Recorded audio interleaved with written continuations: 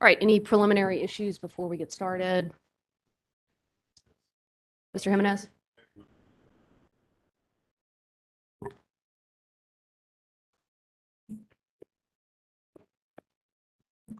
Nick Jimenez with the Southern Environmental Law Center. SACE et al. Would move into the record the summary of the testimony of Jay Kaspari filed yesterday in E-100 179A. All right, summary will be copied into the record at the appropriate time. Anything else? Thank you. Mr. Jimenez? That's it. All right, anybody else before we begin? All right. Mr. Snowden, I believe we're with your next witness. Is that correct, Mr. Norris? Yes, ma'am, that's Okay. correct. All right, go ahead and call your witness, please.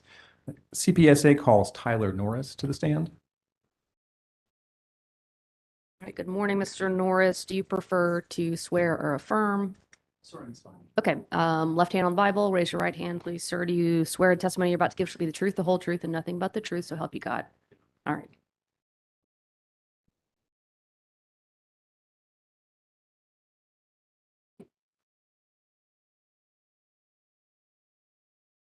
Mr. Norris, would you please state your full name and business address for the record? Yes, my name is Tyler H. Norris, and my business address is 5310 South Olson Avenue, Building 300, Durham, North Carolina, 27713. Who is your employer and in what capacity do you serve? I serve as Vice President of Development at Cypress Creek Renewables, and I'm also co-chair of the Clean Power Suppliers Association. Did you cause to be filed pre-filed direct testimony in this proceeding on September 2nd, 2022, consisting of 59 pages? Yes. Do you have any corrections to your pre-filed testimony? Yes, on page 10, lines 10 to 11, my pre-filed testimony states that solar is both the least cost form of new generation and most established, proven, and readily available new generation resource in the Carolinas. This text should be revised to read: solar is both the least cost form of new generation and most established, proven, and readily available new zero carbon generation resource in the Carolinas. And subject to that correction, if I were to ask you the same questions under oath today, would your answers be the same? Yes. Chair Mitchell, I ask that Mr. Norris's pre-filed direct testimony be received into the record as if given orally from the stand. All right, the testimony of witness Tyler Norris will be copied into the record as if given orally from the stand. And I would further ask that the summary of Mr. Norris's testimony be moved into evidence. The summary will be copied into the record as if given orally from the stand. Mr. Norris is now available for cross-examination and commissioner questions. All right, Sigfer, you're up first. Thank you, Chair Mitchell. Good morning, Mr. Norris. You testify on page 36 of your direct testimony, and I'll give you a second to get there. I'm here. Beginning lines 10 through 17, you testify in part about the federal incentives available under the Inflation Reduction Act. Is that right? That's right. And I'm not going to introduce it as an exhibit, but I would like to ask you some questions about some policy statements that you have made on Twitter.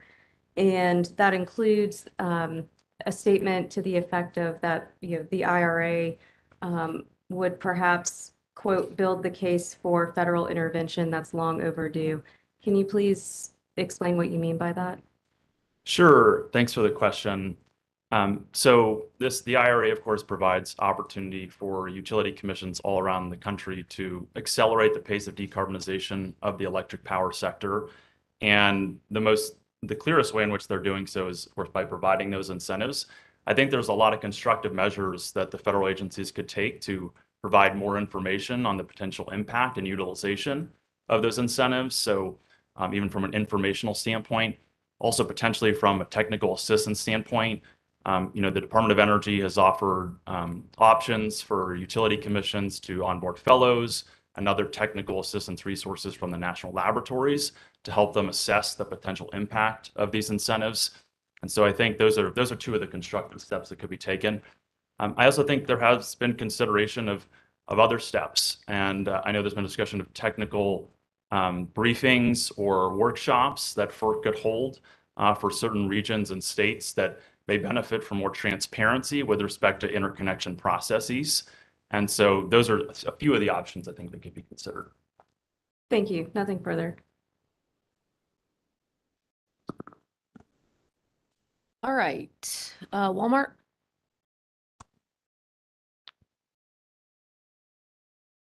Sir. Thank you, Chair Mitchell. Good morning. My name's Carrie Grunman with Walmart. How are you? Good, thank you. Good. I think I'd like to turn to page 48 of your testimony.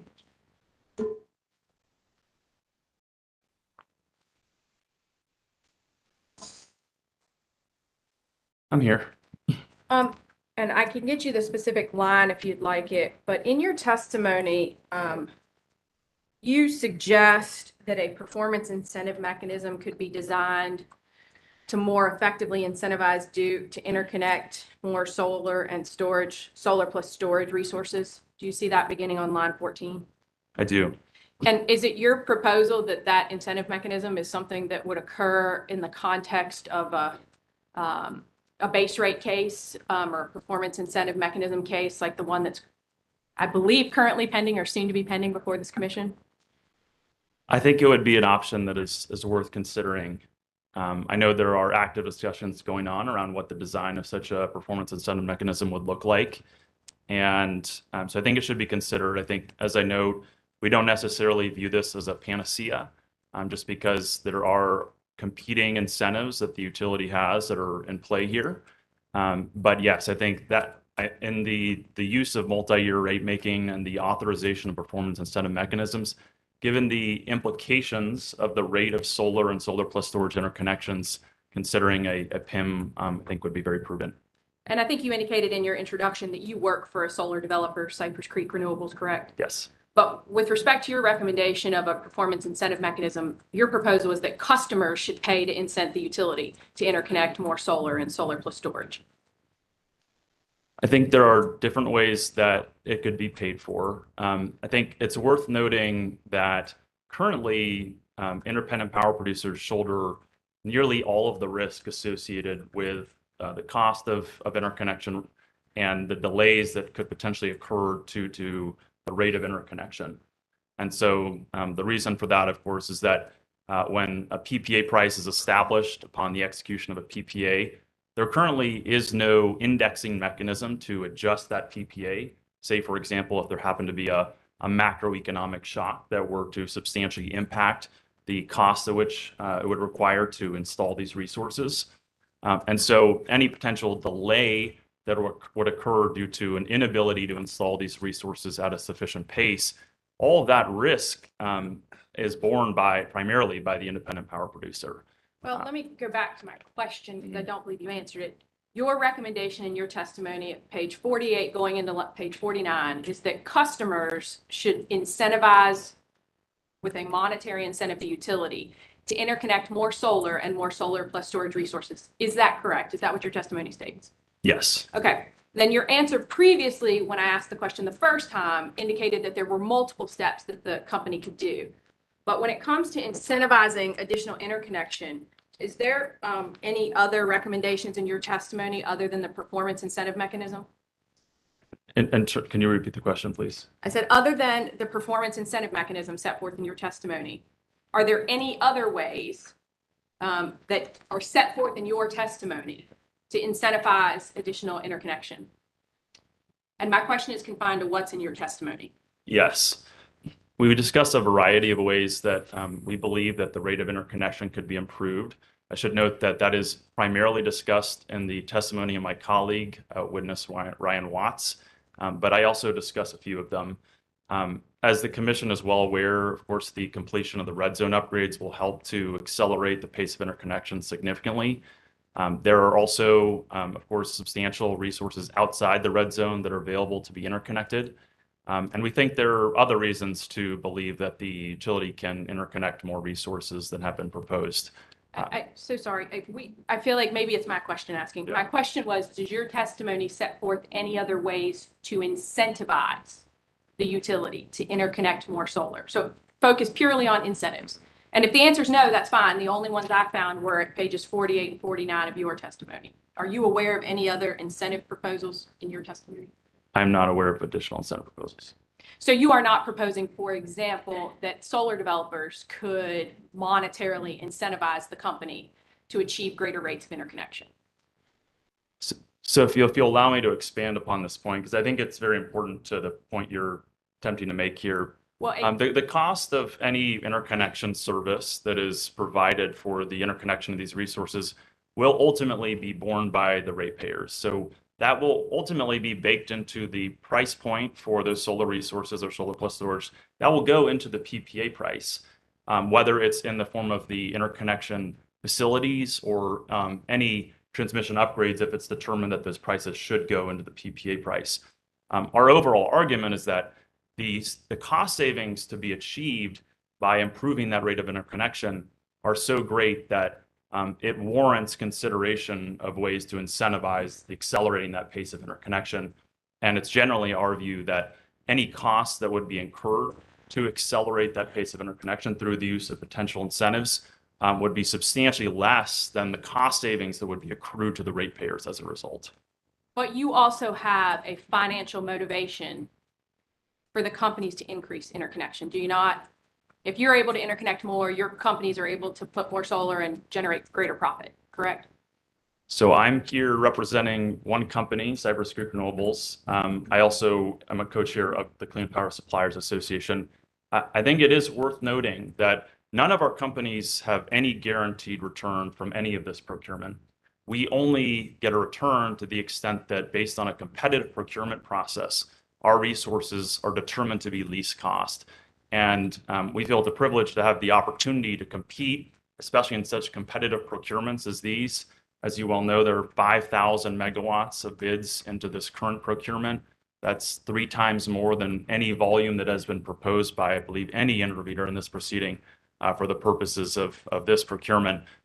So we have to compete, and we only are awarded if our delivery is at least cost. Chair Mitchell, I would ask that the witness be instructed to answer the question that's asked. I am trying very hard to keep us on time today. I think my question was a pretty simple one. To the extent his counsel would like to redirect him after my cross, that's fine, but he answered a totally different question than the one that I asked. Do you have a response? I believe that Mr. Norris responded to council's question. My question was, If you, the company has your company is financially incentivized for the utility to interconnect more solar and more solar plus storage. Isn't that true? We have the opportunity to compete to deliver least cost resource as a result of these procurements. And if we are able to be awarded on a least cost basis, the hope is that our companies will accrue return. There are substantial risks that could ensure that that does not occur, and we are shouldering a substantial portion of that risk. But yes, there is an incentive here for us to articulate the benefits of a greater procurement of these resources. And you've mentioned the RZEP projects, correct? You understand that the company's proposal is that the RZEP projects would be recovered through customers and base rates, as opposed to through the bids that third-party power suppliers submit through this competitive process. Is that your understanding? Yes. And so to the extent you indicated a moment ago that you bear the risk, the company's proposal with respect to the RZEP reduces Cypress Creek's risk with respect to having to price in and bid those transmission upgrades in the red zone, does it not? I have to say that we don't necessarily have active bids in the red zone procurement for this procurement. So I just want to correct the insinuation I think that was made there. But it is our view that ultimately the completion of those upgrades will provide substantial benefits to ratepayers. And the problem, the central problem is that if we don't pursue those upgrades, we will actually end up costing ratepayers even more for the purposes of compliance with H951.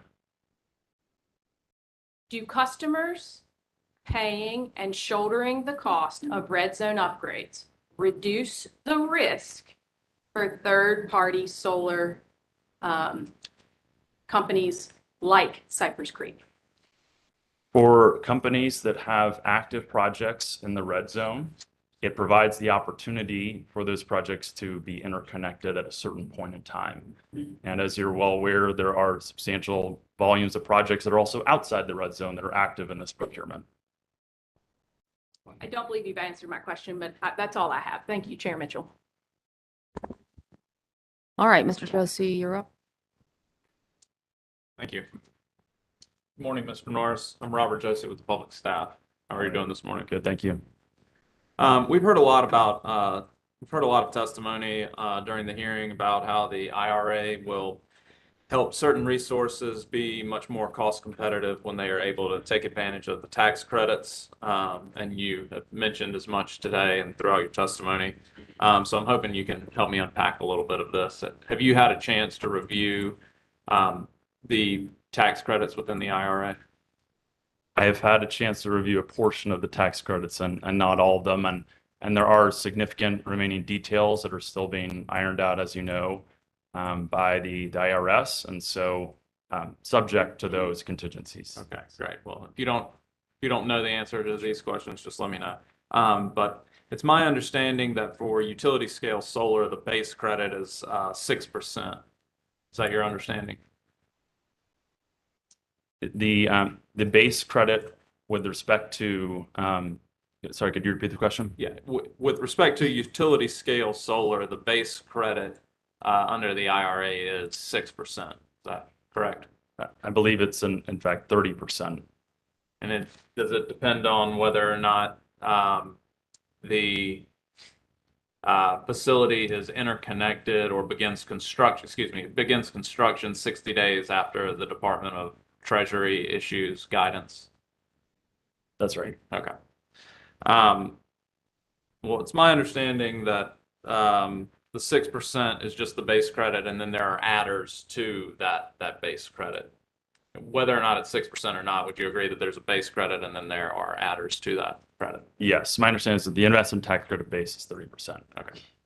And some of those credit adders are labor requirements, siting in energy communities, and domestic content minimums. Is that your understanding? Yes. Okay. And are CPSA's members in a position to take advantage of those labor requirements? I'm not in a position to answer that question. Okay. What about the siting requirements? Would you mind expanding on which specific siting The requirements? siting in energy communities. Right. As you know, it is very contingent on the specific project in question. And it is my expectation, even though I haven't been made available information on the position and the correlation with the energy community definition for all the projects that are currently in this procurement or that are in queue. I think it's a reasonable expectation that some portion of those projects will benefit from the adders that you mentioned, including those related to energy communities. All right, great. Thank you. And then the domestic content minimums. Do you believe there's an adequate supply chain for solar developers to take advantage of that cost adder or that credit adder as soon as 2022? Well, so with respect to the date you mentioned, I think it is worth noting that the current procurement, right, for planning purposes, we're not expecting those projects to come online until 2026, which means that those projects will not declare NTP, notice to proceed, until approximately 2025, which means they won't need modules delivered until that date. And so there is a significant amount of time here, and especially for next year's procurement and the procurement thereafter, to allow for the expansion of module supply. And we think this is going to put meaningful downward pressure on the costs that we'll see in these procurements, as you might have expected 6 months ago, just after the auction announcement.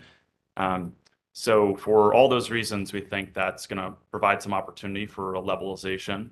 And we are seeing announcements from major manufacturers that they are expanding manufacturing here. I believe for solar just made an announcement just after the passage of IRA.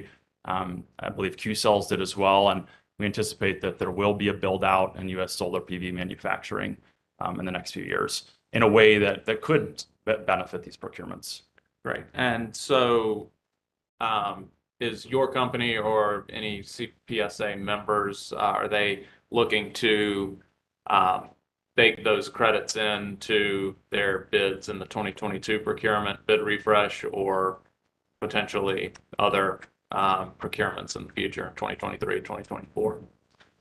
I believe so. As I'm sure you're aware, and as the commission is aware, there is a downward-only price refresh mechanism that is provided for in the 2022 procurement. I believe that's currently set to occur in April of next year.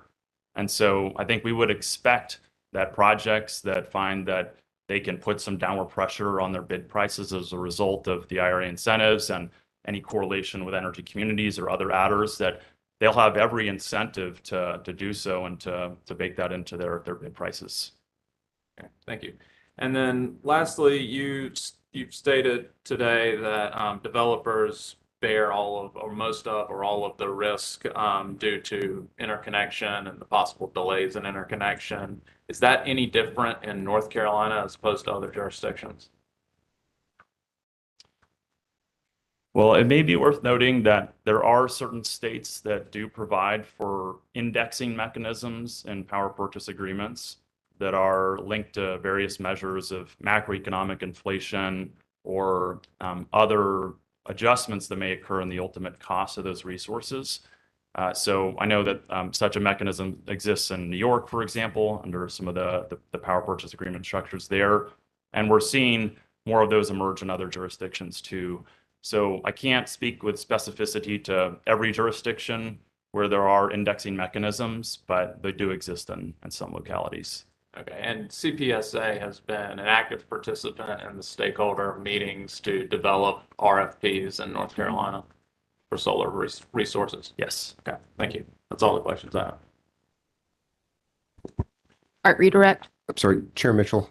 Last evening, tech customers asked for 5 minutes. Okay, go ahead, across Mr. the Showers. Thank you. Morning, Craig Schauer for tech customers. Yesterday, were you present when counsel for CPSA questioned the tech customers panel about the differences in near-term solar procurement between the tech customers' preferred portfolio and the modeling performed by CPSA?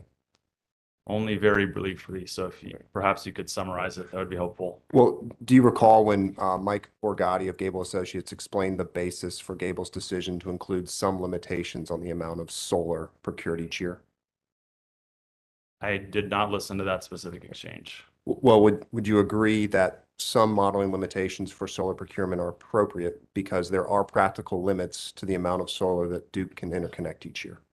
Yes, certainly. And there are uncertainties, of course, in the interconnection of any large-scale generation facility. That will be true for offshore wind. It will be true for small modular reactors or any large-scale generator that we're adding to the system. We believe there are a number of reasons to suspect that the rate of interconnection can be improved over time for a whole host of reasons, some of which I already mentioned earlier. But nevertheless, there is inherent uncertainty in the ultimate rate that can be achieved. And this is also why we think it's prudent, given the cost savings that could be accrued, for this commission to consider incentive mechanisms that we discussed earlier, as well as oversight and accountability that could try to improve those rates of interconnection. We do advise potentially the use of a technical advisory committee, similar to what was used for the solar integration services charge, and to have that report be filed with this commission in the next carbon plan. And depending on the outcome of that report, potentially considering the use of an independent monitor to identify potential ways to improve that rate of interconnection. But ultimately, to your point, there is uncertainty in the rate that can be achieved. And lastly, I'll note, in consideration of this uncertainty, CPSA did not propose that the commission consider resource portfolios without any cap at all on solar and solar plus storage interconnections. It did model out such a scenario, and it did allow for substantial additional cost savings. But in pursuit of a consensus, CPSA has proposed a more reasonable cap, which does align with the cap that Duke proposes in its P1 portfolio, which increases up to 1,800 megawatts a year by in-service year of 2028.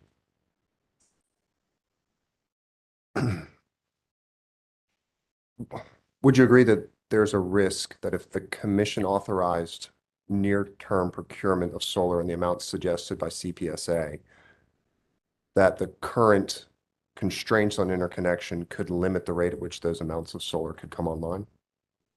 Yes, absolutely. And this gets to the point we were talking about earlier, that there is a risk that if Duke cannot improve its rate of interconnection, that these projects that would be procured would have to enter service in a later year. And under the current contractual structures, the substantial portion of that risk is borne by the interconnection customer, and in this case, those solar and solar plus storage projects.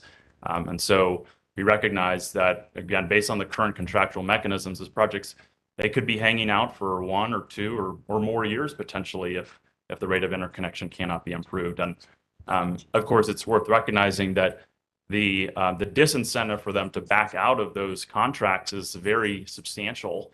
So when we consider what the LDs would be for PPA under the current 2022 procurement, if we were to consider that PPA price being set at the current solar reference cost, that security would be worth approximately $10 million.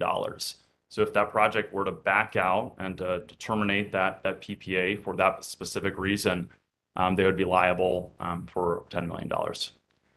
Right, and you discussed the risk for solar developers of a solar facility coming online late, but is there not also a risk for ratepayers that the generation portfolio wouldn't have the expected capacity that was considered in the carbon plan in which that amount of solar was selected? Yes, the point you're making is a good one, in that if we cannot interconnect at the rate at which we would hope to achieve to secure those savings and to reduce the execution risk for achieving the carbon compliance target, that it would force reliance on other resources that currently do bear a substantially higher cost and higher execution risk in a way that would put more risk onto the ratepayers. No further questions. All right, let me check in to make sure there's no additional cross-examination for the witness. All right, redirect Mr. Snowden. Thank you. Excuse me, Mr. Norris.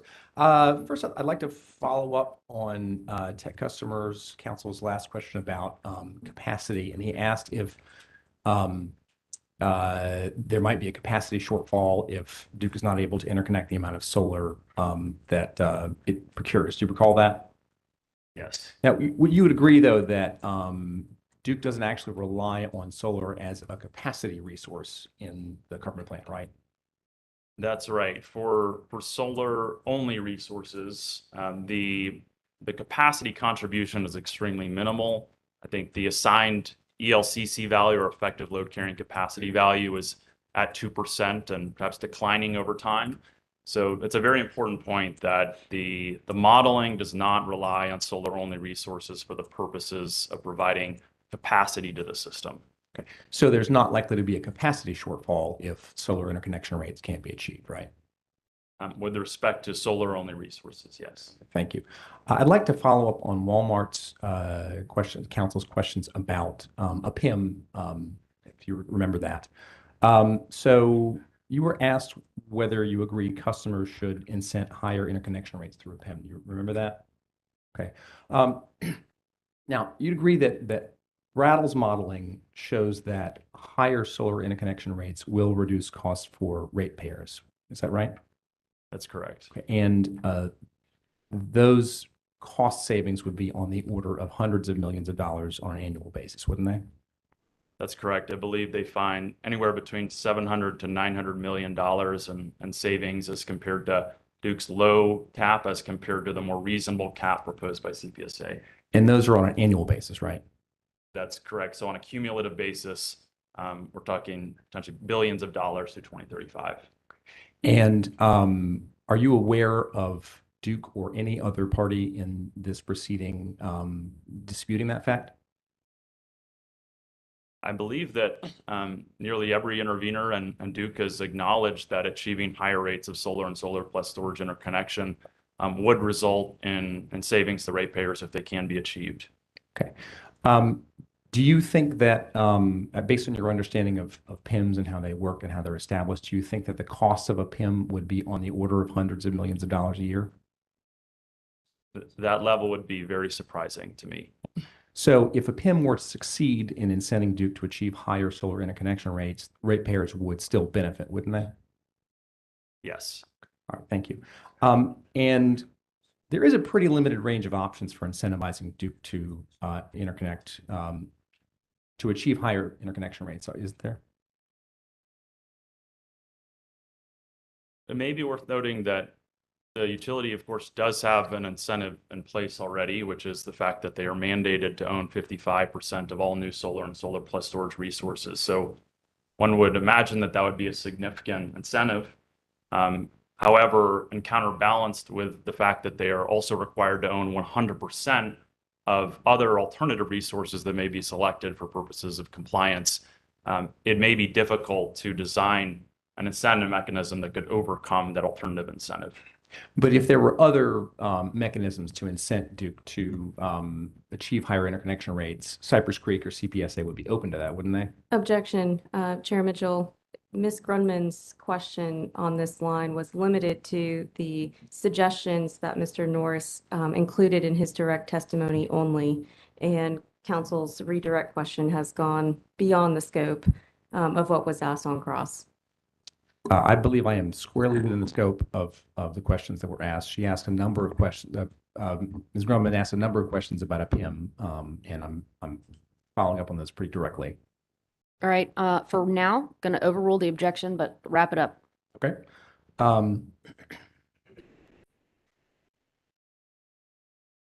So Ms. Grumman asked if Cypress Creek would be open to paying Duke to accelerate interconnections. Do you remember that? Yes. Okay. And your position was not that Cypress Creek would oppose that, just that the costs of that would ultimately be reflected in bid pricing, right? Yes, we're open to consideration of a variety of different incentive mechanisms and ways to structure that contractually. Okay. But that's not permitted under state interconnection procedures at this time, is it? Not to my awareness. Okay.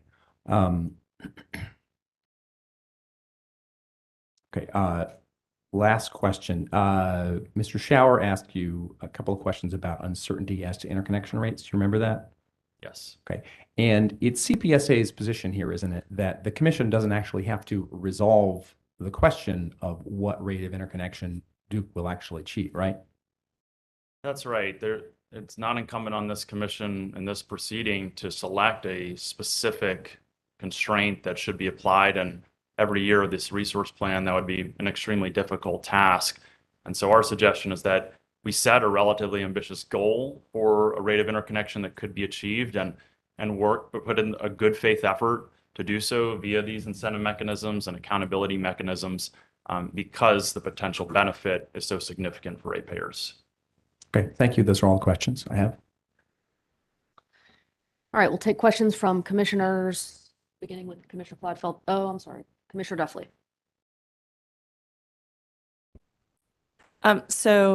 Good morning, Mr. Norris.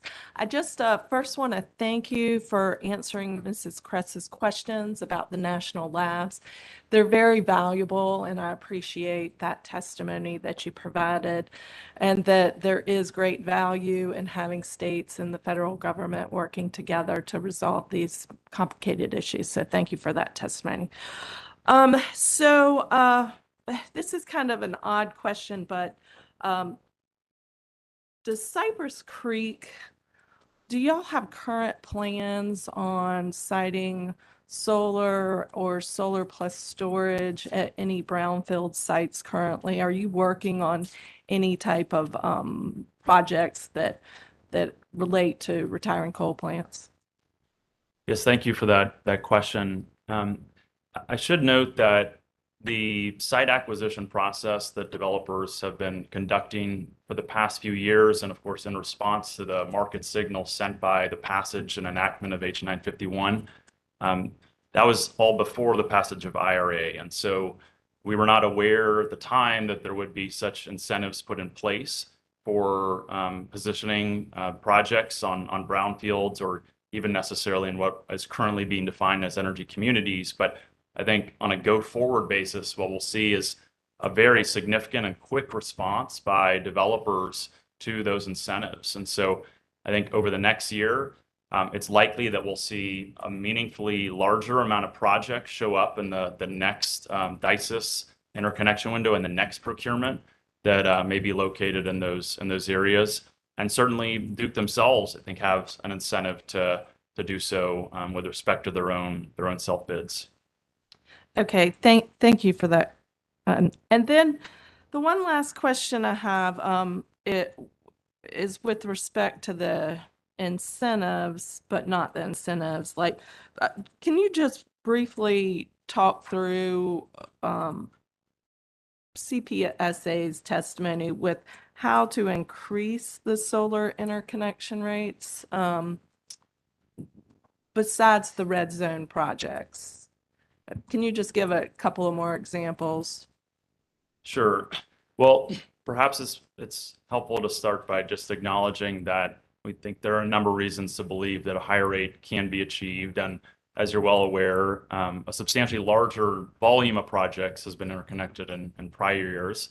Those were at the distribution scale, so they were smaller. But in this case, we're talking about 5 to 7 times less projects in terms of the volume that would need to be interconnected per year to achieve the rates at which we're proposing. And so we think that, that's a significant factor here.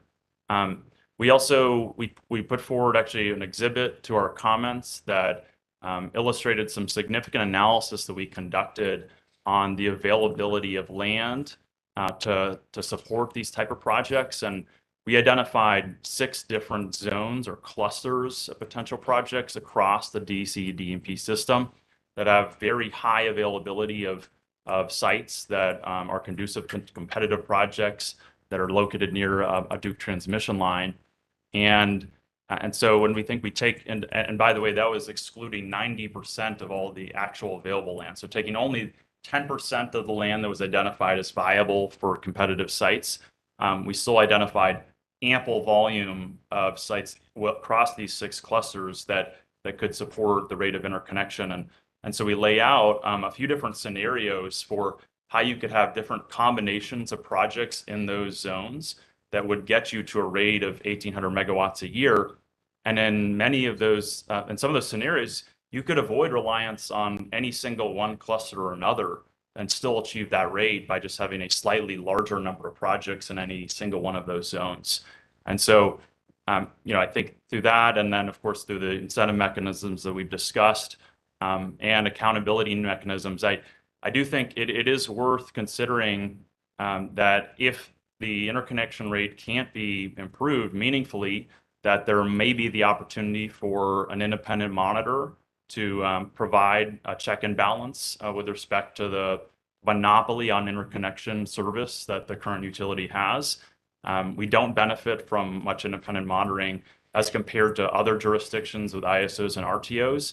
And while we're certainly not, this isn't in the scope of our testimony with respect to potential benefits of an ISO RTO, I think it is worth seriously considering the use of an independent monitor, again, if those rates of interconnection can't be improved over time. And how would that independent monitor be? I'm sorry, could you repeat the question? Oh, sorry. How would that independent monitor be chosen? It's a very good question. I will say we had a lot of material to put together here for our comments and testimony. We have not given specific thought yet to what the selection process would look like. But I think we'd be very happy to give further consideration to that, as I'm sure other stakeholders would, and develop a set of recommendations. I imagine that the commission would want to entertain a variety of different possible independent monitors, perhaps run a competitive procurement to find the best possible candidate. But we'd be happy to give further consideration. Okay, thank you. No further questions. Morning, Mr. Norris. Just one sort of general question about the scenario that the company put forward is P1, which would bring us to the 2030 numbers sooner,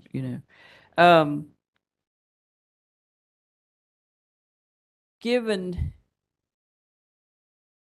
what risk do you see in the fact that North Carolina is one of the top leaders in installed utility scale solar, but to date have never moved at the pace that would be required for interconnection under that P1.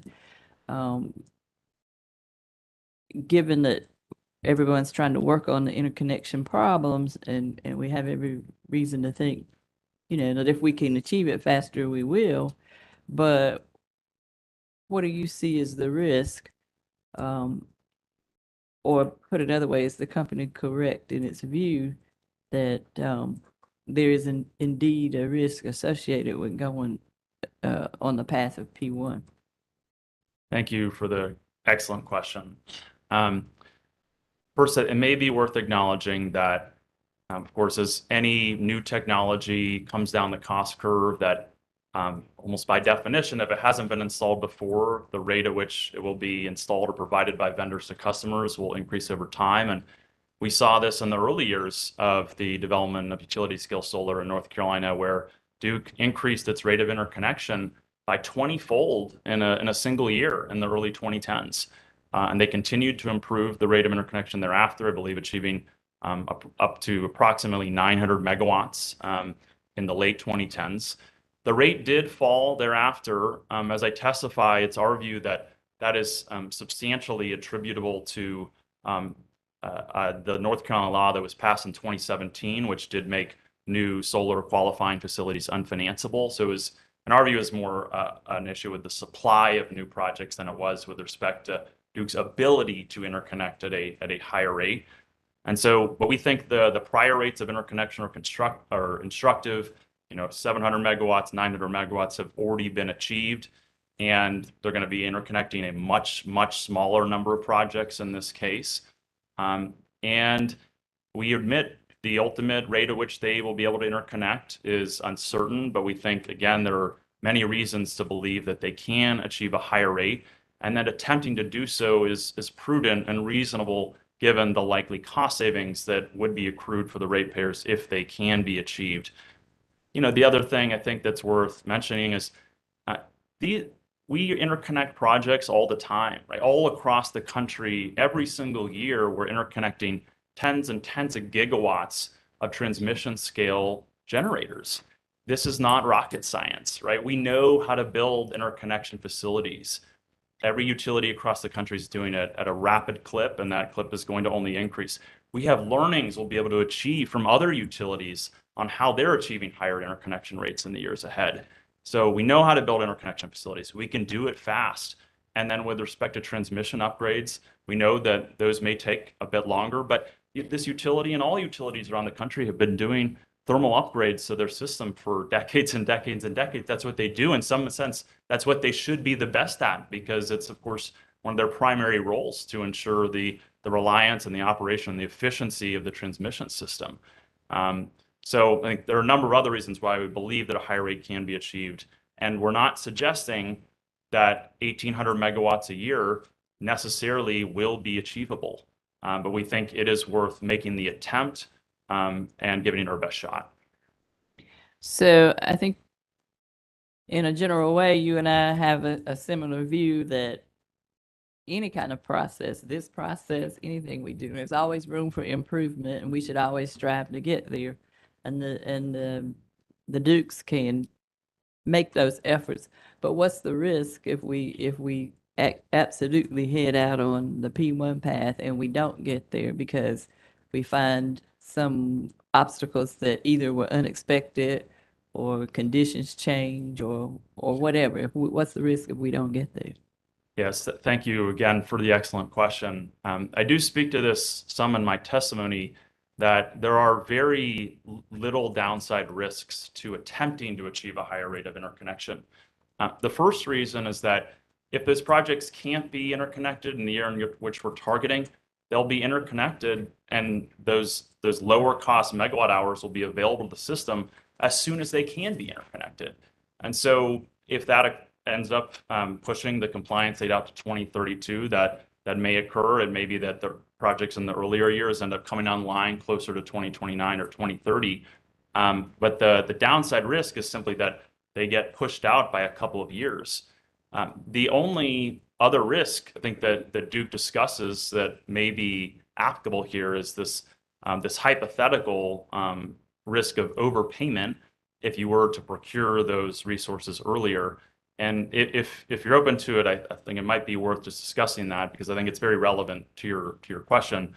I think it's worth noting first that the risk of overpayment is much higher for immature emerging technologies than it is for technologies that are more mature and established, like solar PV and lithium-ion batteries, which, as you're aware, 500 gigawatts hours of batteries, lithium-ion batteries delivered globally. Last year, 5 gigawatts installed in the United States just for the purposes of grid storage. And so that risk is much higher when it comes to attempting to achieve early interconnection of SMRs or offshore wind or other potential resources. So that risk is already in place. When I discussed in my testimony, when we look at NREL's cost forecast for solar and solar plus storage, there is relatively equivalent probability in the likelihood that you'll get prices that are above in service year 2026 from 2032 or below. And those risks are relatively equivalent. In the case of solar only, there's it's about a 10% potential cost premium from 2026 to 2032, and then a potential 10% decrease on their moderate scenario. And then we see similar levels for solar plus storage. So we think that this risk of overpayment is relatively low and balance a consideration of the evidence. And what's the effect on the cost of going first, getting the projects on board with being certified, et cetera, and then still not be able to interconnect? Isn't there an additional cost associated with all the work and effort? Would you mind, could you restate the question? Well, isn't there a cost if projects are approved and they ultimately never make it through the interconnection process? Is that adding additional cost to the overall process for the companies and the customer? We don't believe that it does. And a significant reason for that, and I know we discussed a little bit earlier, is that, again, the current contractual structures lock in a PPA price or the price of a build and transfer for the project to the utility at the date at which that contract is awarded and executed. So that is fixed, and the limited damages for terminating that contract thereafter are very substantial. So those are set in place, and so those projects will be interconnected as soon as they can be. And since again, the cost forecast shows that the cost could actually increase or decrease over time, and there are reasons to believe that there are factors that could point you in either direction, that there is minimal risk to ratepayers by pursuing more ambitious near-term procurement. And then so in the meantime, if we were following the pathway of scenario P1, we'd be on a pathway to doing that, trying our best to get there. But in the meantime, there's the whole planning process that would somehow be affected in terms of what the company would the options it would pursue to make sure that reliability was maintained. What do you say about that in terms of risk? Thank you for that. And I want to make it clear, we are fully supportive of pursuing alternative resource options and development in the meantime, in the scenario that rate of interconnection cannot be achieved. And so we fully acknowledge there's uncertainty as to whether that rate can be achieved, that it's wholly prudent to pursue the development of other resource options in the meantime if it cannot be. And that's, we fully support the methodology of pursuing a near-term execution plan that supports a variety of different portfolios. And so it may be ultimately that the rate of interconnection that can be achieved is low enough such that perhaps there is the possibility that an SMR from a cost perspective could be a least cost option to achieve a delayed compliance date of 2032. We still believe that there are very significant execution risks in achieving that. But again, that's why we fully support pursuing these alternative development options. All right, thank you.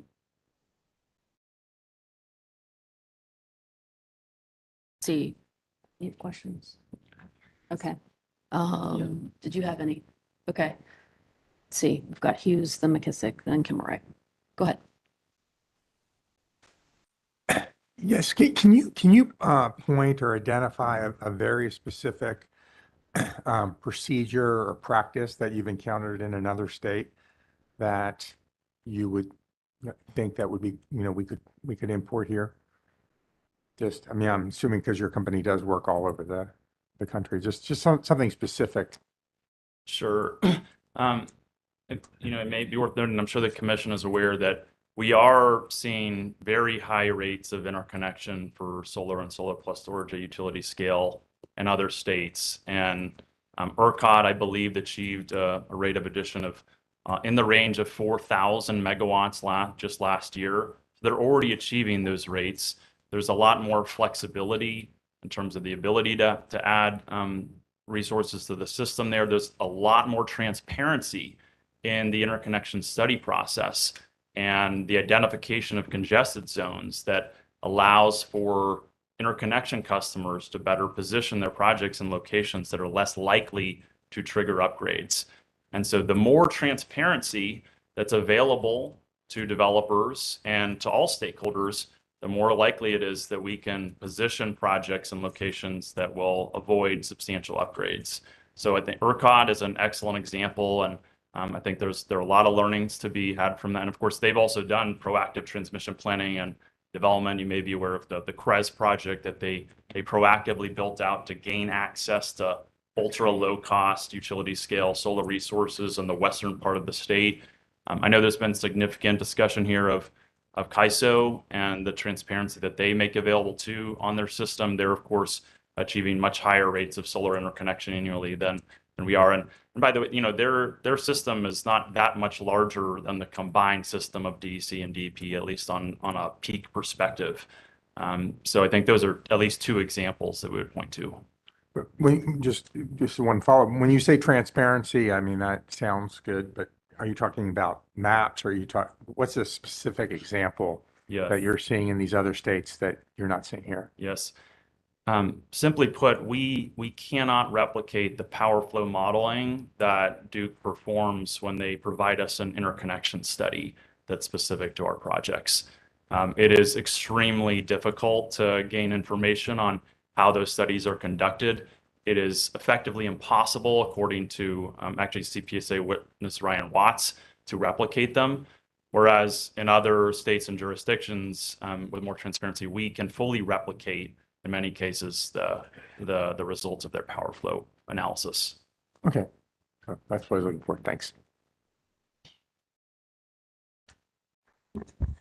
Commissioner McKissick.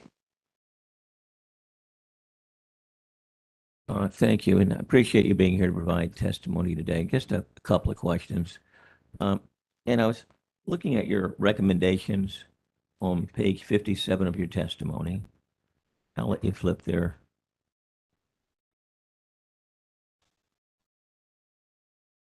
Yes, sir. All right. Let's start out with 1A. You want to add Cpsa 3 and Cpsa 5 to the carbon plan that's been proposed by Duke. What do you think the advantages would be of adding those specific portfolios as you've recommended? Yes. Be very precise. Yes. So Cpsa 3 provides for 2030 compliance with a reasonable interconnection cap on solar and solar plus storage that aligns with Duke's rate of 1,800 megawatts a year starting in 2028. And it increases the rate of interconnection for the first 2 years up to 1,500 megawatts a year. And the cost savings as compared to the alternative scenario with a lower interconnection rate equivalent to Duke's default cap, I believe that the cost difference ends up being on a cumulative basis, billions of dollars by 2035. It is hundreds of millions of dollars on an annual basis. And so Cpsa 3, we think, according to Brattle's analysis, is the least cost pathway to achieving compliance by 2030 if a higher rate of interconnection of these resources can be achieved. And so we think it is prudent to add that and to align the near-term execution plan with that portfolio. With respect to CPSA 5, it provides for a compliance date of 2032, also with the higher rate of interconnection. And it also, of course, selects a substantially larger volume of solar and solar plus storage. And we think it also mitigates execution risk for a whole host of reasons. It doesn't rely on achieving the installation of a small modular nuclear reactor in 2032 for purposes of compliance. It also does put downward pressure on other resources with higher costs and execution risk. And so we are, as you know, we're not suggesting that these are the only portfolios that we should be working towards as part of the near-term execution plan, but that it is reasonable to include them as one portfolio, or in this case, two portfolios that the near-term execution plan should support. And likewise, under 1C, you remove P3 and P4. You give me 1 second here.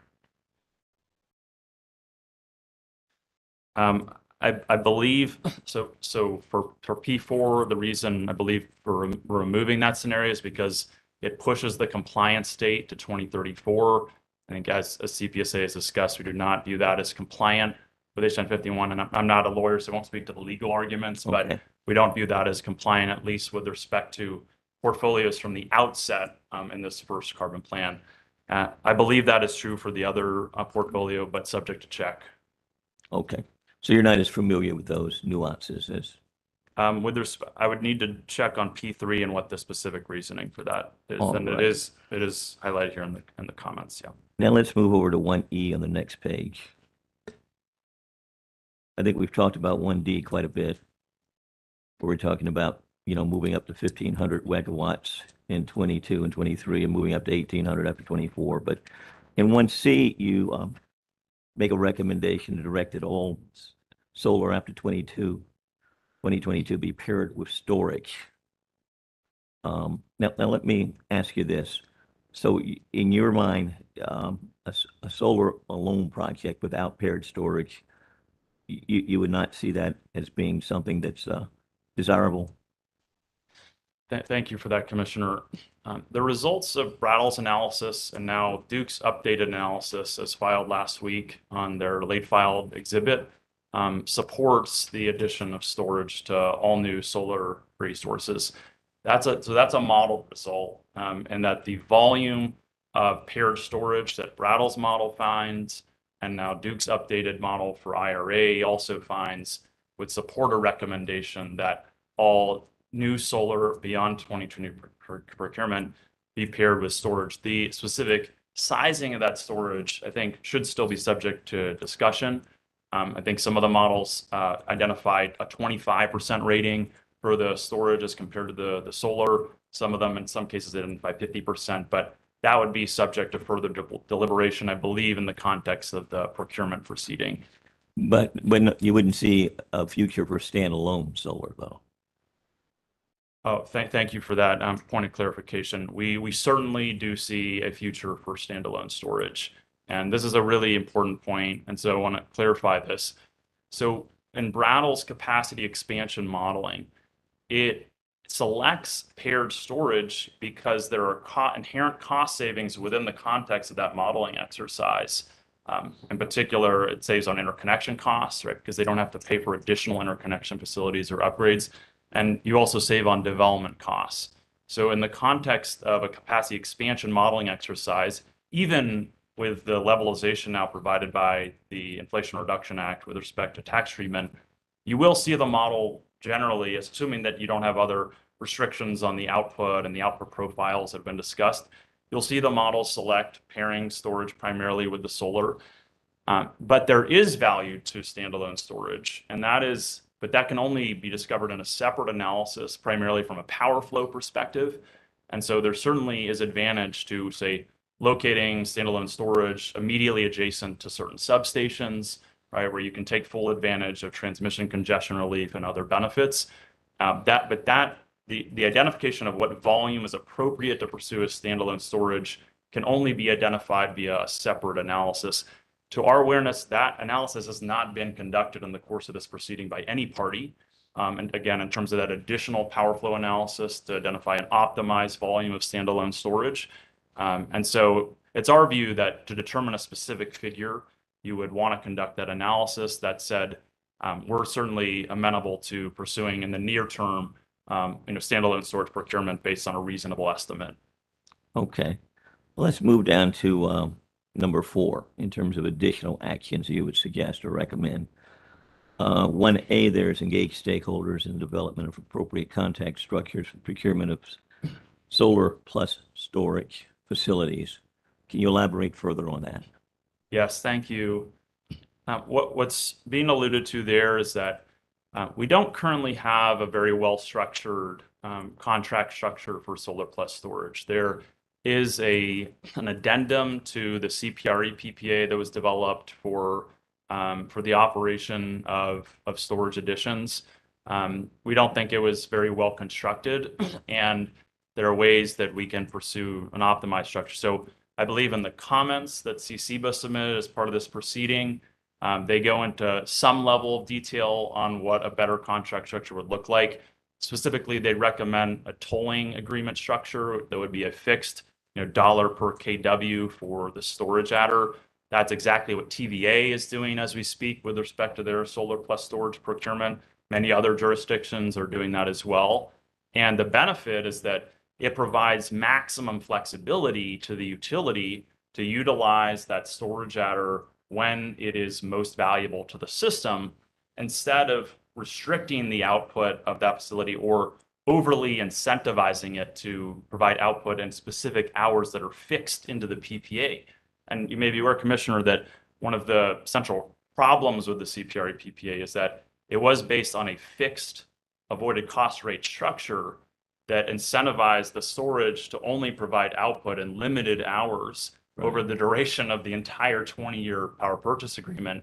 Where we're advocating for, and we think would be more effective, is a tolling agreement structure that would provide more flexibility to get the most value out of the storage facilities.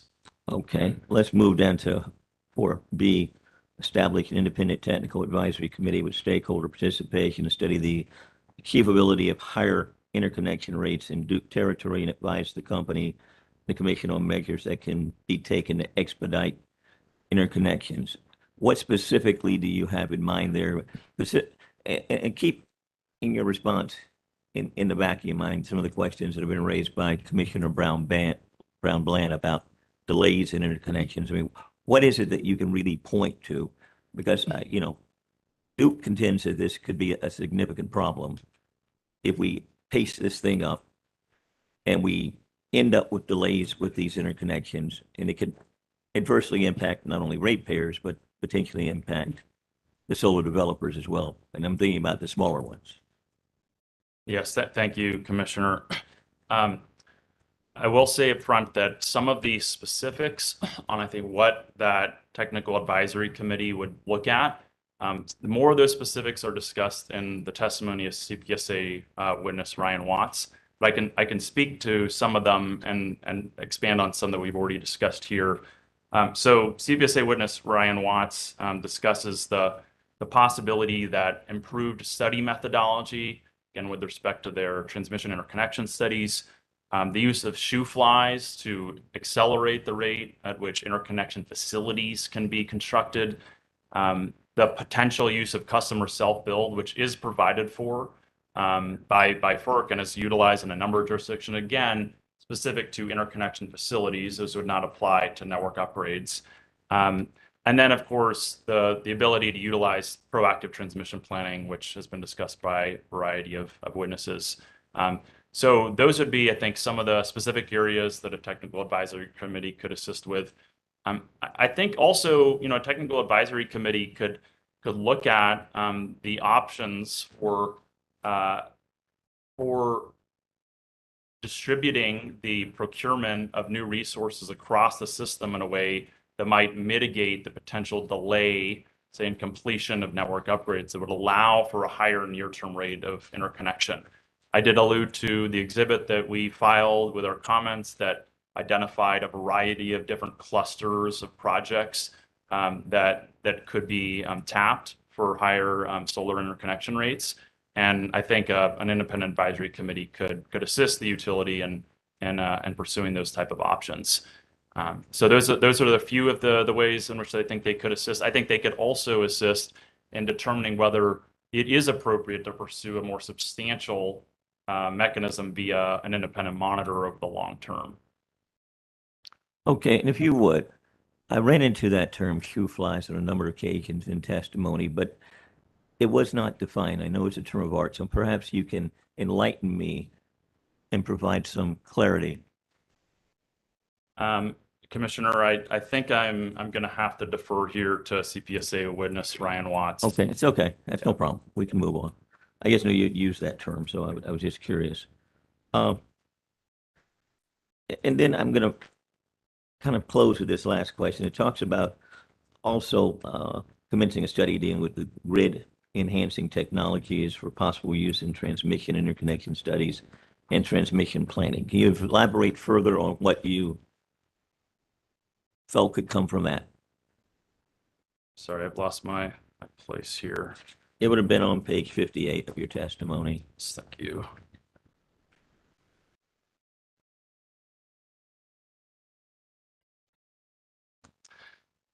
Yes, thank you for that.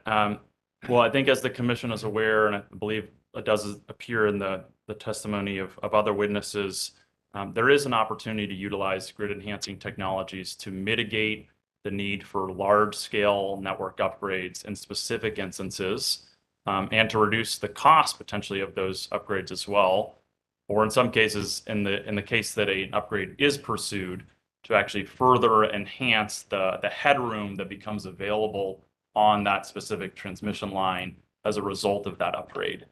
And so this is not a panacea, mind you, and I think you're fully aware. We are absolutely still going to need substantial thermal upgrades to the system, starting with the red zone, to achieve these rates of interconnection. But nevertheless, we think there is more opportunity to utilize grid enhancing technologies. And I'm glad you pointed that out, because I think that is also an area in which a technical advisory committee could assist the utility. And I did say that would be the last question. There was one more that it was generated from the next page, on page 59.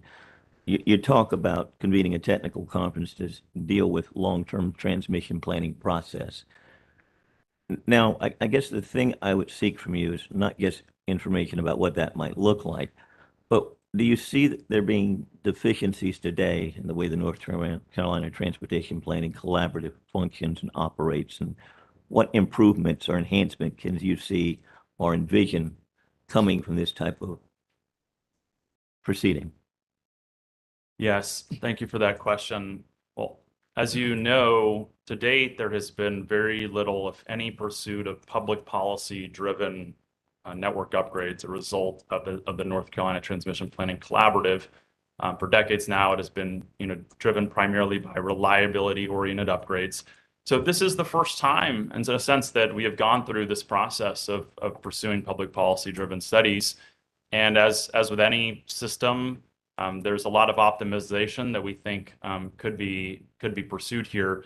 I believe in one of the testimonies of Cpsa's testimony, they do discuss the possibility that there might be ways to open up the process a bit more to more stakeholders, to have a more significant voice in the process. It is, as you know, the TPC is currently, the voting members are limited to 4 load serving entities in the state. And so in the case of other states and jurisdictions, we do see transmission planning bodies that do allow for more input by more stakeholders. And we think that could be helpful. But we recognize that, again, this is the first time that we've pursued proactive public policy-driven studies, and we probably do need an open proceeding, or at least a stakeholder process, I should say, to consider a variety of different options. Thank you.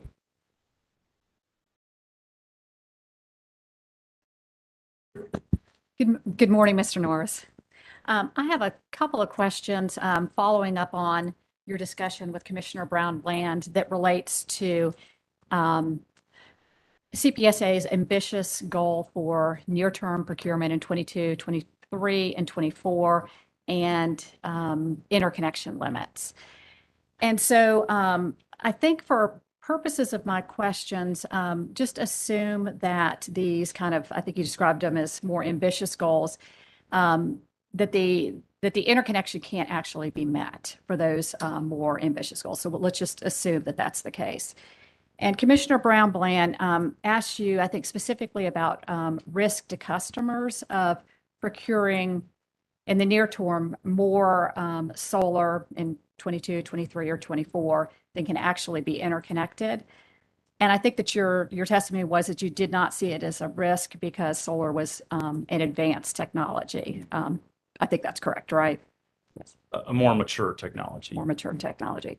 And so, but after the 2022 solar procurement, we're going to see more of solar plus storage is my expectation from what all of the parties have provided. And how would you describe storage, paired with solar? Because I think that we would not consider it to be like standalone solar as being a more mature technology. Thank you, Commissioner, for the excellent question. First, I think it is worth discussing the maturity of lithium-ion batteries, because while they may not have been installed at a significant volume to date within Duke's system, there are other reasons for that, primarily due to the limited nature of the rate structure, which we previously discussed, and the limited nature of the existing procurements that have been conducted. So just to recap, lithium-ion batteries are a very, very well-established and mature technology. I believe that every person in this room right now has a lithium-ion battery in your pocket that you rely upon day in and day out for all of your communications. 500 gigawatt hours of lithium-ion batteries were shipped globally last year. That is expected to increase significantly in years ahead. Global manufacturing capacity could, by some projections, increase by an order of magnitude by 2030. And in the United States alone, just last year, I believe there were nearly 4 gigawatts of additional lithium-ion batteries installed to the United States electrical power grid, so bringing the total to 5 gigawatts. So these are well-established, mature technologies. They simply have not achieved uptake within Duke's system because of the limited nature of the rate structure and the procurement structures to date. So when we look at the cost forecast for solar plus storage, similarly, as I discussed on solar only, so for NRELs, again, annual technology baseline forecasts that I believe all, if not most, interveners here are relying upon, and we look at that cost forecast from 2026 out to 2030 or 2032, the variance, again, on a nominal basis, demonstrates that the costs could actually be higher between 2026 and 2032, according to their conservative forecasts, or they could be lower based on their moderate forecast or their aggressive forecast, which we do not view as realistic for this system.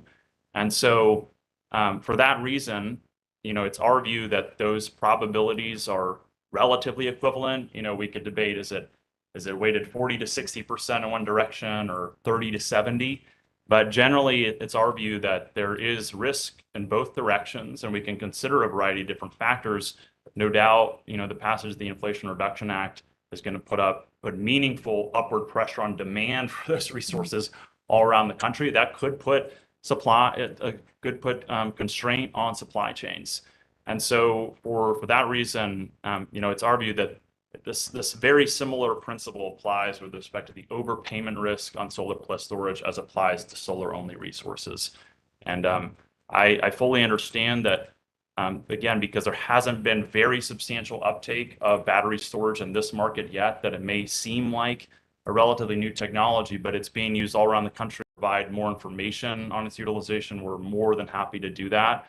But I do want to take this opportunity to address what I believe is a misleading comparison of execution risk in Duke's carbon plan, suggesting that battery storage carries a similar execution risk to small modular nuclear reactors.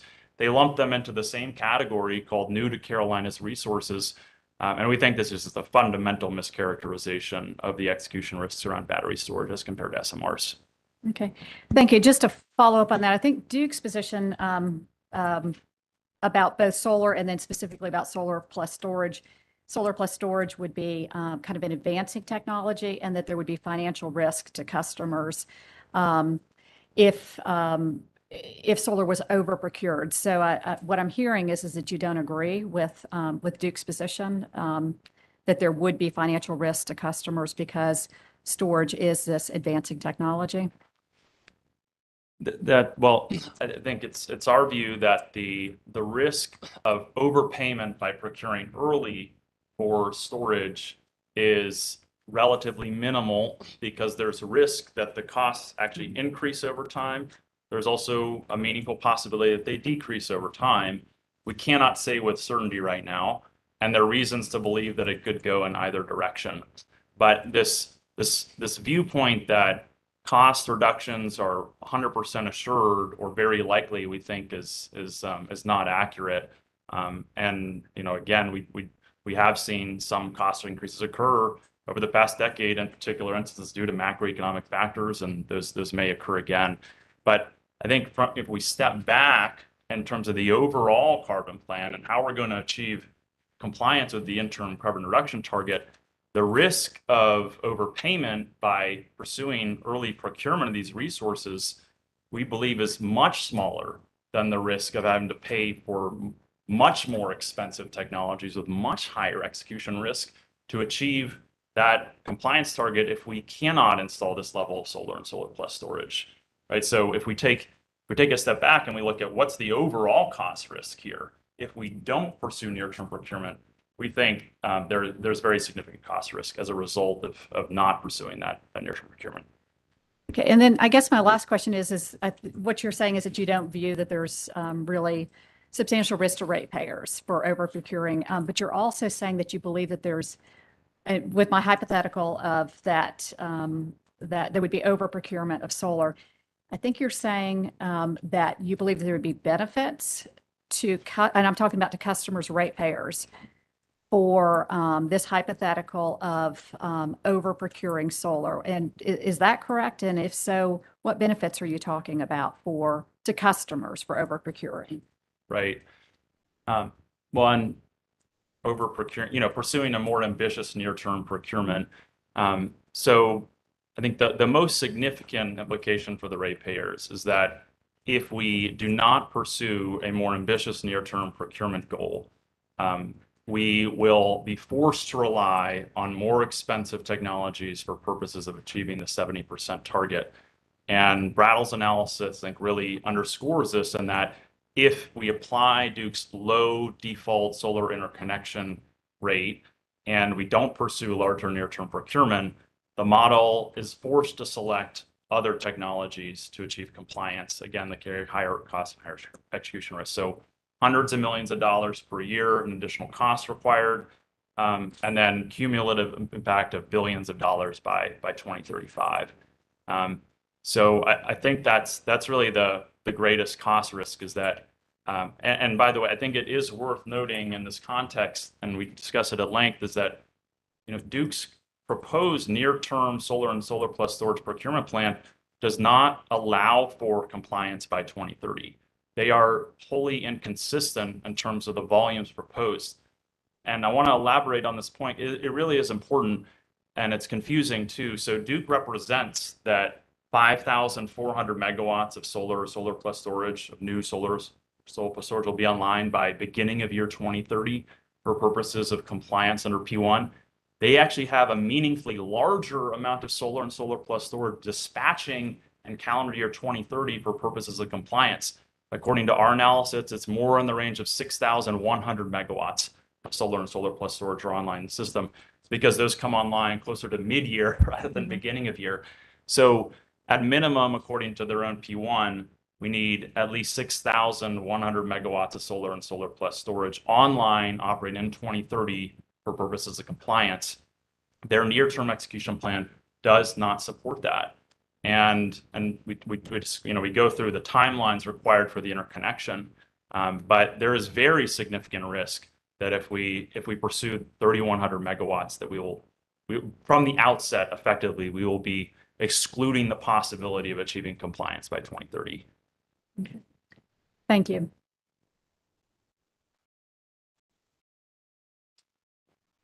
So following up on that question, can you talk to me about Duke has responded about the the volume adjustment mechanism. So can you speak to us about the volume adjustment mechanism and how that might address some of the concerns that you've stated today? Thank you for the excellent question. First, I want to say that we recognize that there are legitimate concerns about the cost of these resources and where the average cost of each procurement will land. And we want to work with the stakeholders and commission to achieve the least cost outcome. And that's really what's motivated a lot of our testimony, is achieving a least cost outcome. With respect to the specifics of a volume adjustment mechanism, so in the context of the compliance plan, it is true that there's a certain cost point, right, at which we would not procure additional solar and solar plus storage resources. The question is, what is that cost point? And so in the way that HB 589 and 951 is structured, if there is a tipping point, right, there's a cost threshold at which solar or solar plus storage theoretically could go so high that we would pursue procurement of other higher cost resources. And so I think the question upon us is to figure out what is that cost threshold? What's the tipping point, right, where you would pursue procurement of other resources instead of that solar and solar plus storage? It is based on Brattle's analysis, that cost threshold is very, very high, because the only other resource that is comparable in cost is onshore wind. And I think every intervener and stakeholder in this proceeding has recognized there are very significant limitations on a site, from a siting perspective, what can be achieved for onshore wind. And so once you exhaust the onshore wind, the only available next resources available at scale are potentially offshore wind and small modular nuclear reactors, which both of which carry much, much higher costs. So from a proper methodological standpoint, we would figure out what is that tipping point in cost, and we would establish a volume adjustment mechanism around that, or simply say that is a firm cost cap at which we would not procure additional solar and solar plus resources. So I think that's the way you might want to approach the question of what's the cost threshold. Some other challenges with this volume adjustment mechanism is, so the cost at which it's set is arbitrary, and that it is based on whatever cost assumption Duke happened to use for purposes of its carbon planning, right? So they select, I believe it was a somewhat adjusted version of NRL-ATB, right? So it's arbitrary based on whatever they assumed for their cost forecast. So it's arbitrary in that respect. It's arbitrary with respect to the thresholds at which the volume adjustment mechanism is triggered, right? Which is 10% in either direction. We're not aware of any specific basis for choosing 10%, again, from an overall resource planning perspective under this carbon compliance regime. And then it's also arbitrary with respect to the actual volume adjustment of 20% in either direction.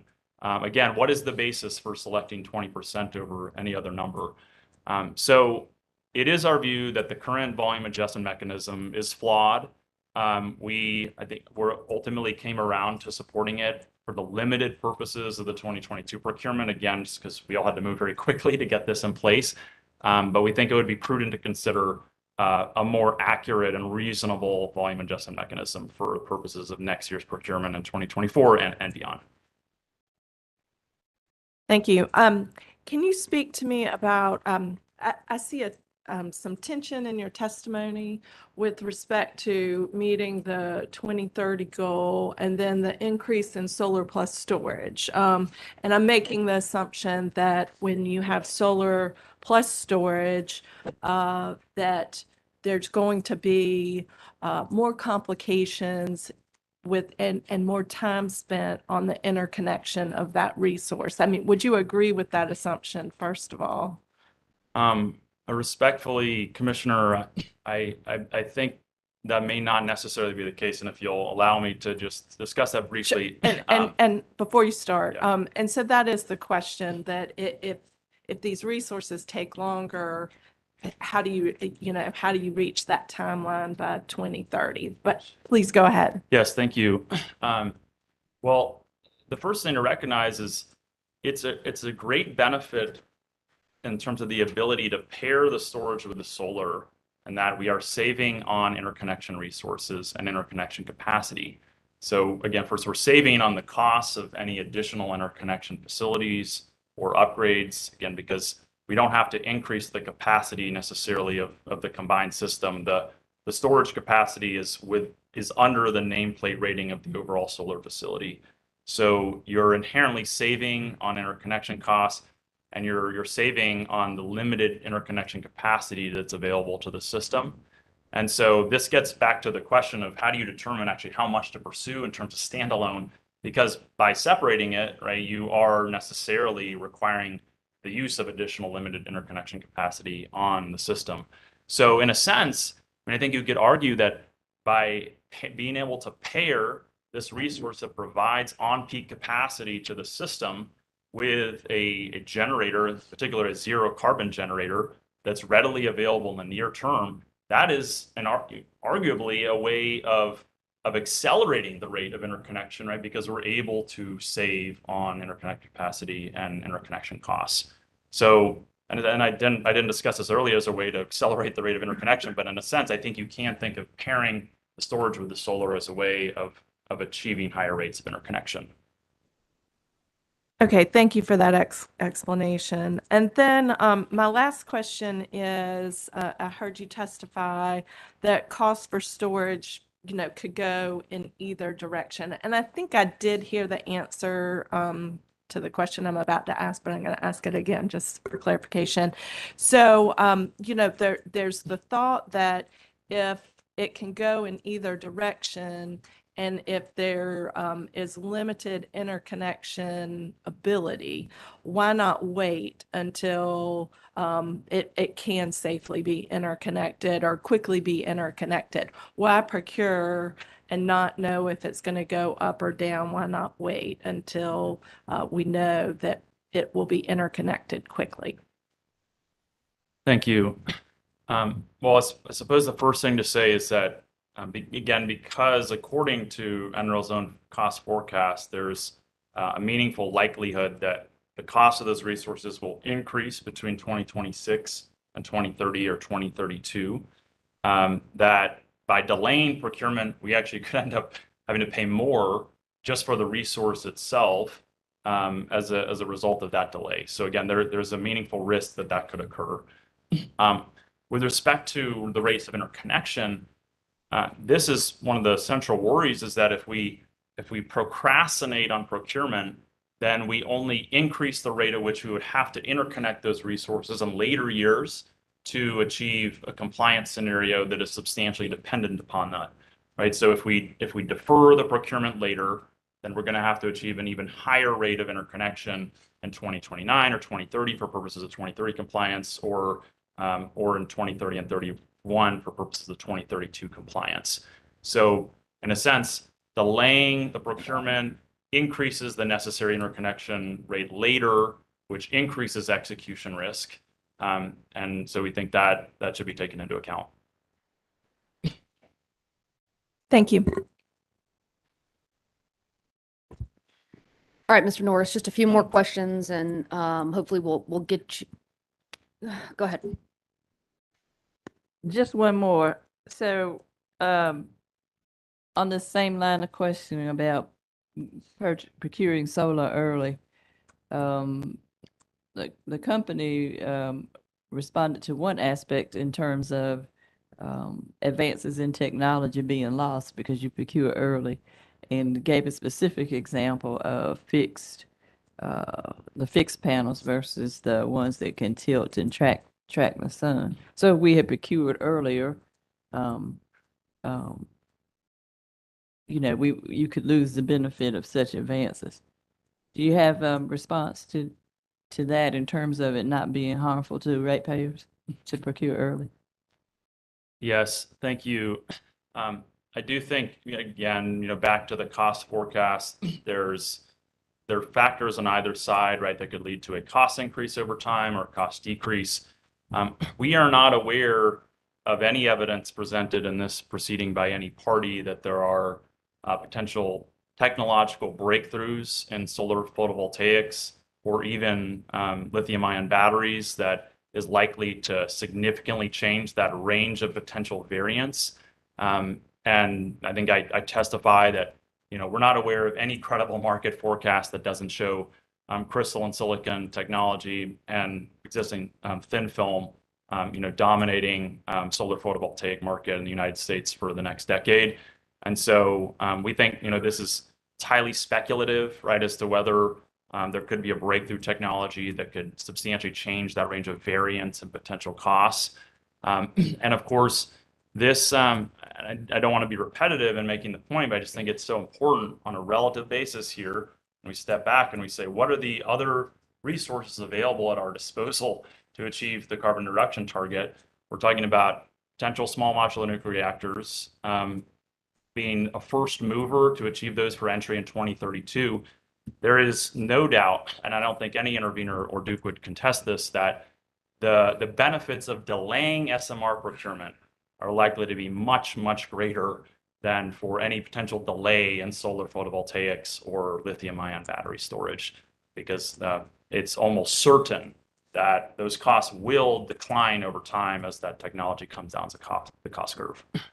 But it is your testimony that solar is a maturing, it's still advancing, correct?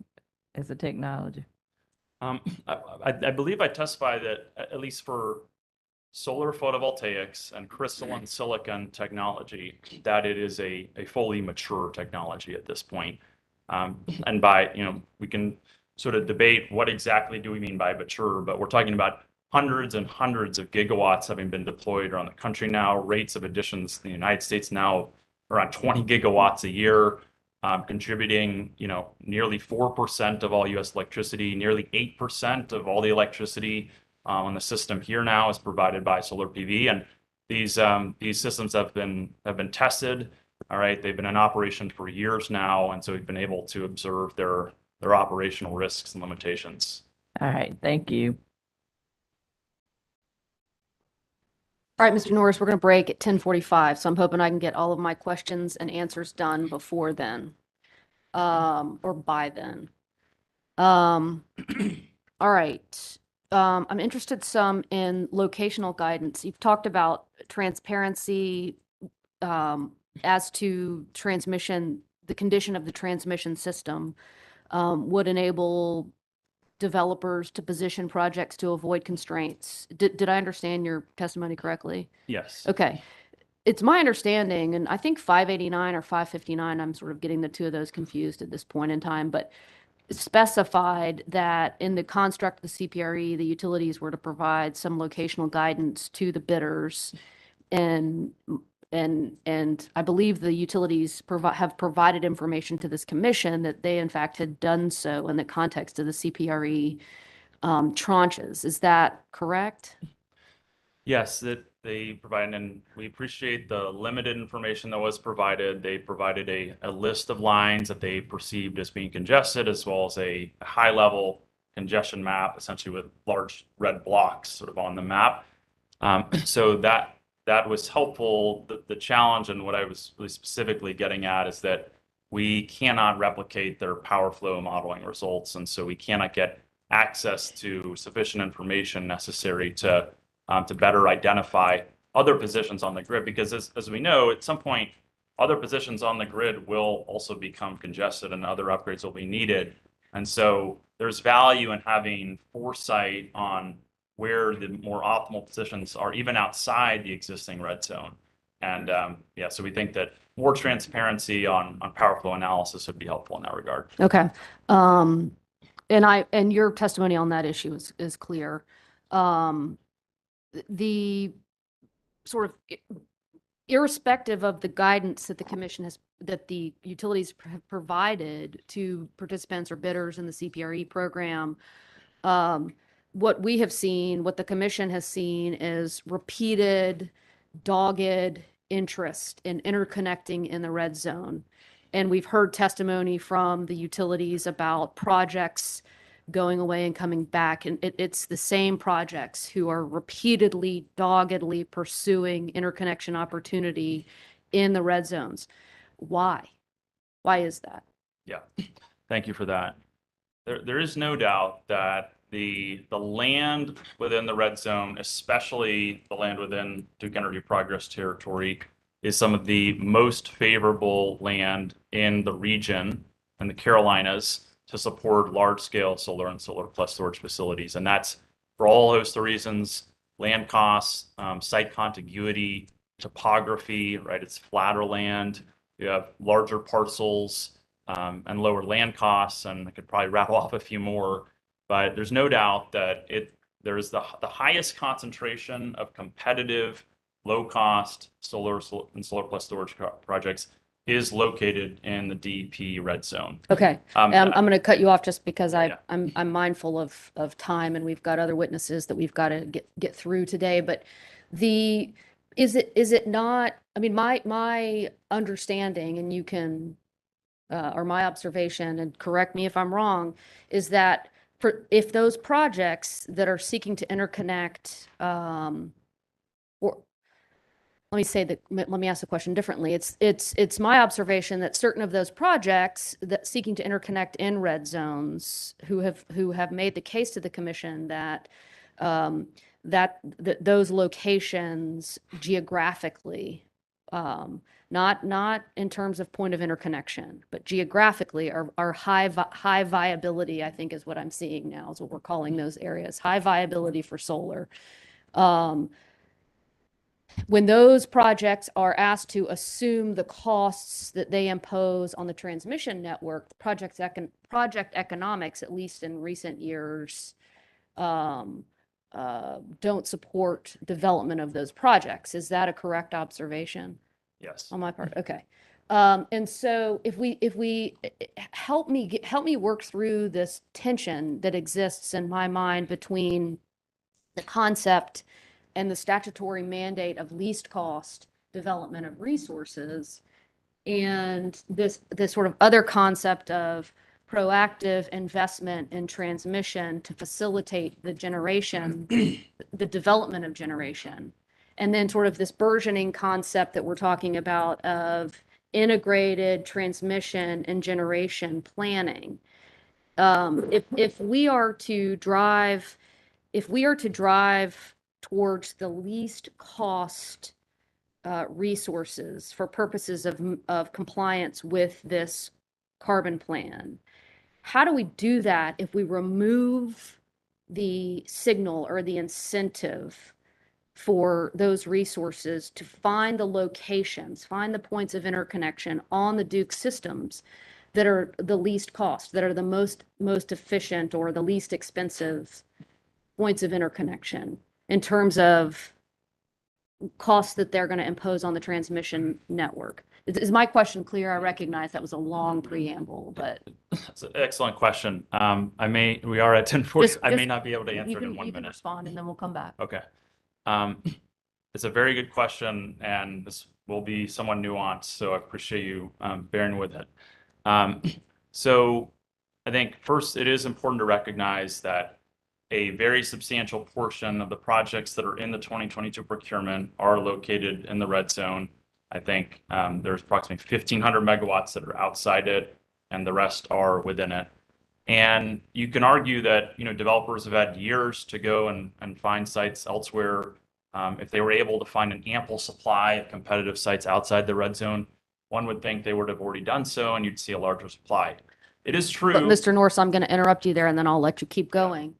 But those projects that have attempted to develop in the red zone, is it not a fair assumption that they've invested significant cost in the development of those projects? So there's every reason not to just go and look for other sites, irrespective of the guidance the commission has provided and orders that it's finished, that is issued? Sure. But remember, of course, there are multiple developers, and those developers have resources to pursue site acquisition, irrespective of how much they may have sunk into existing projects, right? And they have every incentive to do so, right? If they were to believe that a procurement would occur that would favor the non-red zone. So I think 1,500 megawatts has shown up. Now, it's also true the market signal from H951 was only sent at the end of last year. So there has been a limited amount of time to fully respond. I think there's no doubt we will see more projects show up in next year's procurement that are currently outside the red zone. But from an aggregate perspective, we're looking at the overall volume that anyone is proposing. as a minimum for purposes of least cost compliance, even assuming conservative transmission costs, that we are going to need access to that high concentration of competitive projects in the red zone. And as you know, Commissioner Duke did assume the full cost allocation that you mentioned in their modeling for the solar cost. It was 17 cents a watt, which I believe they pulled from the cost allocation from the red zone. And so that's already baked into the least cost economic optimization modeling. Okay, let's stop there and we'll take a break and we'll come back on at 5 till 11. Thank you. We're off the record.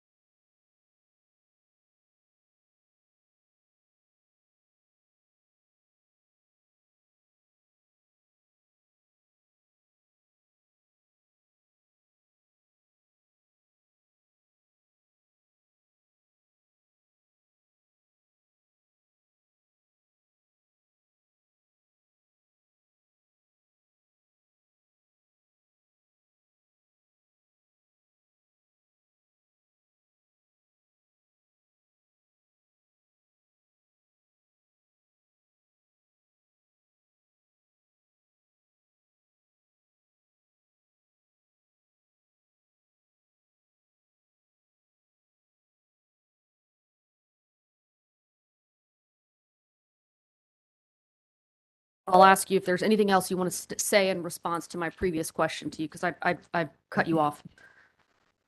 Yes, thank you. So as you know, those costs that you referenced were already included, even for Duke's modeling, for purposes of least cost economic optimization. They used that full allocation of 17 cents a watt, assuming those red zone costs were allocated across a very, a meaningful number of projects. And so we think, and by the way, of course, as you know, Brattle also assumed the conservative solar cost scenario and still selected the volumes that it did. And so even factoring in the cost of those transmission upgrades, what I think multiple parties have found is that it is still in the ultimate interest of ratepayers for purposes of compliance under H951 to pursue the red zone upgrades.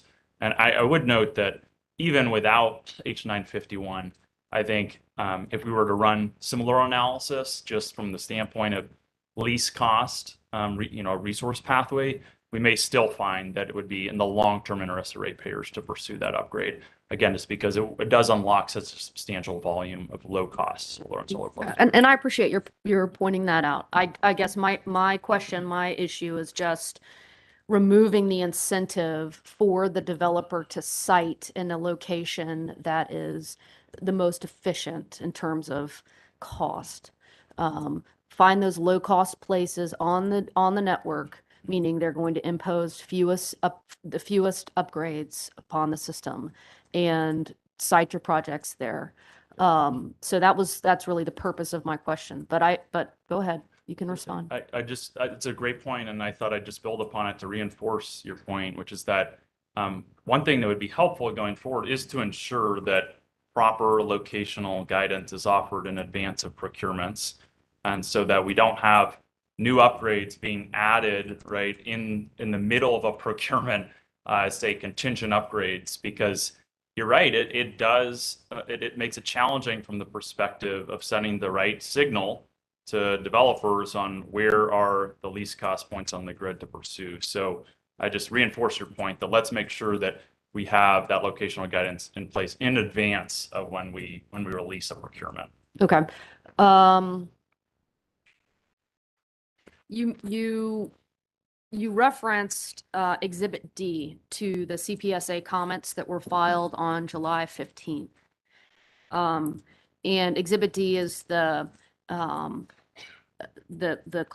think of it as the cluster study. It's just the study that was performed on locations within Duke's North and South Carolina areas of acreage, I guess, conducive to the development of solar. And your Exhibit D speaks for itself, and you've identified the screening criteria, or the exhibit identifies the screening criteria used, but the screening criteria don't include transmission upgrade costs. And do you have any? So I'm curious in your response to why not, and did you all do any sort of high-level kind of desktop analysis of transmission needs for these respective? I think they're what, six clusters, 5 clusters? Yes, thank you for that. It was very intentional that analysis was from a land availability perspective with access to the transmission system. It did not attempt to overlay a congestion analysis on top of that. The purpose was to demonstrate that we don't have to necessarily rely too heavily on any single cluster identified in that analysis to achieve a higher rate of interconnection, and that analysis up to 1,800 megawatts a year. And so we have optionality in where we can draw projects from in any given procurement, depending on the state of transmission congestion and the commencement of upgrades that are occurring applicable to those clusters, because it is going to change over time. And so, it may be that in next year's procurement, for example, we end up with a significant amount of procurement from one of the clusters, say in northern North Carolina, that's identified from there. And then it turns out that there need to be a few upgrades that can commence. And so in the next procurement, we don't rely on projects from that cluster. We rely more on, say, the ones in DC. And so, and it's in the way of showing that we do have optionality in our pathway to achieving 1,800 a year. But I would also underscore that the analysis, as you can see, does suggest that there is a very high concentration of favorable land options in the congested zone of DEP. You can see that by the color coding there. Yes, I see that. Okay, you testified about the contractual provisions related to solar plus storage, and some of the you mentioned the comments that Cpsa filed, and Cpsa goes through in its comments of July 15th on pages 41 through 45, goes through some of the deficiencies with the PPAs used in tranches of the CPRE to explain or to suggest an explanation for why there has been no storage emanating out of the CPRE program, or solar plus storage, to be clear, emanating out of the CPRE program. The Cpsa comments discuss the TVA 2022 RFP for carbon-free resources and tick off a couple of the contractual provisions there. And you also mentioned those in your testimony to somebody at some point. But one of the, so I have a couple of questions for you about the TVA arrangement. So I have been on the commission for a while now and now not out in the world, and I'm just not familiar with calling an arrangement between a utility and an independent power producer a tolling agreement. So help me understand what that means. Why is it a tolling agreement? Yes, thank you. It is confusing. It has become a sort of term of art in the industry, but essentially, in this context, when we say a tolling agreement, it is a fixed compensation per year on a dollar per kilowatt basis. And it's similar to the way that most of the utilities resources are structured in their rate base, which is on a dollar per kW basis. They're not compensated for their output based on the amount of megawatt hours produced, right? It's all based on a fixed amount per year. And so the advantage to that approach, and again, you would set that price point on a competitive basis, right? So you'd have competitive bidding. And the advantage of that is it allows for flexibility for the utility and how they would dispatch that storage resource over time, instead of being fixed into a specific rate structure, right, that was defined at the beginning of that 20-year or 25-year PPA period. They could utilize it whenever it is most valuable to the system. And so because you're not compensated on exactly how much the battery is being used, you're not compensating it based on the specific hours in which it's providing output. It provides the most flexibility to the utility. So under the TVA, thank you for that explanation. Under the TVA arrangement, one of the first contract provisions sort of identified in Cpsa's comments reads as follows: flexibility in charging, discharging periods will be necessary due to uncertainty in demand profiles and will be directed by TVA, subject to the terms of the PPA. How exactly does that happen? Does the TVA have some sort of electronic control over the battery that it can electronically flip the switch so that it's controlling that asset? So it has complete control over that asset as if it were its own? It's a great question, Commissioner. Before I offer a limited response, I would need to defer, I think, to our Cpsa witness, Ryan Watts, on the technical specifics of how the control signals are currently working. The problem I have with that is Mr. Watts has been excused from the proceeding. Understood. So it is true that in the more recent iteration of the CPRE PPAs, there is provided for a dispatch down specifically a dispatch down signal. And I believe, so there is now an ability for Duke to send a signal to those resources, or certainly to the operators, to dispatch those. That's also why, for example, many of our facilities now require the installation of fiber telecommunications, right, so that you can send that signal reliably. Um, And let me interrupt you there, because again, I'm just sitting up here yeah. divorced from what's actually happening out in the world. When you say send a signal, does that mean some guy calls another guy or gal and says, turn it off or turn it on? Or does it mean the system operators and Duke's control center can say, turn off and click a switch? How does it work? I really appreciate the question. I'm going to want to defer to other experts on the technical specifics of how the control signal Okay, currently works. well- And I would say it is evolving and improving, and so we should ask the Duke witnesses this as well. Okay. Well, when I hear you say utilize to ensure most value to the system or become a most valuable asset to the system, it's very important to me to understand how much Duke, who's charged with operating the system and ensuring the reliability of the system, can control that asset to maximize value for the system. Because that's why I continue to ask you the questions with the hope that you can get me closer to an answer. But I understand that I need to ask somebody else. Chair Mitchell, if I may, sorry to interrupt, but I believe that CCB witness, Mr. DeFelice, provided extensive testimony or provided testimony on mechanical storage, and he is more of a storage expert. Okay. Could probably I respond. appreciate that. And I know he's up and I'll ask him these questions. So thank you. And I'll ask you the same questions too. Okay. So I'll leave you alone on that issue. All right.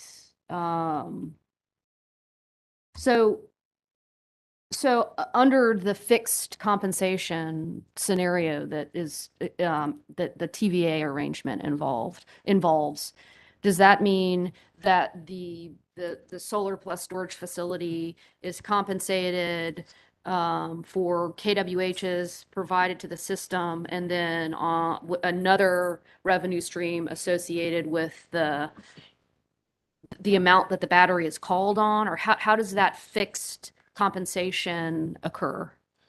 That's right. So you have within the power purchase agreement, you have a specific compensation for the amount of output from the solar facility on a megawatt hour basis.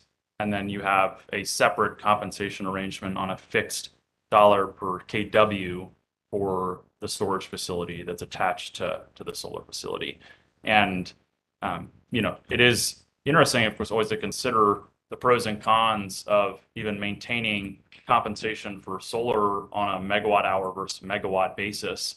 I think what we found is that there is one of the key advantages is you are providing direct incentive for the project to optimize the production of that resource, right? And so by only compensating it based on the megawatt hour output, again, you are creating an incentive. I'm talking about technological optimization, right? You're creating an incentive to optimize the system to provide the most zero carbon resource at least cost that can be provided to the system. There are, you may be aware, and I won't go too far with this, but I think you're aware that in prior proceedings, I believe within the CPRA proceeding, there were alternative contract structures proposed to consider that would allow even more flexibility that would be on a dollar per kW basis, even for the solar output. And, we think it's worth considering that potentially for future procurements. I think there are pros and cons, and we could consider this further. Okay. I want to ask you a few questions about your testimony on the interconnection constraints that Duke assumes in its work in this proceeding. Have you been able to listen to the testimony given in this expert witness hearing by the Duke witnesses that appeared earlier in the proceeding? I was able to listen to a portion, not all of it. Okay. Several of their witnesses testified regarding the complexity of let me just say it this way, the challenges associated with interconnecting transmission tied generation facilities. Did you hear any of that testimony? I'm generally aware of it. They also alluded to it in their written testimony. Yeah. Okay. Thank you. And they've also, I mean, the point was made, at least I heard the point, that in early years of Duke's interconnection of solar generating facilities, most, if not all of those facilities were tied to the distribution system, which I understand to be a very different exercise than interconnecting facilities at the transmission system. Did you hear that testimony? I did, and if you'd allow me to just expand briefly on one point. I think the case has been made that it's substantially simpler to interconnect distribution scale projects than transmission scale. And I would interrogate that further because, as you may be aware, there were major disputes that occurred over new interconnection screens and standards being applied at the distribution scale that impeded the interconnection of very substantial numbers of projects. One of those disputes occurred immediately after the passage of HB 589 in 2017. So there have been major disputes over very complex interconnection screens and standards that have been imposed on distribution scale resources. So this is not, so I would interrogate this claim that it's much simpler to interconnect at the distribution scale. And in fact, you could argue that the utility traditionally has been much more experienced with connecting resources at the transmission scale. That's what they've been largely doing throughout the entire period at which they've operated our electrical power system here in the Carolinas.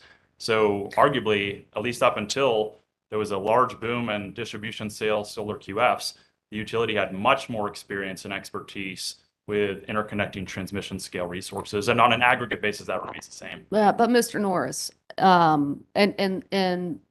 the word simple was mine. I'm not sure that was the exact word that the Duke witnesses used. So they can correct the record or go into greater detail when they have an opportunity to do so. But you can't disagree that interconnecting facilities at the transmission level is a far more expensive endeavor unless the developer picks that efficient site to locate.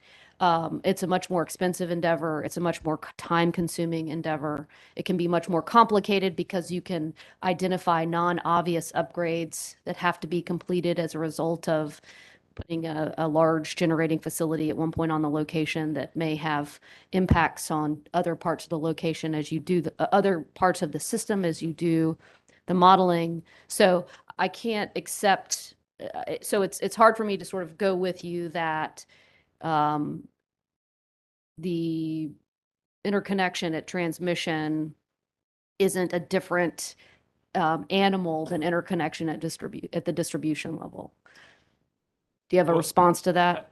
Yes, thank you. Well, first, and I know you're very well aware of this, but just to make sure, with respect to the cost, it's true that on an aggregate basis, of course, the cost of a distribution scale interconnection facility or upgrade is smaller than a transmission scale, but on a levelized basis, it is much less. And I should say, by the way, Cypress has developed more distribution scale solar facilities than any developer in the region. We would be very happy to pursue more development of distribution scale resources for purposes of compliance with this carbon mandate. What we're finding in the modeling is that even factoring in conservative costs for the solar resource and even for the transmission resource, that it is still least cost for the ratepayer, in spite of everything you just said, to pursue those transmission scale resources.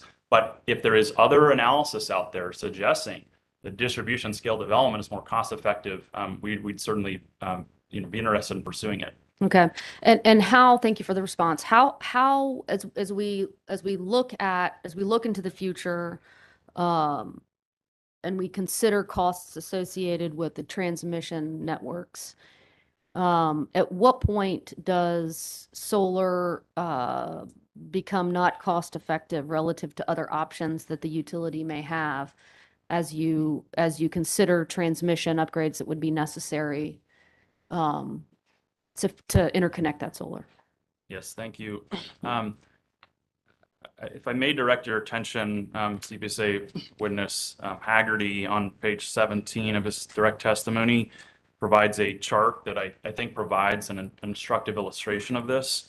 And so I'll give you a minute to get there.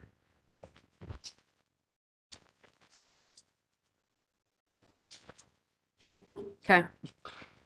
So in his figure 1, what he does, he presents a comparison of the 2030 levelized cost of technology. So this is out the project's entering service in 2030. So it is actually providing time for all these resources that kind of come down the cost curve, so to speak. And but actually he's using conservative solar costs and moderate costs for every other resource here, or in the case of nuclear, there was no moderate scenarios, there's only a single scenario provided by NREL. And so you can see the comparative levelized costs here. So solar. Sorry, I'm sorry to interrupt. Just so we don't step on it. The nuclear in this figure, the nuclear bar is confidential. So I just want to, before you discuss specifics of what, I'm sorry, you're on page 17 of Mr. That's correct. Okay. It is confidential because Duke has relied on confidential proprietary cost estimates for SMRs. That's the reason it's confidential. They have rejected the use of EIA's and NREL's public cost estimates for SMRs. That's why it's confidential. Okay, it's not indicated as confidential on my page 17. In the initial public unredacted version was filed, we inadvertently did not redact that bar, but we had subsequently filed Duke identified that. Corrected, okay. Yeah, so the version that is publicly filed on the docket has that information I'm with you. redacted. Thank you, Mr. Snowden. Let me just make sure I. Chair Mitchell, apologies. This perhaps was an oversight that we should have been very clear on what was corrected and designated as confidential. Counsel for CPSA has been very constructive in working through these issues, and we appreciate that. But just to make sure the record's clear, perhaps when at an appropriate time, we could get you to designate what is actually confidential and was remarked appropriately to ensure the record's clear and the commissioners. Yeah, I mean, I testimony's just want to make sure I don't inadvertently discuss, Yep. none of us inadvertently discuss confidential information. So Yes, ma'am. that's- If you, I mean, I can, on this page at least while we're here, just tell you what was. That's fine. And I just want to get through this because we've got other witnesses we got to get up today. So I recognize that nuclear SMR is confidential. I'm not going to ask about it. But Mr. Norris, I appreciate your pointing this information out to me. And do these solar, do the solar costs or the solar costs identified here include a certain addition for transmission? Subject to check. So I mean, that's my whole question. Yeah, yeah. Is as we consider transmission associated with solar, Yes.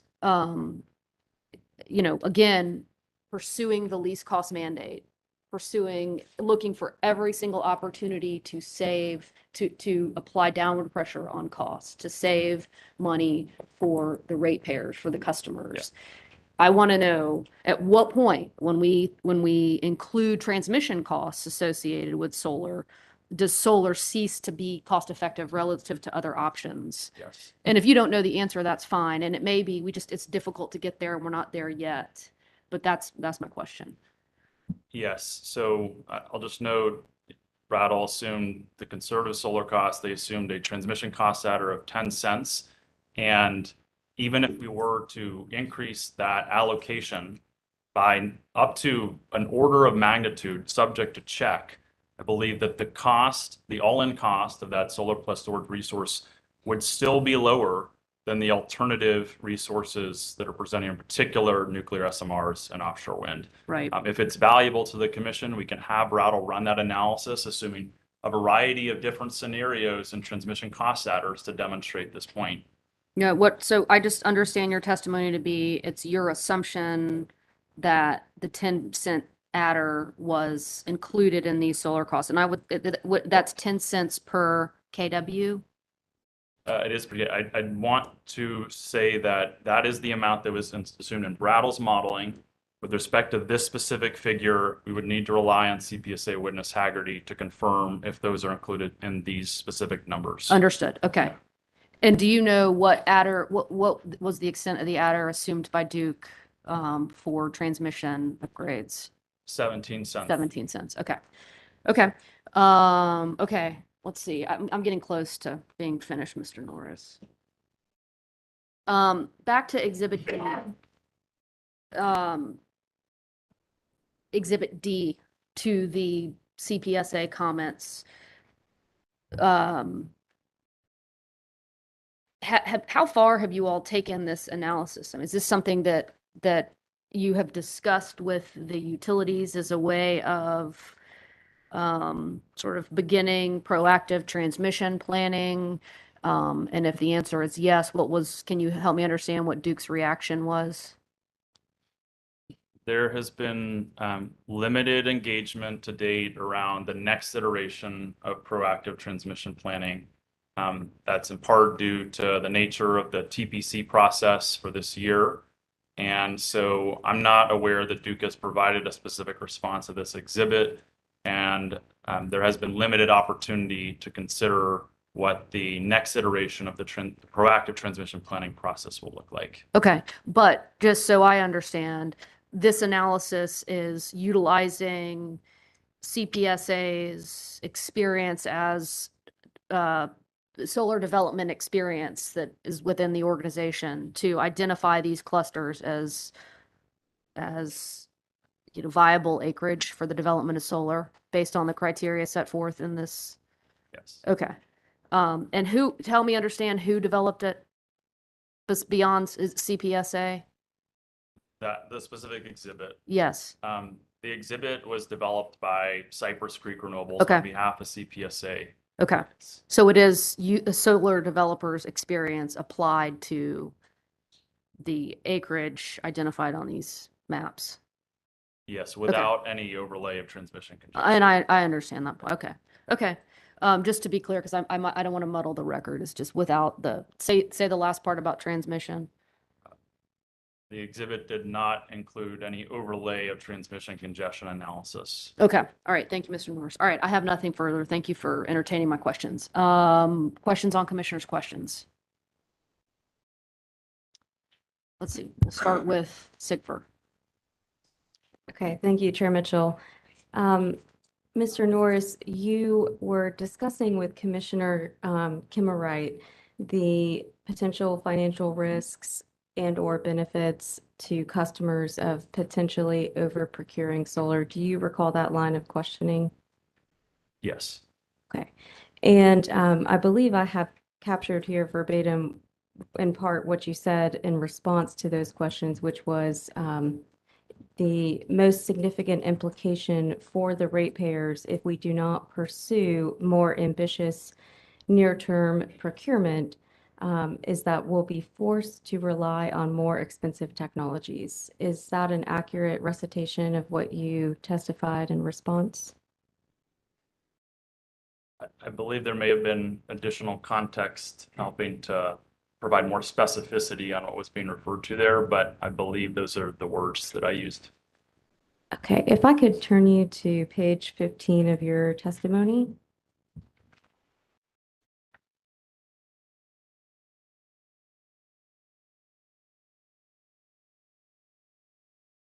Beginning with line 15, you state, do you not, that Duke's future interconnection rates are inherently uncertain, but if the commission authorizes more ambitious near-term solar procurements, the question will answer itself? Is that Yes. right? Okay. Your testimony on page 16, starting with line 1, you testify that so long as Duke is planning for this contingency by continuing to develop other resources, no harm will result. Is that right? That's right. Okay. So your testimony in response to Commissioner Kimmerite's question that we'll be forced to rely on more expensive technologies if we do not pursue the more ambitious near-term procurement goal, that's going to be the case either way, correct? If we cannot achieve the higher rates of interconnection under the current standard of H951, we would be forced to rely on technologies that are currently forecasted to be significantly more expensive and carry higher execution risk for the purposes of interim compliance. But to your point about, having to rely on more expensive technologies, Duke, according to your recommendation here, will still have to develop other resources as a contingency plan in the event that it's not able to interconnect at the rate that CPSA recommends. Isn't that right? Yes. And those development activities will come at a cost. Yes. And Chair Mitchell asked you a question pertaining to the added expense and complexity associated with transmission scale projects. Do you recall? Okay. Yes, sorry. And you testified that, in your opinion, it is still least cost for ratepayers to pursue the RZEP upgrades in response to that question. Is that correct? Yes. Okay. Just to be clear, you're not here today providing testimony on behalf of ratepayers. Is that right? I am personally a ratepayer, but I am testifying on behalf of the Clean Power Suppliers Association. Thank you. Nothing further. All right, public staff. Thank you. Mr. Norris, Commissioner Kimwright asked you about the maturity of battery storage. Would you agree that batteries are likely to be procured at much greater levels in the next several years than they have been in the past several years, both here in North Carolina and globally? Yes. Okay. And do you have any concerns about the supply chain issues with procuring a large amount of lithium-ion batteries?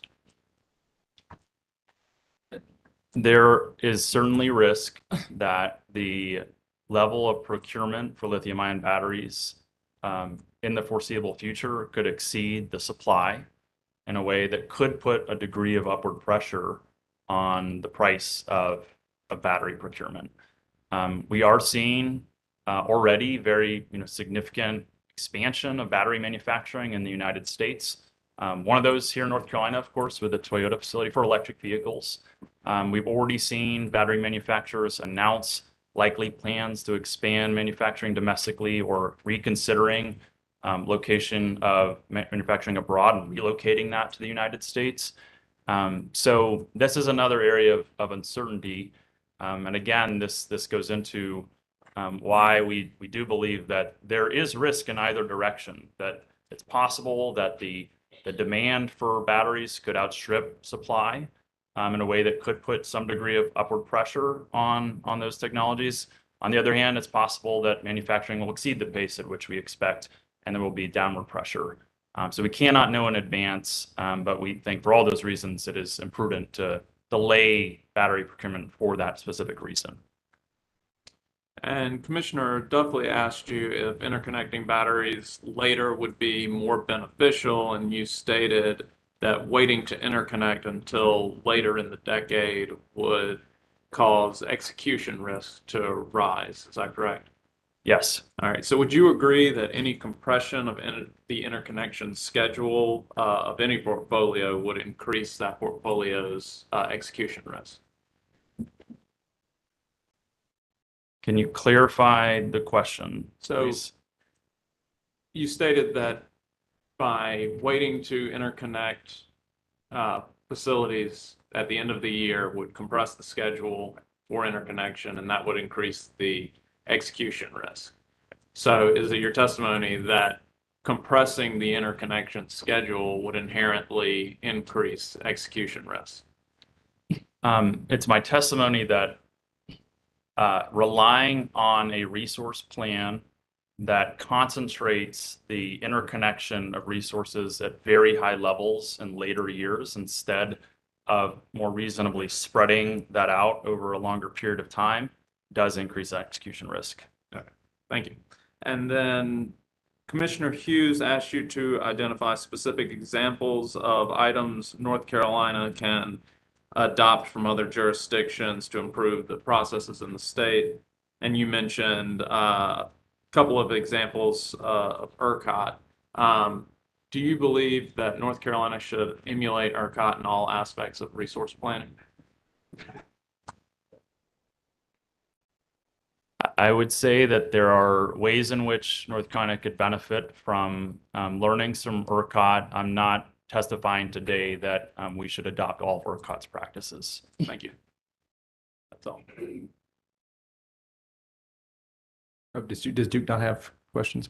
Okay. All right. Okay, Mr. Norris, I'd like to follow up on Commissioner Brown-Bland's question about the additional costs and effort if projects are approved and they don't get built as planned. Do you recall her question? Yes. Okay. And just, I want to be clear, if a project is procured, gets a PPA, but ultimately does not get built, it's the project developer who bears all of the risk of that, isn't it? Yes, to the tune of up to, again, based on the current solar reference costs for PPAs, those LDs would be in the range of approximately $10 million. And the project is also on the hook for interconnection study costs and penalties if they withdraw, aren't they?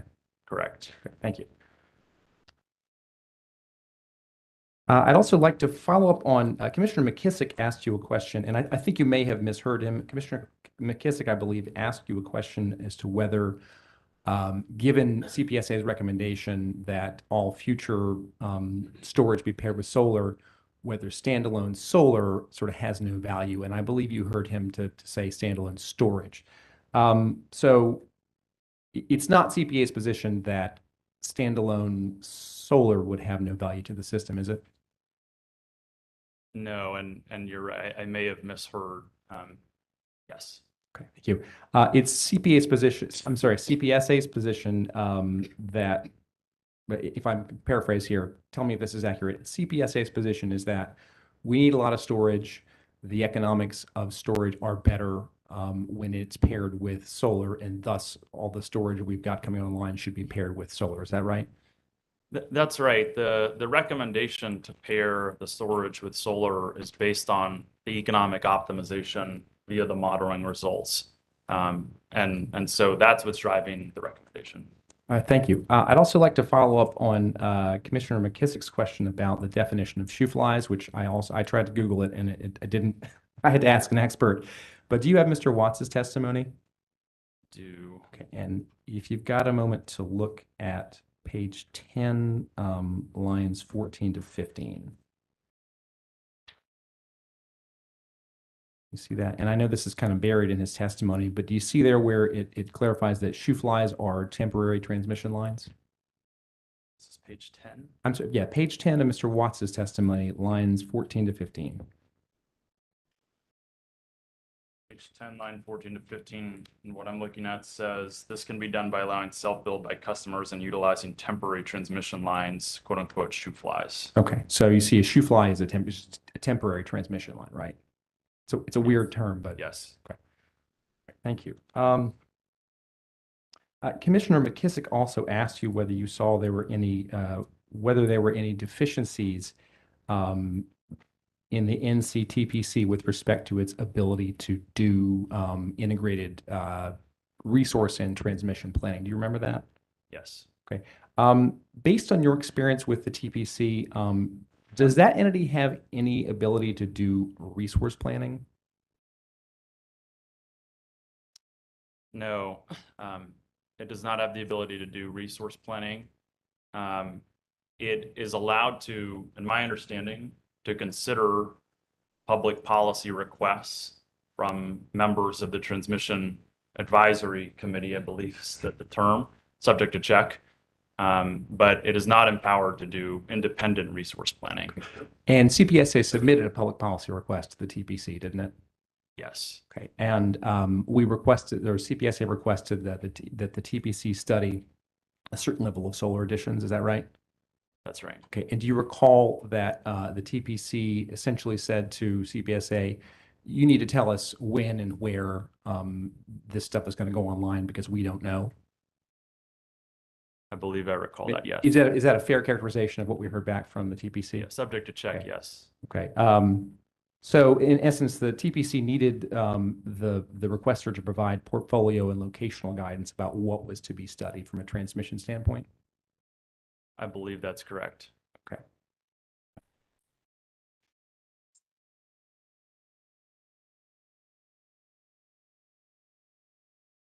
I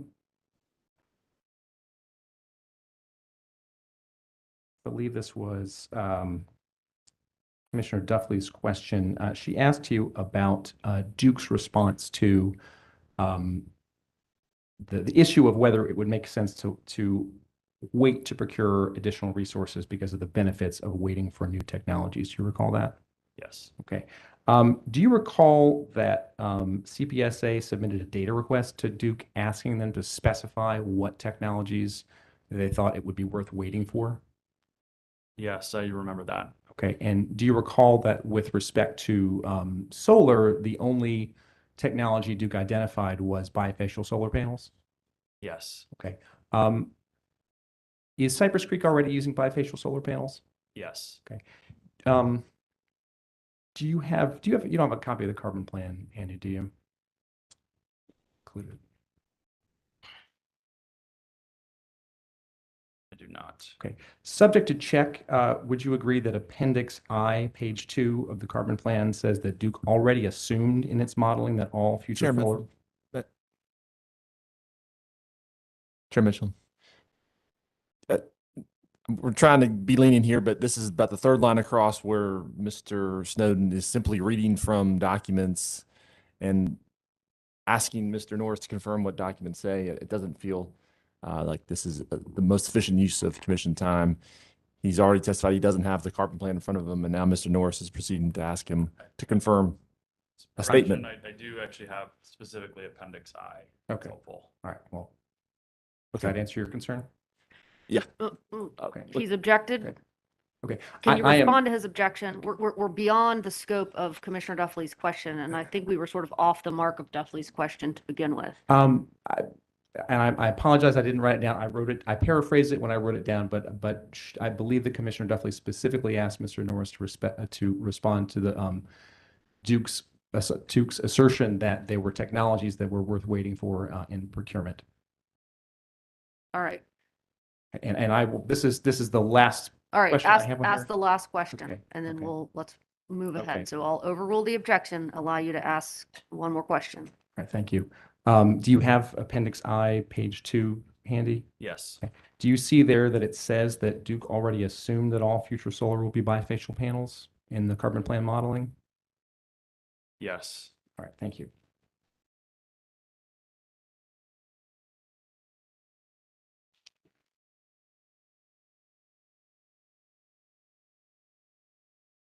Okay, one final couple of questions. Chair Mitchell asked you, she asked you whether the results of prior studies indicated that project economics would not support the red zone upgrades. Do you recall that? Yes. Okay, and she further asked, how do we do planning if we remove the price signals from the red zone upgrades? Remember that? Yes. Okay.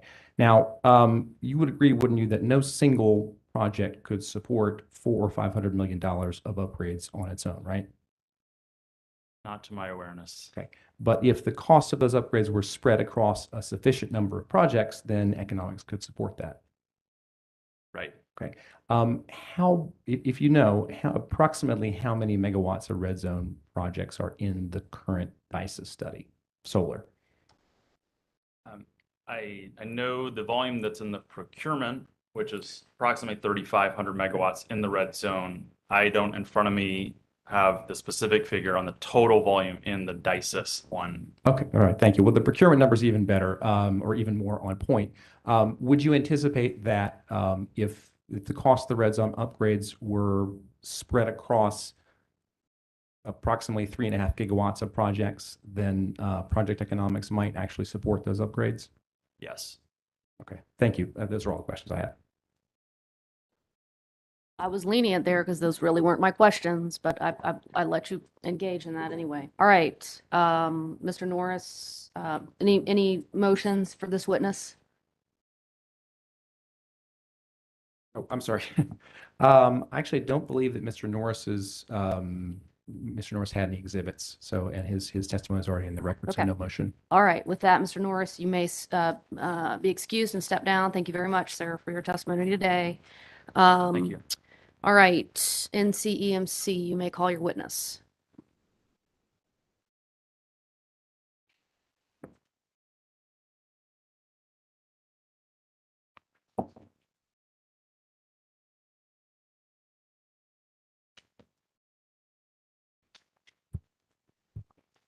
Thank you, Chair Mitchell. NCMC calls Lee Ragsdale to the stand. All right, good morning, Mr. Ragsdale.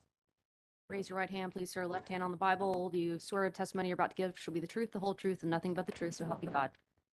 I do.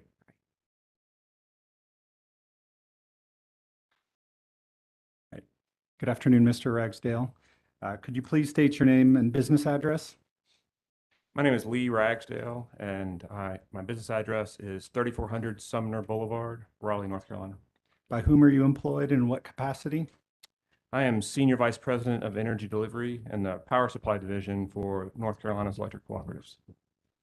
Did you cause to be filed on September 2nd, 2022, direct testimony consisting of 10 pages? I did. And do you have any changes or corrections to that testimony at this time? I do not. If I asked you the same questions today from the stand, would your answers be the same? They would. And did you also cause to be filed on September 26th, September 26th, a summary of your testimony in docket number E-100 sub 179A? I did.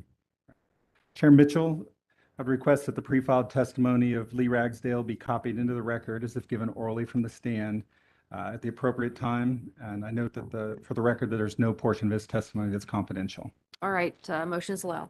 And I also request that the summary of Mr. Ragsdale's testimony be copied into the record as well. The summary of his testimony will be copied into the record at the appropriate time. Thank you. It's my understanding that all the interveners have waived cross for Mr. Ragsdale. However, some interveners did indicate that they would reserve the right to ask questions if Mr. Ragsdale was presented to respond to commission questions. So I just want to make that note, but Mr. Ragsdale is available for cross and commission questions. All right, let me check in with commissioners. Commissioner Duffley. Good morning, Mr. Ragsdale. How Good are morning. you? Good, thank you. Good. So if you could go to page 5 of your testimony. I just have a few clarification questions. So on this page, you're talking about if the commission determines that the RZEP projects are necessary. You have NCEMC had some concerns about some previous requests that they've made for repairs and upgrades might go down on the pecking order, that the RZEP projects would be prioritized over these previously requested projects for reliability. So are you asking the commission to put in its order to make sure that you're kind of have priority over the RZEP projects? Could you just explain a little bit what you're asking the commission to do? Thank you. Good question.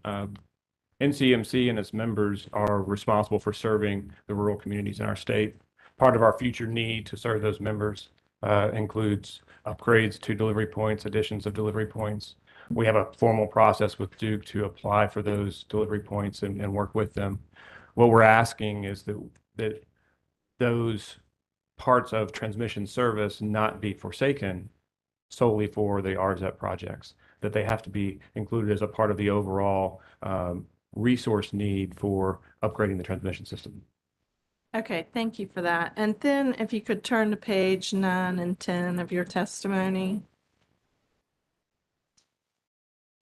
So I'd just like to get some kind of real world examples and clarification. You've asked the commission to direct Duke to allow for NCEMC and Duke to coordinate through this ISEP process.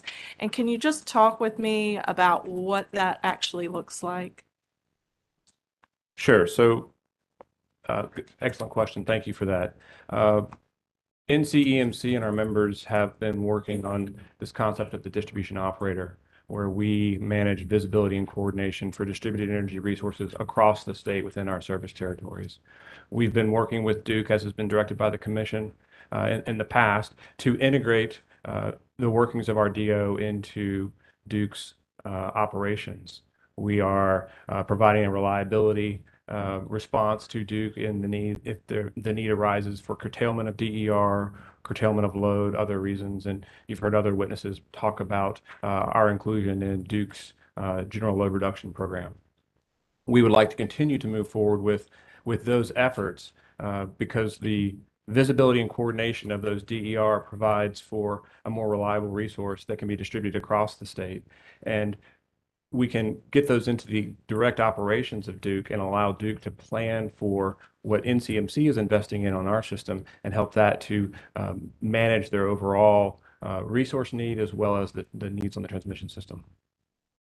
Okay, and can you give examples? Because you mentioned on page 9 about this shrinking the challenge, right? Can you provide an example for me of a low-cost resource on the LSE's system that helps avoid these T&D type upgrades? Certainly, thank you.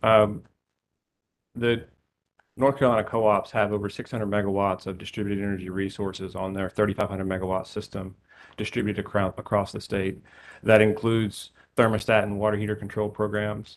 That includes standalone storage. That includes solar plus storage that we've developed and microgrids. Each of those resources that NCMC and our members are investing in helps to reduce the overall need on the system. So that, by inference, reduces or helps Duke shrink their challenge of how they're serving the overall system. NCMC is one of Duke's largest wholesale customers, and so the efforts that we can make together can reduce that requirement. And then you mentioned, this is my last question, you mentioned that these resources can also provide other benefits. Can you explain what those other benefits are? Certainly. The resources at the edge of the grid provide excellent opportunities for improving reliability and resiliency, providing additional benefits in the spaces and the communities that they are. As we've talked about, we have microgrids that we have built and we operate that provide reliability to consumers, and we want to continue to see those benefits increased. Okay, thank you. I have nothing further. All right, thank you, Mr. Ragsdale. I have a few questions for you, assuming no other commissioners have questions. Okay. If you look at page 4 of your testimony, in talking about the RZEP projects, you indicate the affected system analysis wasn't conducted, or if it's been conducted, hasn't been shared with NCEMC. Is that correct? That is correct. So, well, and I assume that the EMCs would conduct some of that analysis if there were the potential for affected systems. That's correct. Do you know anything about the potential affected system costs associated with any of these red zone projects? That's a very good question. Thank you. The affected systems for load serving entities are primarily surrounding their delivery points. And a quick look at the red zone, there are 45 EMC delivery points within the red zone projects, or within the red zone area. Several of those are also closely related to the red zone project themselves. So you would assume that there would be some impacts on substation facilities at those delivery points that could be considered in the affected systems. So there are 45 EMC delivery points within the red zones. Within the red zone, yes. Okay. And when there are so let's assume, for the sake of conversation, that the commission were to direct Duke to move forward with the RZEP projects. Who would be responsible for affected system costs associated with generation interconnection in the red zone? It's a good question. Predominantly with generation interconnections, the generator is responsible for the affected systems associated with those connections, and those are passed through. There was an example where there was an interconnection that Duke did with their one of their combined cycle plants that actually changed the fault current availability at NCMC's plant.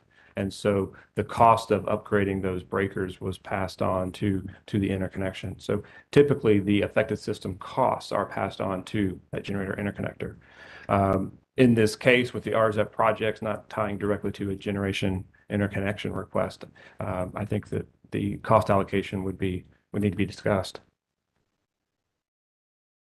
Say that sentence again. In this case, because the red zone the RZEP projects are not directly tied to an interconnection of a generator. although the last witness discussed some of those costs as well. You would still need to figure out how to assign those costs appropriately. And sort of raising your response raises the question for me. So how would you even analyze affected system costs? I mean, because under the typical or old scenario, the generator requests the right to interconnect, the Duke entity would study, and then any affected system would study as well. So that's when the EMC would study to determine if there were affected system costs. So in this instance, if red zone is constructed, at what point do you foresee, if the red zone projects are constructed, at what point do you foresee the EMC being involved to study impacts on its system? I would anticipate early on in the process. The red zone projects, among the benefits that Duke has discussed with those red zone projects, is they could lower the impedance upon the transmission lines that are being upgraded. Lowering the impedance increases the fault current available at a particular breaker or delivery point. So you would need to study that early. Okay, and so what is the implication of fault current So at a breaker point? I mean, just break this down for me. So does that mean that the EMC then would have to do work on its system to address that situation associated with the upgrade? that is correct. Okay. Have affected system costs or implications been addressed in the NC TPC conversations that have occurred around the red zone projects? I'm not aware of that. Are you not aware because you didn't participate in the NCTPC conversations, or because they have not, are you saying they have not been discussed? I did not participate in the NCTPC conversations, but I speculate that they have not been discussed. Okay. Okay.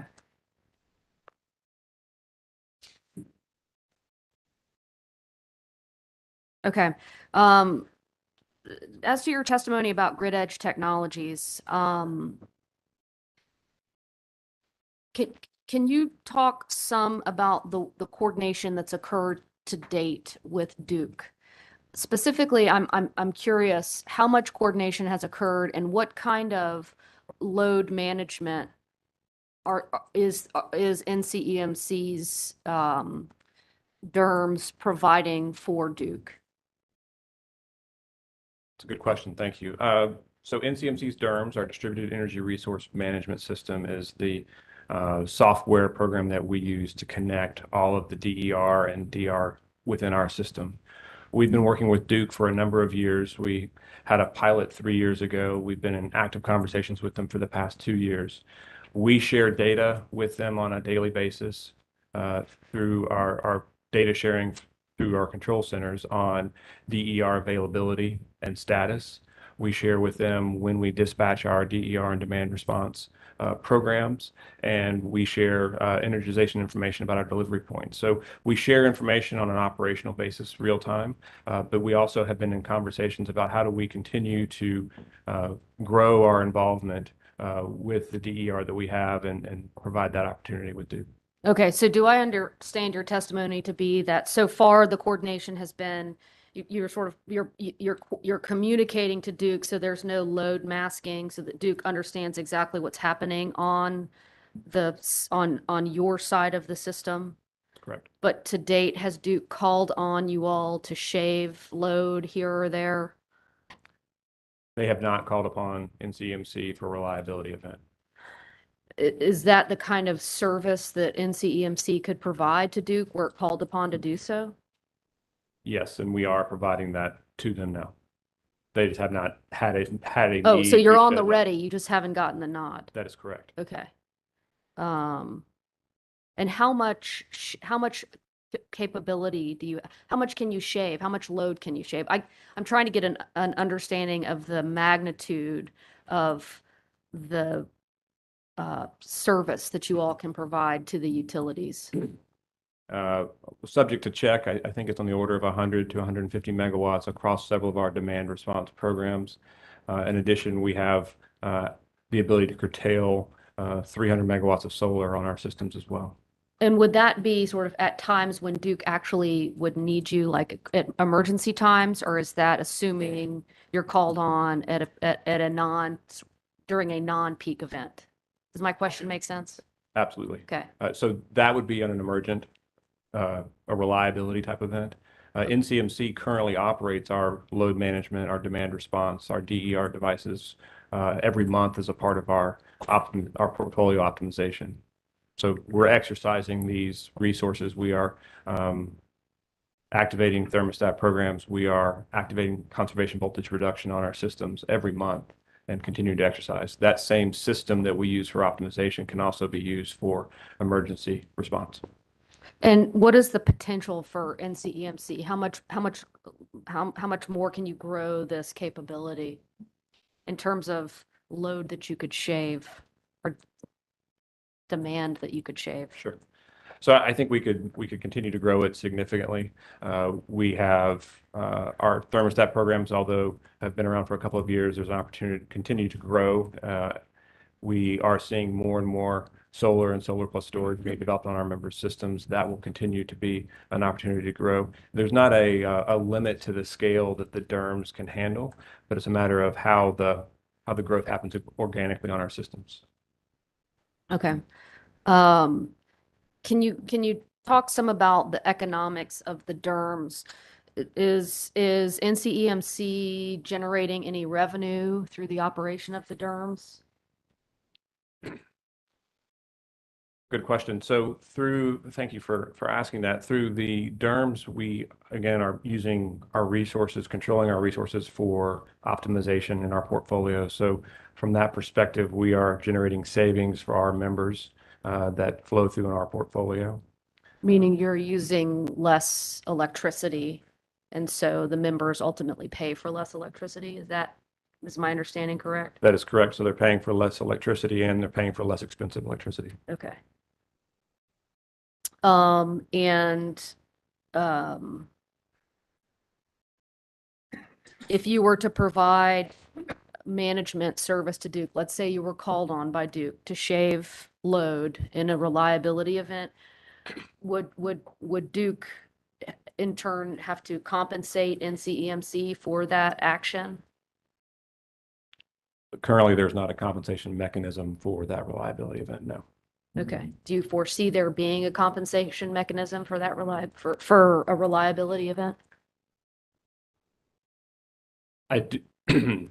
I think that you could eventually get to that point where it's no longer just for reliability. If we're on the general load reduction program and we are avoiding curtailing native load for all customers throughout North Carolina, that's an emergency response. So we're all doing our part on the transmission system to keep it going well. In the future, if there's more as reliability perspectives change, there could be a cost. There could be a call option that could be paid for that. Okay. All right. I have nothing further. Commissioner Duffley. Thank you. Just to follow up, you were having a conversation regarding cost allocation and the RZEP upgrades, and you stated that they were not related to generator interconnection. So there was kind of a question as to what the cost allocation would be. But I wanted to follow up with you on that because Duke Witness Roberts did state when I asked him, is it reliability, market efficiency, or public policy, he did respond and state that it was to facilitate more generator interconnection. So I'm just looking at what you were saying is because it's proactive and not kind of reactive to a generator interconnection that the cost allocation methodology could be different, or people have to look at that further. I just wanted to present to you the Duke Witness Roberts stated that it was to facilitate many generator interconnections. I understand. I think there's a nuance there.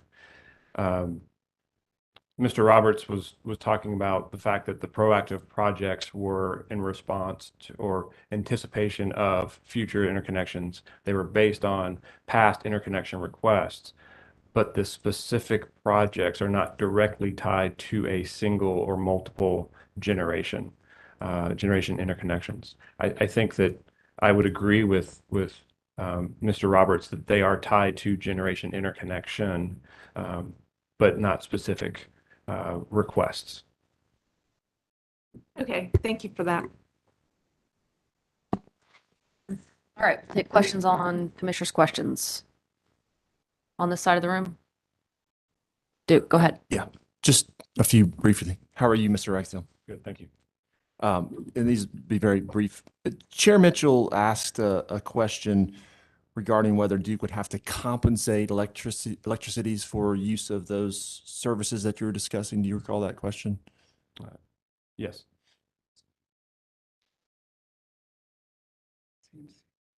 Sorry, I'm apologize.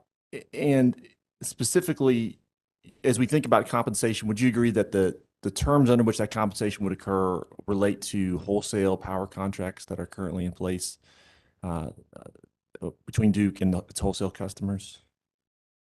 Yes. And would you agree that those wholesale contracts are on file with FERC and largely subject to its jurisdiction? Yes. And did you review the company's September 9th comments on these issues? Not specifically. Okay. So you didn't have an opportunity to review the company's comments that articulated the ways in which those contracts are subject to the exclusive jurisdiction of FERC? I did not, but I understand your question. Okay. No further questions.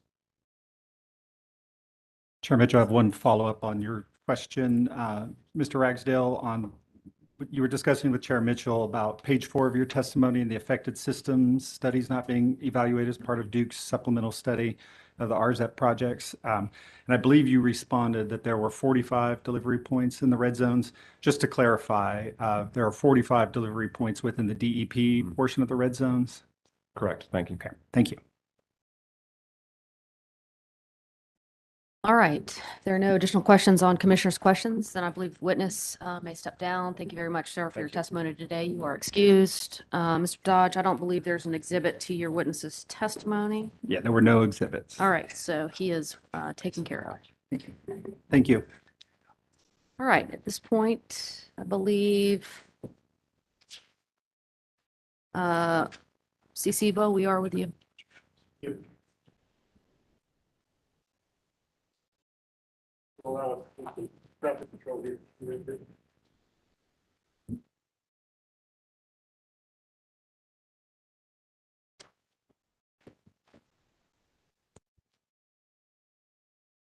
Cpsa calls its witness Ron DeFelice to the stand.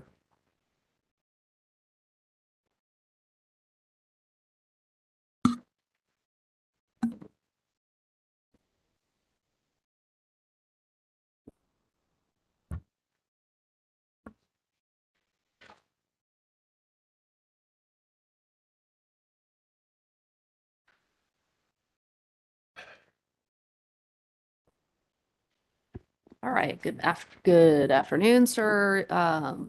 Raise your right hand, please. Left hand on the Bible. Do you swear testimony you're about to give should be the truth, the whole truth, and nothing but the truth, so help you God? Good afternoon, Dr. DeFelice. Could you please introduce yourself to the commission? And for the court reporter, this is John Burns for Cpsa. Please introduce yourself to the commission and state your business address and place of employment. Sure. I'm Dr. Ron DeFelice.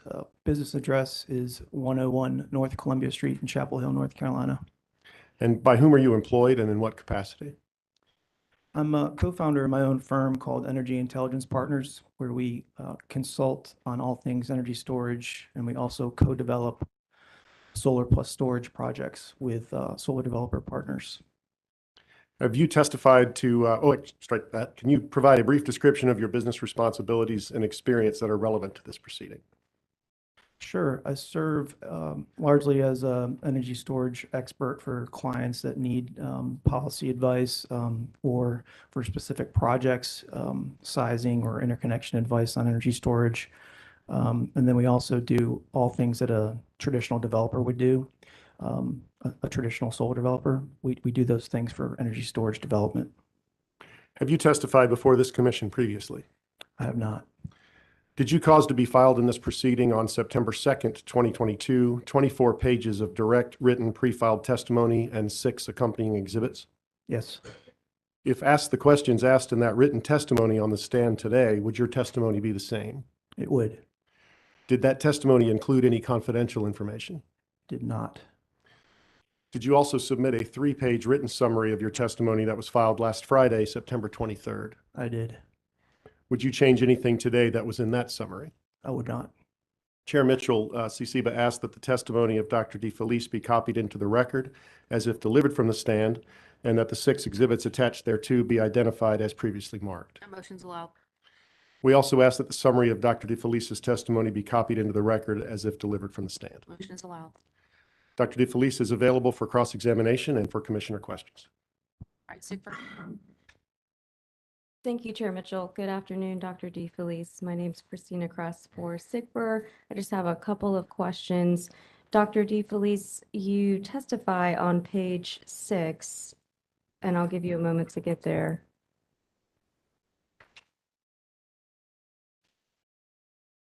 I'm there.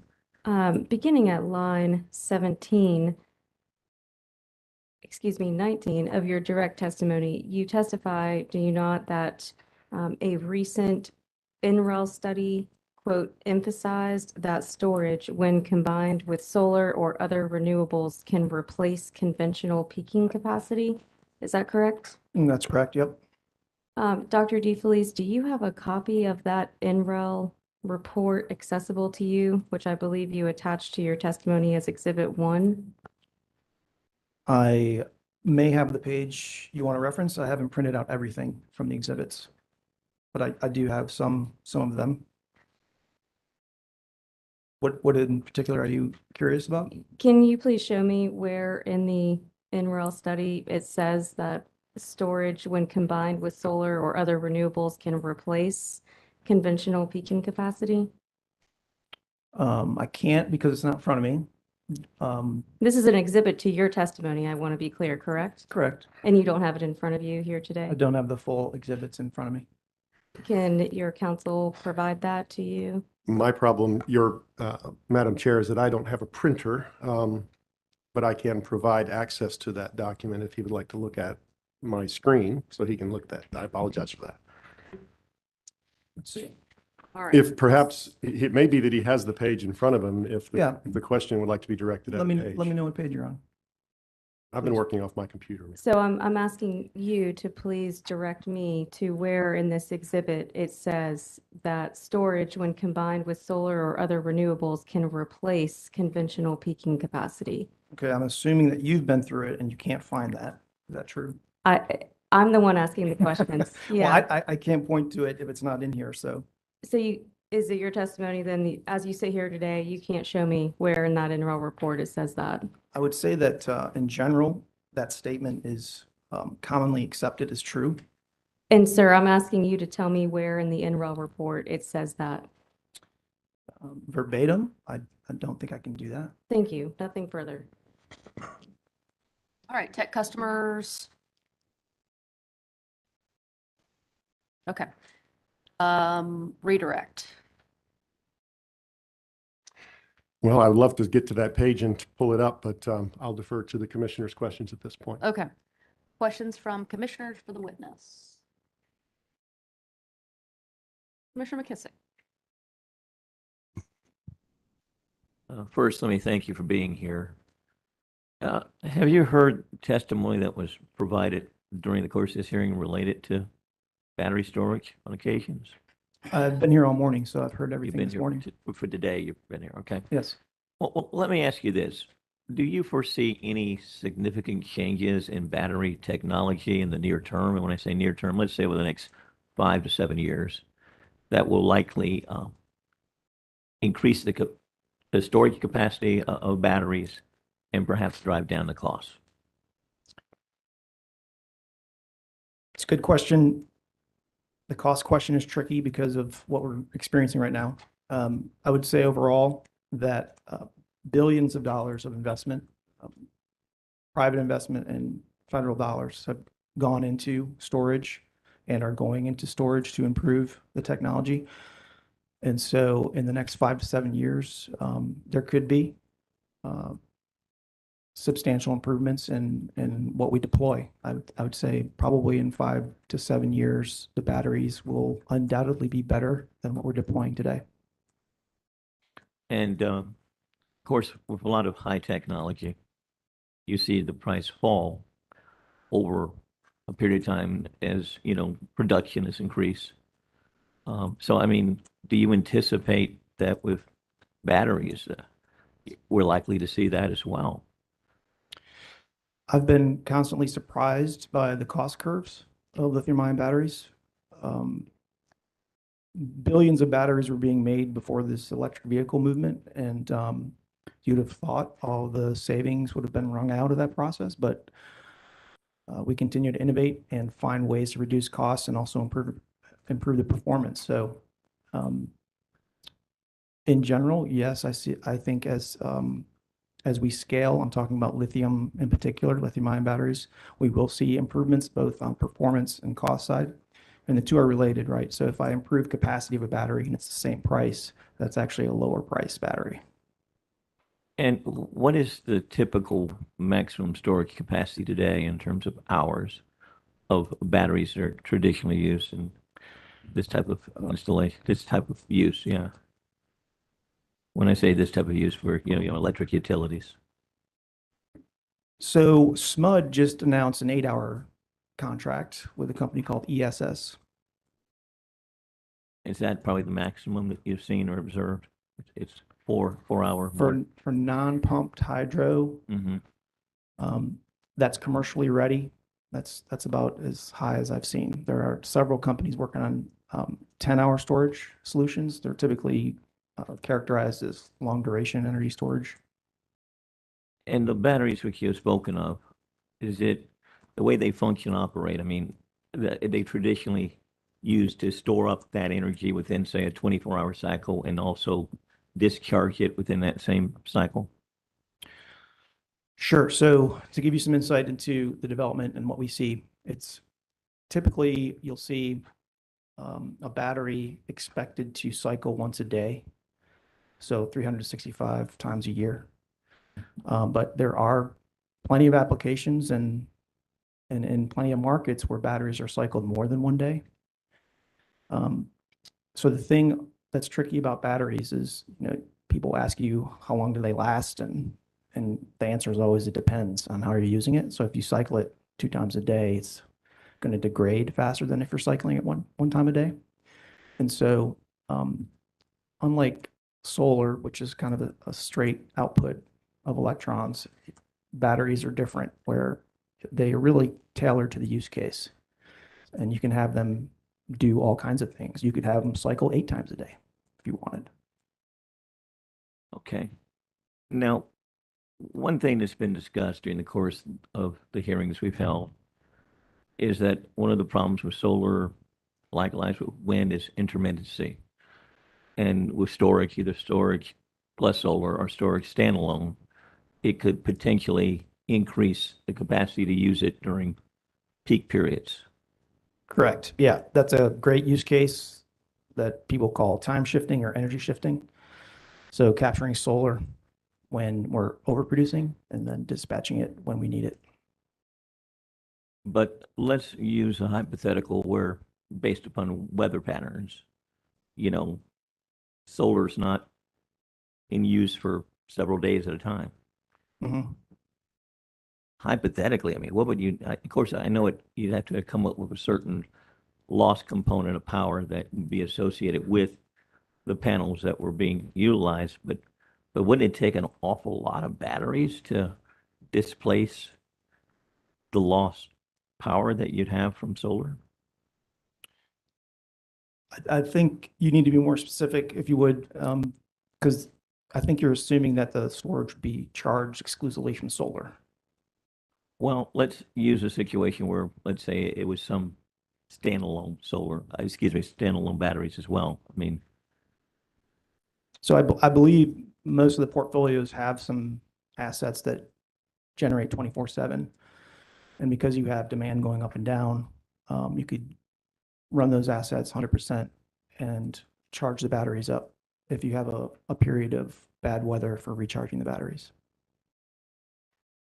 And I guess it would be better if I were more specific with the amount of lost power that would be, you know, be lost from solar during a particular period. But I mean, the way I'm envisioning it is that you'd have to have the batteries set up in series where, you know, they're used not at the same time, but in parallel to try to displace what's being lost. I'm just thinking that it's perhaps you can establish some parameters to what I'm considering or thinking about that would help me envision how that might function and operate so that you actually have enough capacity there storage wise to Sure. supplant, you know, the power that's being lost and for how long. I mean, add some parameters to that hypothetical that can help me put this together. Okay, I think I know where you're going, and if I'm going. And I haven't stated it as best as I could, but I'm not a technical person when it comes to all of the particulars and parameters as it relates to these issues. Sure. So one thing you may be alluding to is, for example, Duke is a winter peaking system, right? And so Yes. what if the day before there's not enough solar covered to charge up a battery that's supposedly going to be charged from the solar every day? And so part of the way we deal with that is we overbuild the PV system. And so you may see in some of the documentation, the inverter loading ratio, which is the amount of DC solar that you put when compared to the amount of storage or the interconnection that you have. So for example, if I have a 50 megawatt interconnection, I would overbuild my solar to 80 megawatts because I know that it's not going to be producing at 80 all the time. And I want to capture the most solar I can. So we would overbuild solar to account for those. But there are some instances where still maybe you have a couple of days of bad solar or just one really dark day. We have to account for that. And typically we do that through contracting where we have the ability to charge the battery from the grid if it's not recharged from the solar facility the day before. And before this Inflation Reduction Act was passed, that could have been problematic from an investment tax credit perspective. But that law has opened up the full investment tax credit to storage, regardless of how it's charged. And so I can charge it from the grid if that is the best option. Okay. And I've heard of flow batteries. Can you talk about their potential development and use and how that might have implications longer term? My experience with flow batteries, I would say that they're not as commercial. There's simply not the volume that has been online when you compare it to lithium. So I believe it was last year, 95% of the non-pumped hydro in the US that came online was lithium-ion batteries. So lithium-ion is dominating the market clearly. Flow batteries have potential for longer duration applications. So their costs, the longer you need it for, the better their costs look. And there are reasons for that. If you're interested, I can go into it, but let's If you could, go ahead.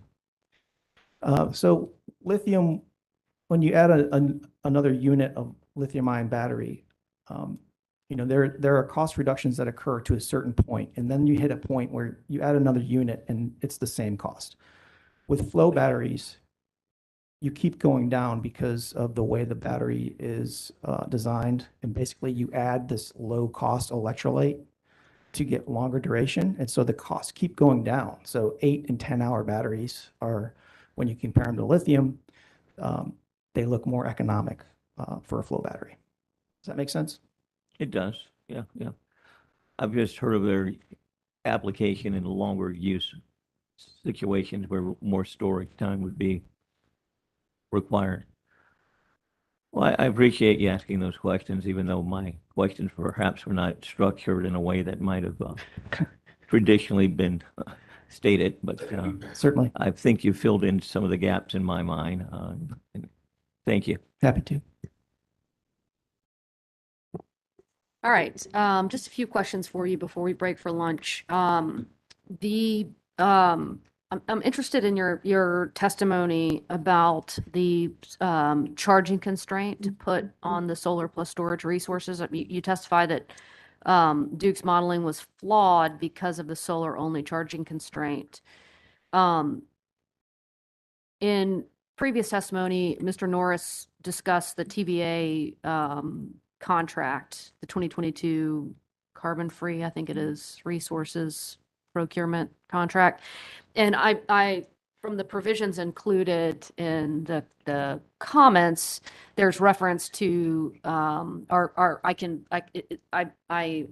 understand that under that arrangement, under the arrangement allowed by the TVA contract, the solar facility or the battery facility could be charged from the solar generating facility or from the grid. Is that correct? That's correct. And so help me understand sort of what does it do to the economics of solar plus storage to allow for charging from the grid versus from solar only? So it generally increases the value of the storage. So if you put a constraint that it can only charge from the solar, and as the commissioner was just asking, if there's not enough solar the day before, Right. that battery is not going to be able to provide the value the next day. By being able to charge from the grid without penalty, it opens up the value and the utility of that storage.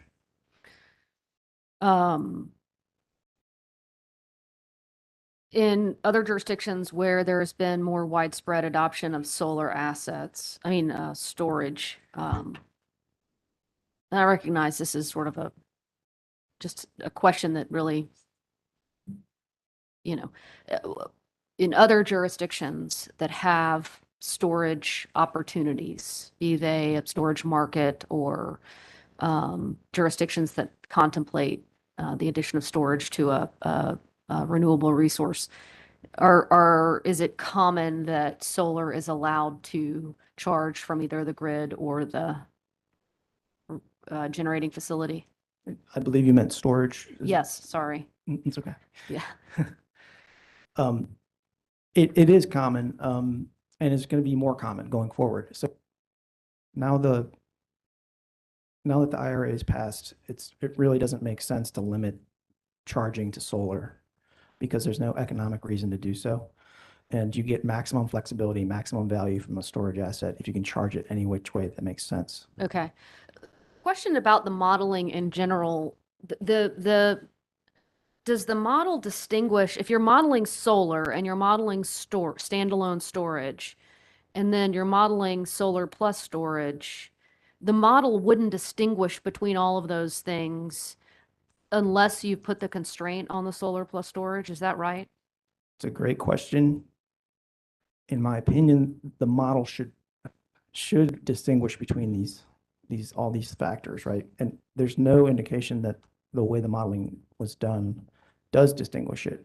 So the way I read the carbon plan is that the model selected storage regardless of whether it was paired with solar or not, but they did put the constraint on that you couldn't charge from the grid if it was paired with solar. So if you have standalone storage, of course it's charged from the grid, right? But they've limited the utility of solar plus storage asset by saying it could only charge from solar. Okay. Okay. Let me finish my question again. Commissioner, I did have a comment on one of your other questions for a previous witness, just about how does it actually work with a battery? If you're interested. And I'm gonna ask you some of those questions. Just one Okay. second. I'll give you a chance to respond. I just wanted to find one of my other notes here.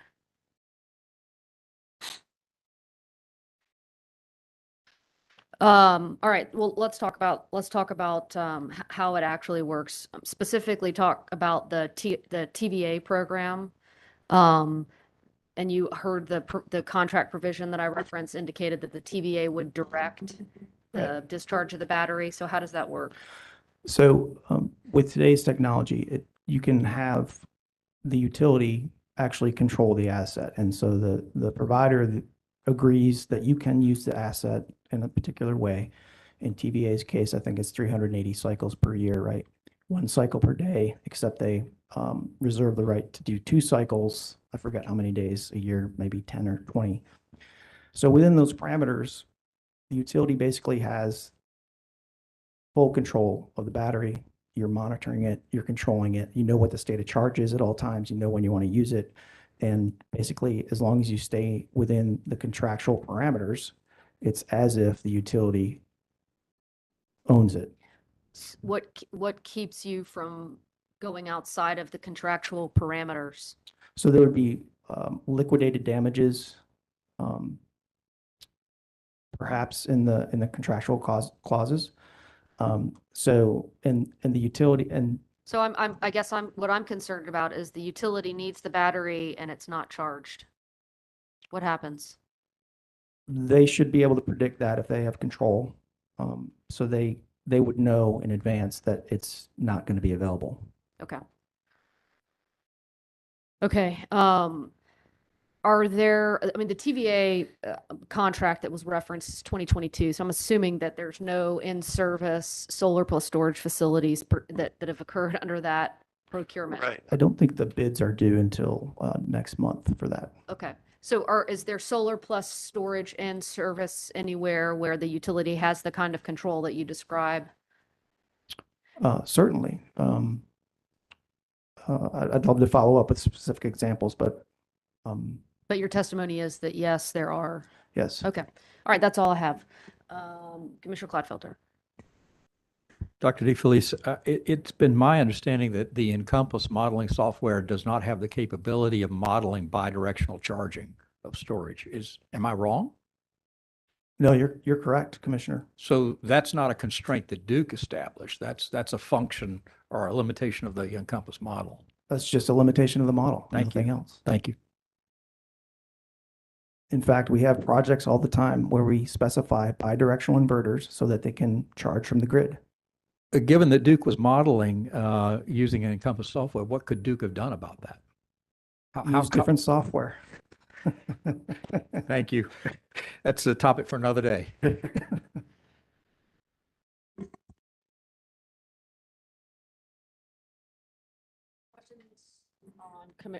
Actually, we're going to break for lunch. Let's go off the record.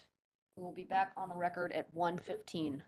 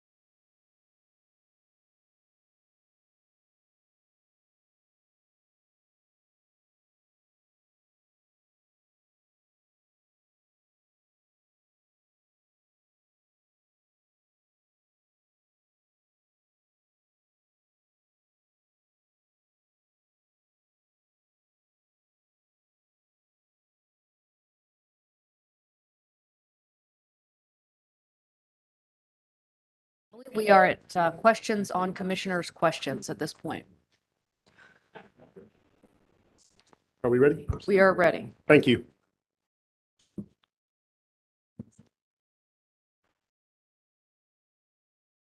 Before we begin, Chair, may I comment on something from previous questioning?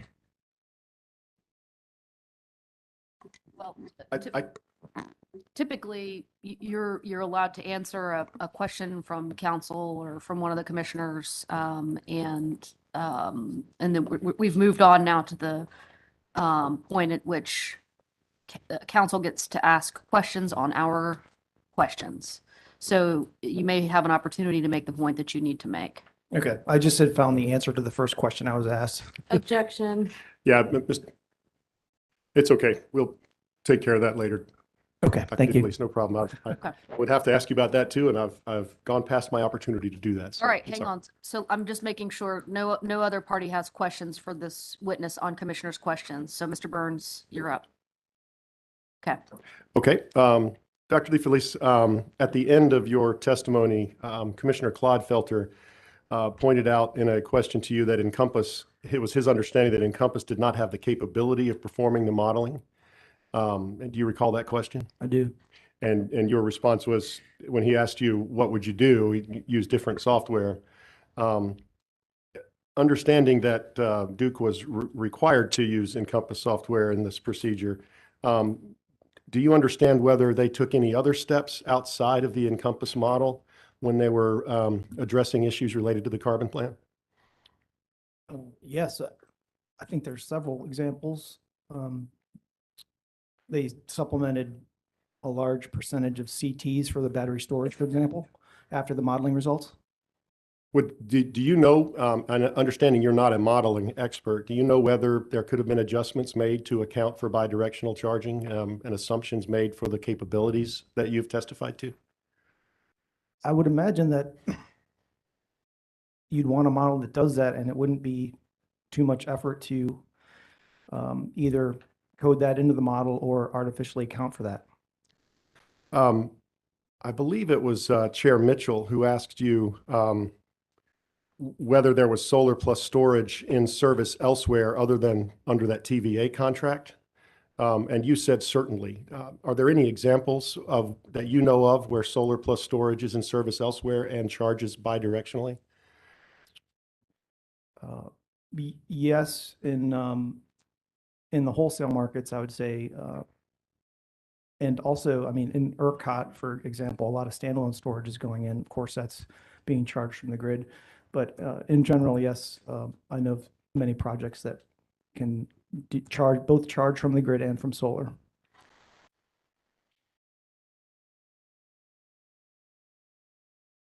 There was a, and are there control units that allow that to be controlled either by the operator or by the utility?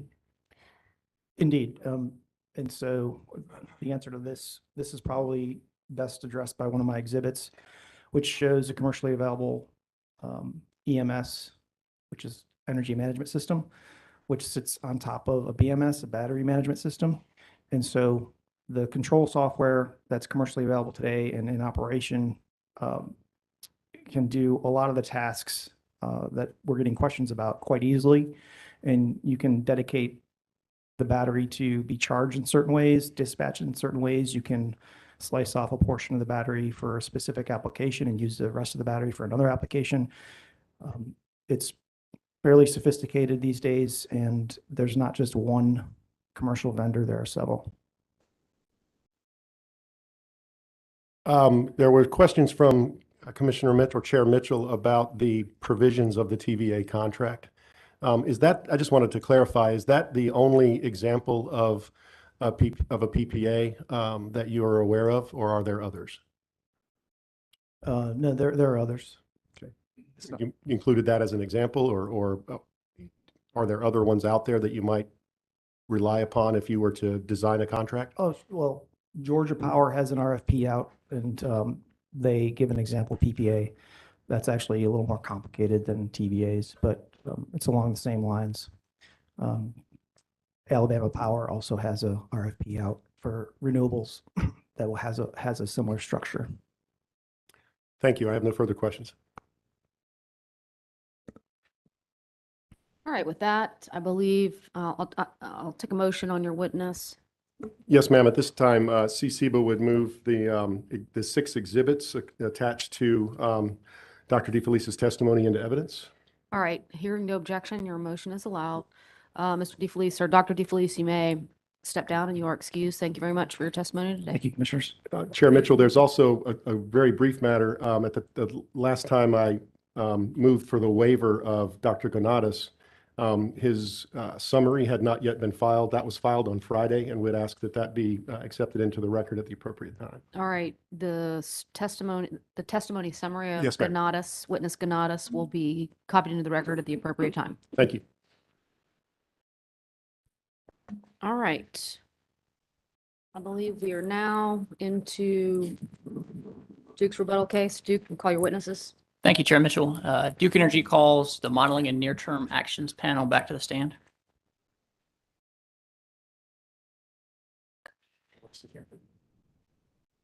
Chair Mitchell. Yes, Margaret ma'am. Force from the Attorney General's office. As they move to start this panel, I wanted to ask, make a motion. We'd like to clarify the record from yesterday.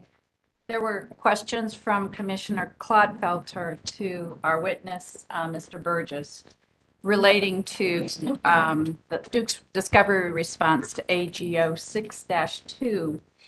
And there's a Duke late filed exhibit number 4 that provides some information related to that.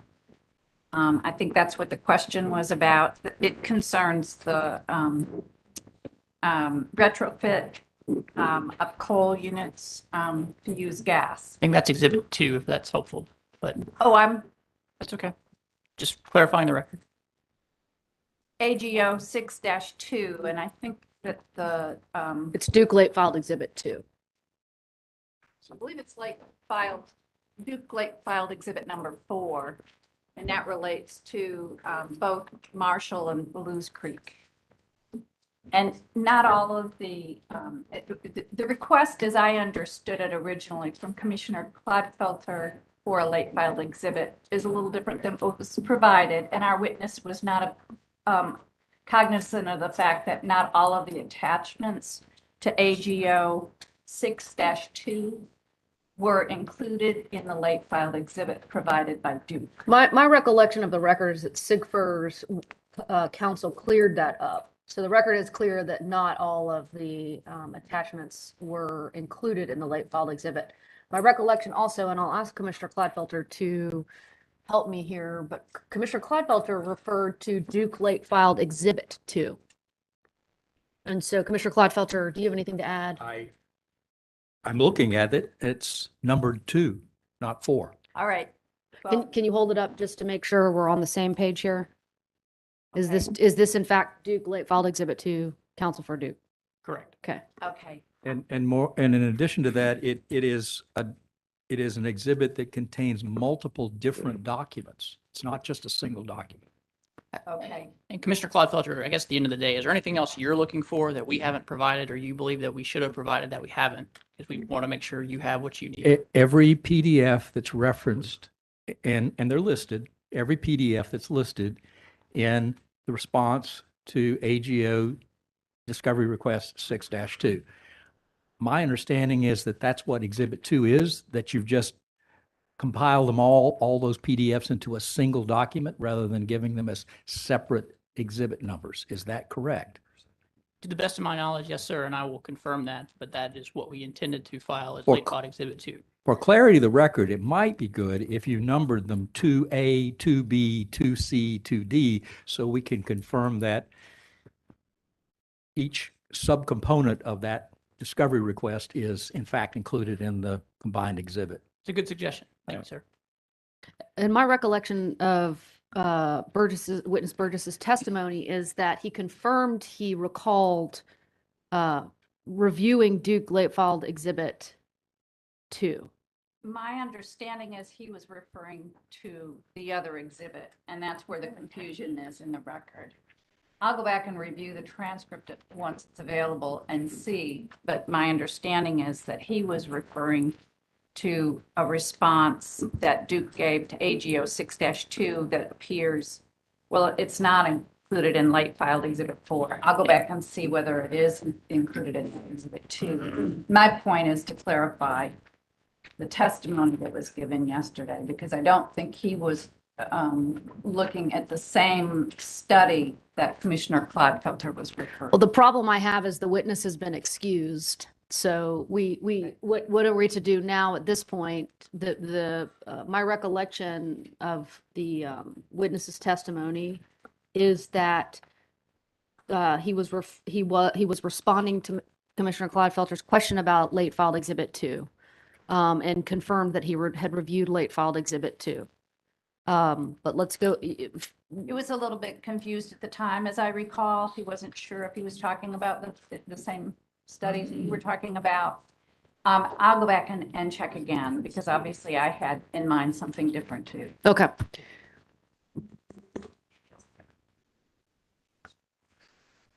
Okay, gentlemen, let's get you sworn in again. Raise your right hands, left hands on the Bible. Yeah, huddle up, guys. All right. They are, out of abundance of caution. Do you swear testimony you're about to give shall be the truth, the whole truth, and nothing but the truth, so help you God? Yes. All right. All right. Good afternoon, gentlemen. Good afternoon. Afternoon. So you are the same modeling and near-term actions panels that appeared in this proceeding starting on September 13th and then extending through September 15th as part of the company's direct case? Yes, we are. Seems like a long time ago. We're back again. So that being the case, Mr. Snyder, I'm just going to focus on you to introduce the company's rebuttal testimony and exhibits, and the rest of the panel will be supported by that. So did the panel cause to be pre-filed in the docket rebuttal testimony consisting of 95 pages and 4 exhibits? Yes, we did. And on September 19th, did the companies also pre-file certain limited corrections to page 27 of your rebuttal testimony? Yes, we did. And do you have any additional corrections or changes to your rebuttal testimony or exhibits at this time? Yes, I have one further correction. That would be on page 78 of the rebuttal testimony. If we start at line 5, where the quote at the end of that line says, quote, no, strike the word, strike no, strike the entirety of line 6, strike line 7 up to the word MIP. So on page 78. May I ask the witness to repeat that? Because Page 78. Yep. On line 5, we're going to strike the word no at the end of the sentence, very last word in that sentence. We're going to strike the entirety of line 6, and we're going to strike line 7 up to the word MIP. I think to get everybody there, we're looking at page 77 on the testimony that we have. And does no begin with a quote? Yes. Okay. So no through MIP, is that what you said? Up to MIP, leave MIP. Leave MIP. Leave Okay. MIP. Okay. So the sentence would now read, reviewing the SNAPS modeling files, the companies found that the 15-year segmented solution used a MIP basis of 200, which is not precise enough for resource planning.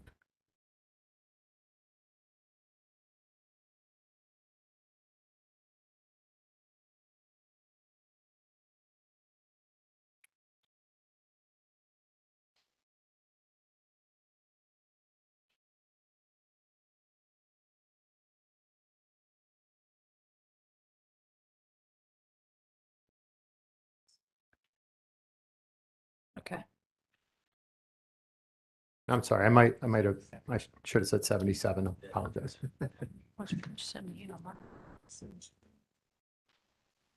And subject to those corrections, Mr. Snyder, if I were to ask you the same questions today that appear in your pre-filed rebuttal testimony, would your answers be the same? Yes, I would.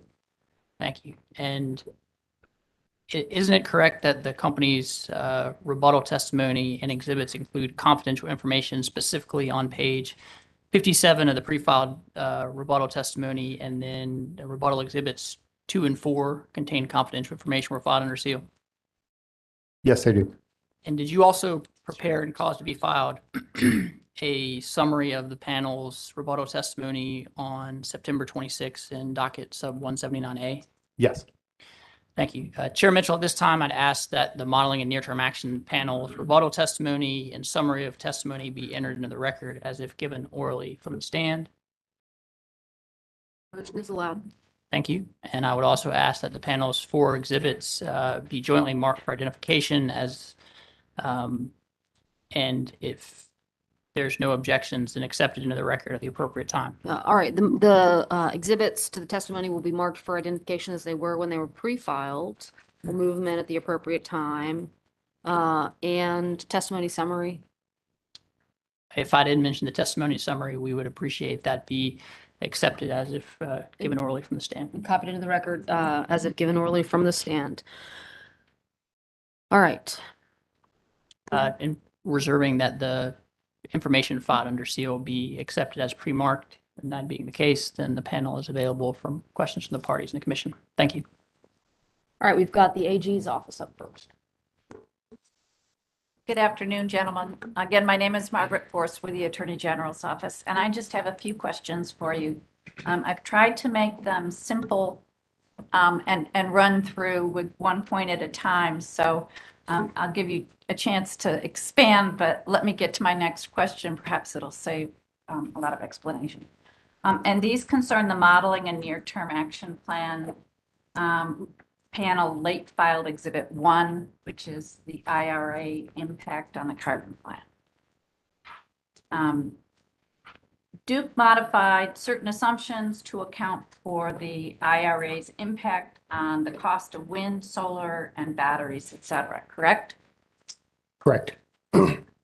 And however, in that they also simultaneously increased the underlying capital cost of each resource, including new gas, to account for recent inflationary pressure, right? Yes. Okay.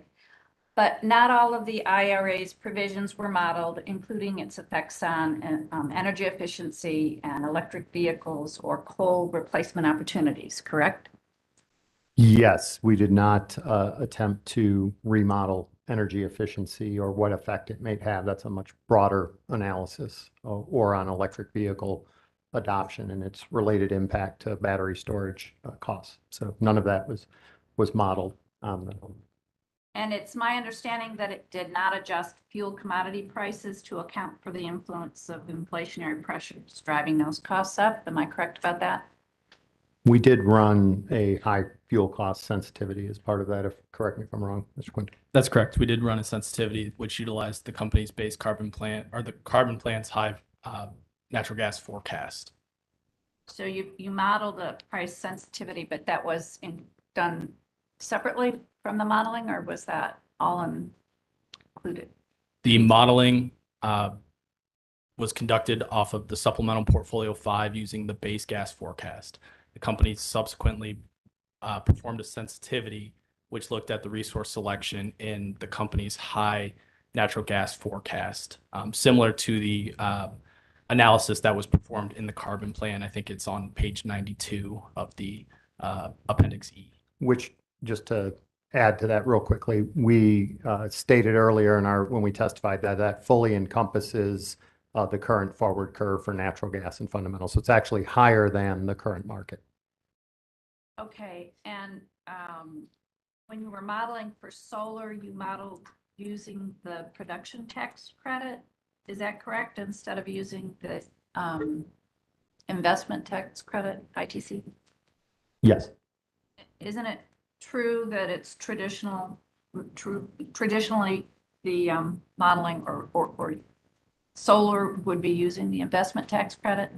No, that's actually one of the benefits of the new IRA is it provides for a production tax benefit or for an investment tax credit. So there was some discussion earlier. It starts at 6%. I think the public staff lawyer had it correct.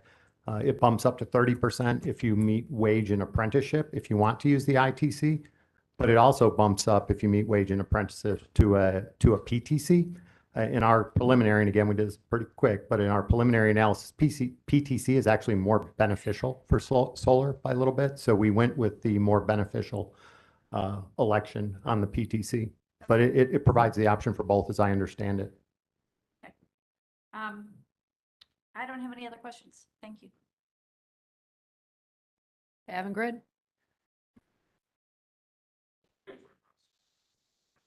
Okay. Cpsa. Thank you. Before I start, Chair Mitchell, I have provided a copy of a proposed exhibit to Mr. Breitschwert. The exhibit is confidential. It is Duke's response to Cpsa's data request 2-4. The response to that is what's confidential. I can provide a copy of the document to the commissioners, and I have copies, but hope to avoid breaking into confidential sessions. So I discussed with Mr. Breitschwert, since I need to only have the document admitted and don't have questions particularly on it to this panel, I've asked if Duke would stipulate to the content and admission of the request and response, including the confidential attachment, and then I can file an under seal version and later today and make sure that everybody has a copy that's entitled to have a copy of the confidential part of it. Duke agrees to that approach. Would that be a problem with the panel? I mean, would you have any problem with that? I'm asking to see if that would be something that would be acceptable to you. So you're just getting evidence and you're not Yes. Yes, ma'am. asking these witnesses questions? No, and I don't want to close off the room and ask them questions. It's a very limited exhibit. It's just it's some cost data. All right, I will take it under advisement and I will think about it. Thank you. I know it was I will give you a ruling. out of the blue there. Sorry. That's all right. I will, are you, is that the extent of your cross-examination? Oh, no, I have other questions, just a couple of other questions on other things. All right, go ahead. Thank you.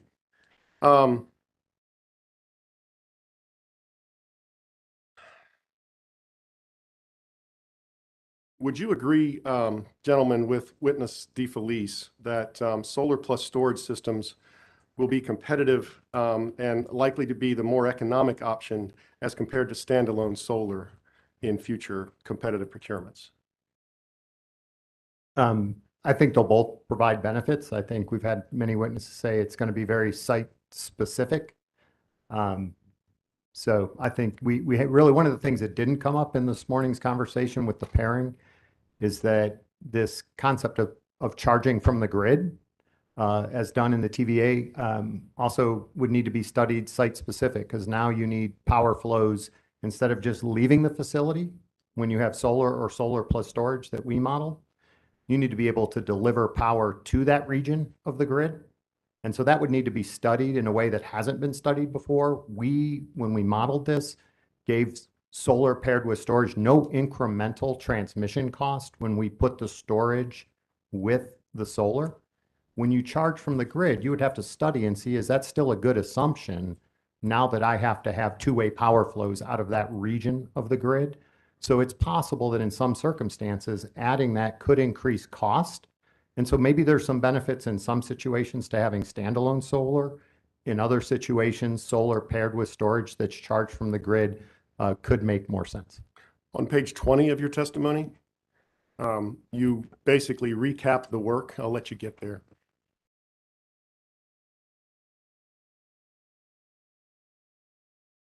Are you there? Yeah, I'm on page 20. All right. On page 20 of your testimony, you are discussing the work of NCSEA's modelers, and you state that NCSEA's optimized portfolio includes no pairing of solar and storage prior to 2030, but rather suggests standalone BESS exclusively. Did you hear the testimony of Mr. Fitch yesterday? I did. It's true, is it not, that in that optimized portfolio, NCSEA, for the purposes of having its work be directly comparable to that of the companies in P1 through P4, adopted the same restrictions on dispatch of solar plus storage as were originally adopted by the companies? Yes, and they came to a different conclusion. Okay. And as you've acknowledged in your testimony and as shown in the results of the supplemental portfolios, changing those assumptions makes solar and storage a more economic resource and leads the model to favor solar plus storage over standalone, does it not? In the P5 sensitivity. It did. Yep.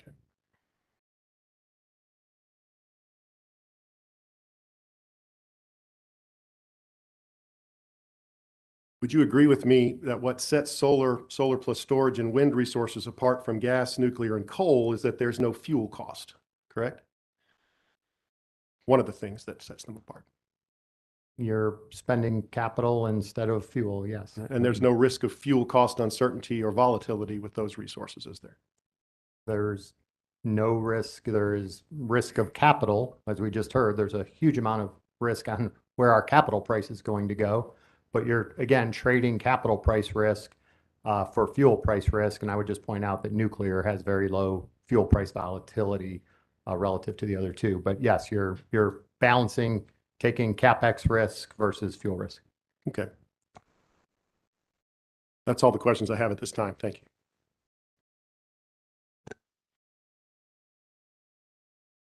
All right, before Mr. Burns, the exhibit you've referenced, the confidential exhibit you've referenced, is it information that's relevant to the testimonies provided by this panel?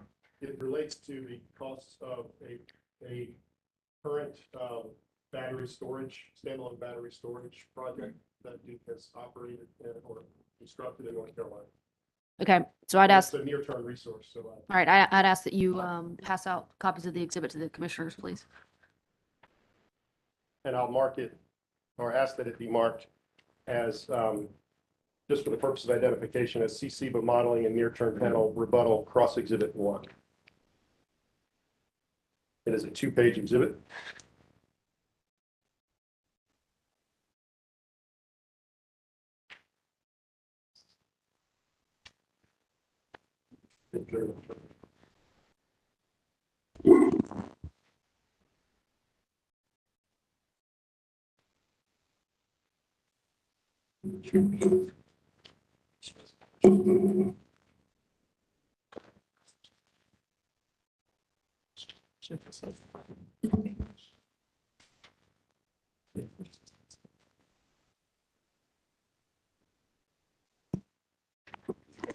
All right, the document will be marked for identification purposes as confidential. Cpsa modeling panel rebuttal cross-examination exhibit 1.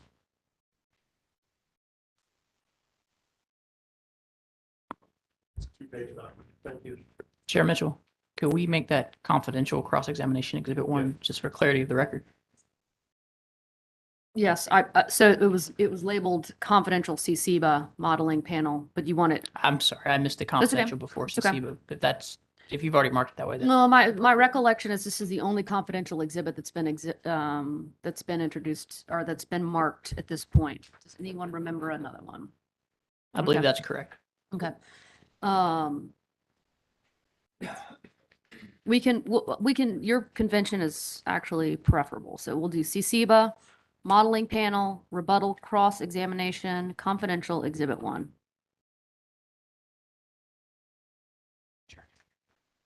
All right. Thank you very much. At this point, I'd ask that the commissioners study the exhibit, determine if they have any questions for the panel on the exhibit.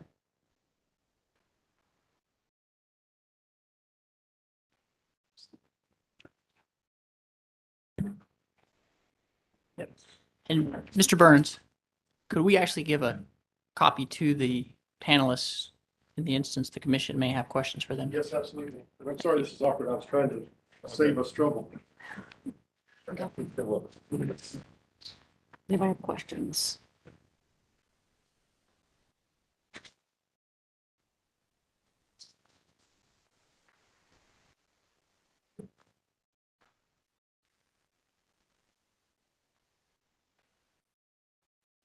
All right, I'll take a motion for Mr. Burns at the appropriate time when the panel is prepared to step down.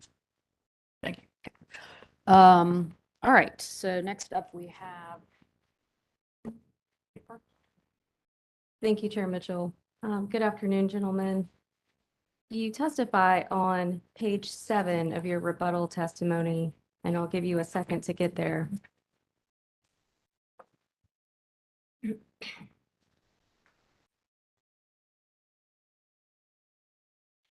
You're there. Sorry, I'm there. Okay, excellent. Lines 32 through 37 is where I'd like to point your attention. You testify in that paragraph, do you not, that the companies have, quote, thoroughly considered the recommendations of certain interveners, including the recommendation to consider conversion of existing coal to 100% natural gas burning resources. Is that correct? Yes, it is. And as much as I hate to be the person to make this request, Chair Mitchell, unfortunately, the rest of my questions do pertain to confidential information. And so I would request, if it meets with the chair's approval, that we enter confidential session at this time. Okay, let me check in with the, with council to see who else has questions that will go into confidential information. We do not. Okay. If any other council has questions that will go into confidential information, please sing out right now. All right. Well, we will go into confidential session. Let's go off the public record now. We will go into confidential session, and Mr. McCoy, please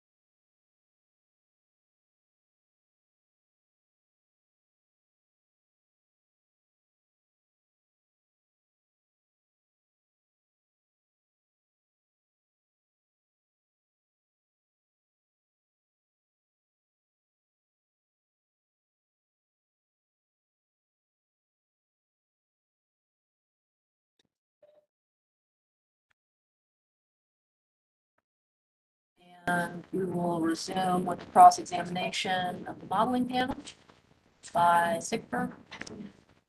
Nothing further, Chair Mitchell. Thank you. All right, CPSA. Good afternoon, gentlemen. Mr. Snyder, I think this would be for you, but correct me if I'm wrong.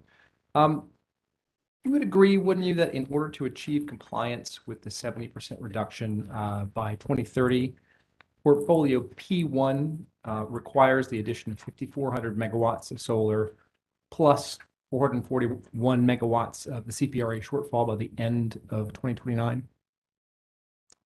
Yes. So that's 5,841 megawatts. Subject check. Okay. I know it's late. I did the math this morning, so. Could I have you please take a look at rebuttal table 4 on page 27 of the modeling panel's rebuttal testimony?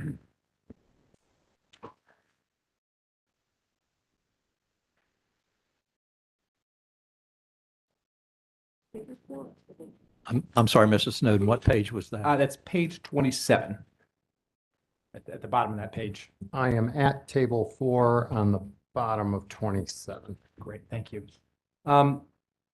So you'd agree that the column that's labeled near-term actions represents the company's requested procurement targets for 2022 through 2024?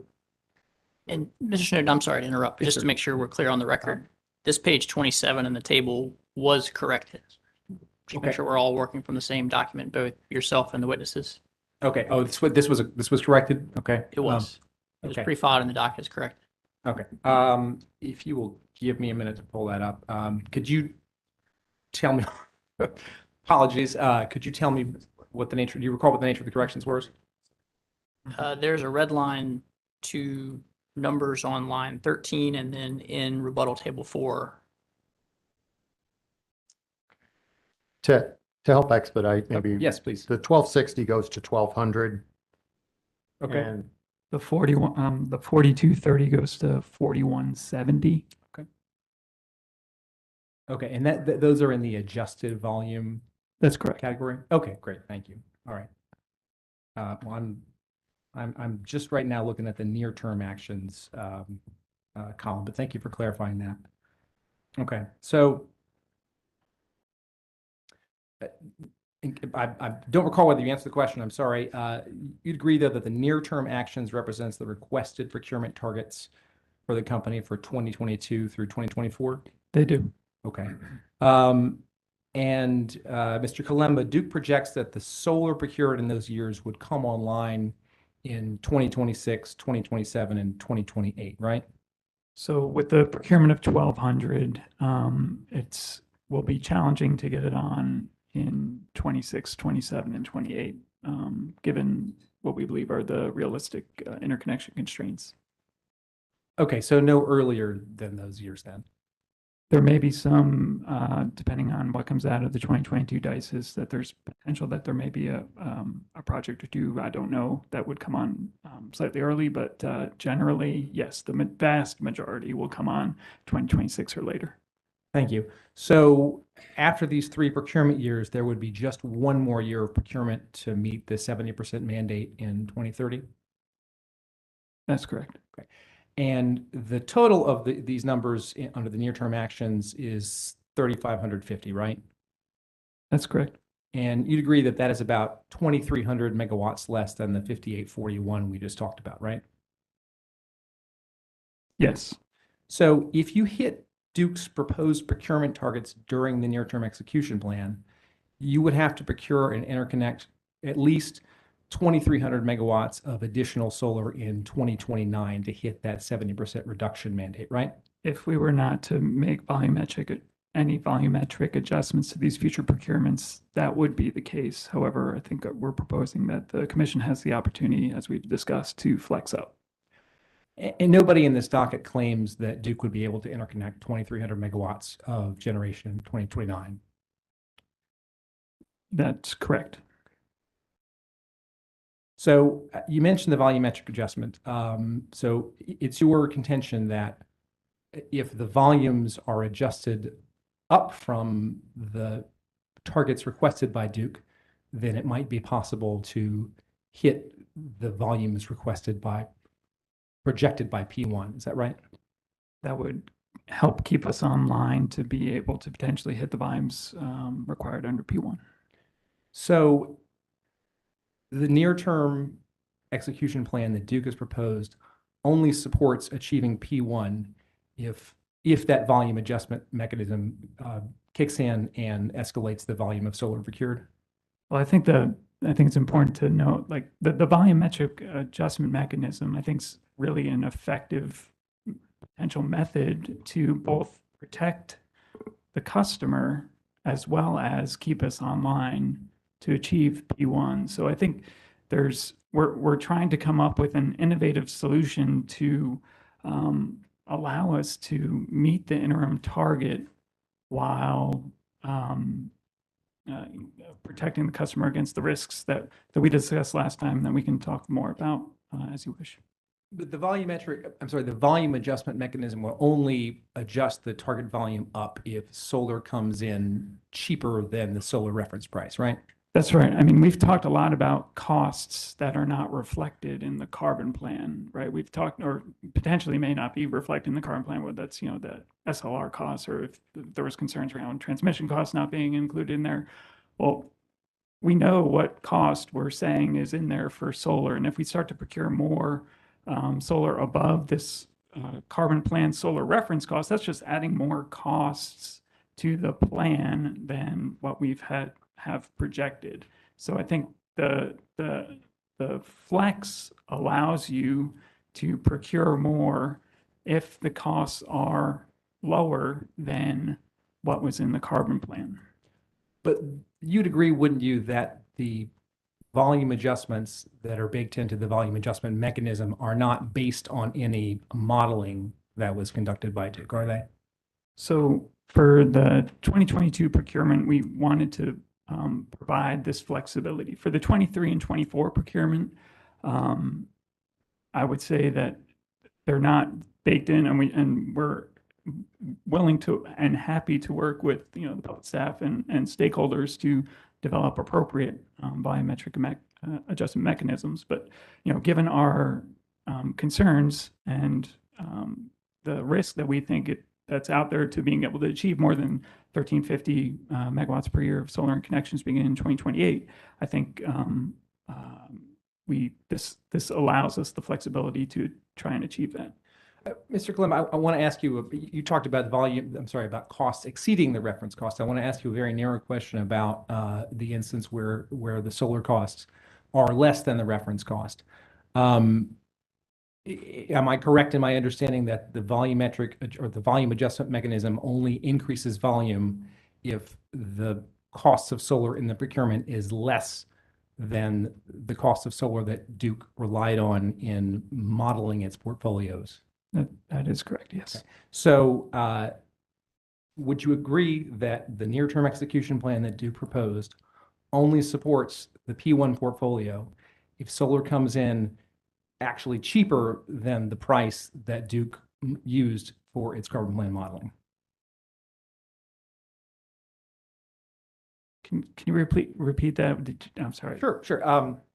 So you would agree, wouldn't you, that the near-term execution plan that Duke proposes only supports the P1 portfolio if in the RFPs solar comes in under the price that Duke projected when it did the modeling to support those portfolios?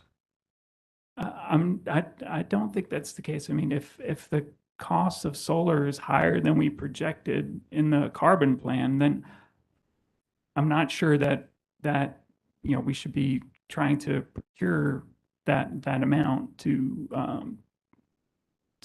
achieve that. And Okay, if I could just add real quick, Mr. Stone, the flex up is 150 megawatts. So could we make up that 150 megawatts somewhere else in 23, 24, 25 procurement? Yes, we could. So the 150 flex up is not determinative of your ability to meet P1 because of the 22 procurement. But you would have to adjust those procurement targets to flex up, right? You would have flex up in 23 or 24, or you could set a more aggressive 25 procurement if the market conditions warranted. Let me ask this another way. If every single bid that came in, inclusive of any network upgrade costs, came in these procurements at exactly the solar reference cost, which is the cost that Duke used for its modeling, then the volume would not be adjusted either way. Is that fair to say? In this initial filing, again, subject to the discussion we had about, you know, the ability of the commission to have the flexibility to determine that adjustment mechanism in future procurements. But in this filing, as filed, I will agree with you. I will also point out that the commission's going to have the ability to address this flex mechanism 2 or 3 times over the next coming procurements. And so if, as we just discussed in this hypothetical, solar comes in at exactly the predicted price and there's no volume adjustment, then we're not going to hit the solar targets in P1, are we? In this carbon plan as filed with no flexibility of the commission, we would not. We would not get the solar that we envision. Okay, thank you. In the flex up. Thanks. Those are all the questions I have. Thank you.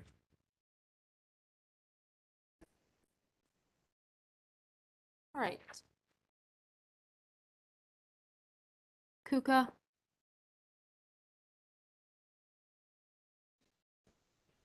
Okay. Sace. Okay. Tech customers.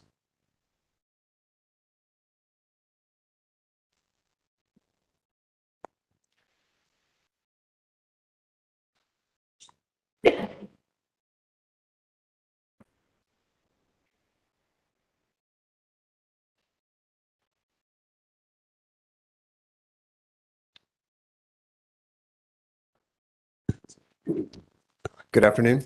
Craig Shower for the tech customers. Afternoon. I'd like to start on page 54 of the testimony where you discuss the Mountain Valley Pipeline. I'm there. All right. The completion of MVP is important to Duke's near-term actions because Duke currently does not have sufficient firm fuel supply for its existing gas fleet, correct? That's a bit of a compound question. So I would say, is MVP important? Yes, we think that would be an important asset.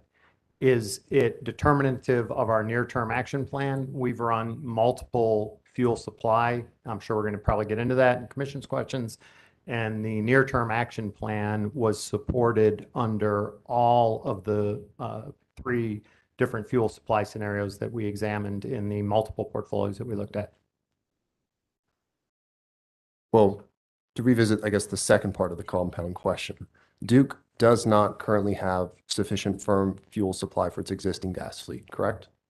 We would like to have additional firm fuel supply as a layer of price surety for our customers. Yeah. And to clarify, the fuel supply is, these are dual fueled units. So this is a discussion of fuel supply of gas versus firm fuel supply at the sites. Many of these sites that do not have firm interstate fuel supply have on-site, all of them do, that do not have interstate fuel firm supply of natural gas, have on-site capacity of ultra-low sulfur diesel, which allows those capacities to be considered firm in our resource planning.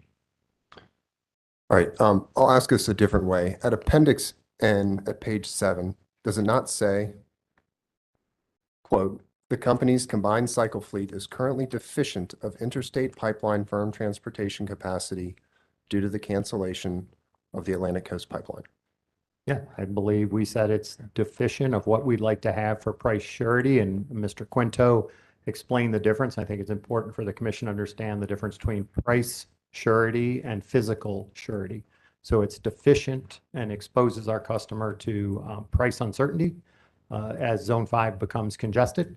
But we do still believe we're sufficient from a reliability perspective. But as Zone 5 becomes more and more congested, you know, we are worried about price.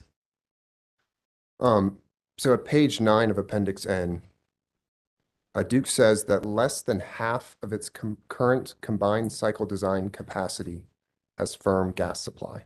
Is that correct? Yeah, it's, again, maybe we'll cut off some commission questions if I just answer them now. So all the combined cycles have. I'm sorry, Chair Mitchell, could he please answer my question before he assumes the commission questions? Yeah, he's answering your question right now. Let's see what he says, and then we'll address Yeah. what he says. So firm, when you say firm, I want to clarify what firm means. So firm intra-state, all of our combined cycles have firm intra. That means the LDCs, we have Sandhills Pipeline going out to the Wilmington area. We have Cardinal. Our combined cycles have firm intrastate within the state.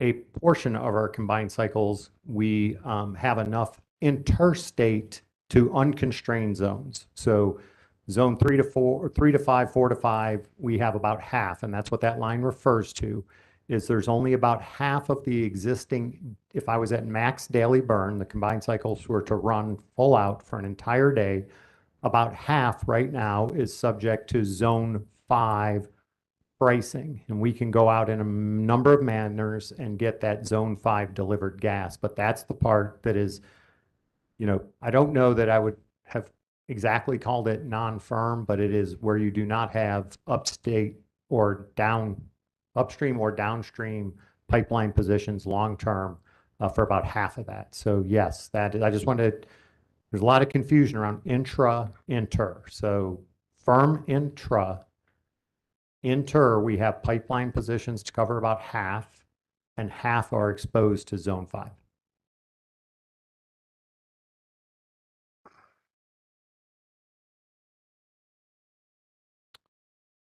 So if Duke's combined cycle fleet had to run at full capacity,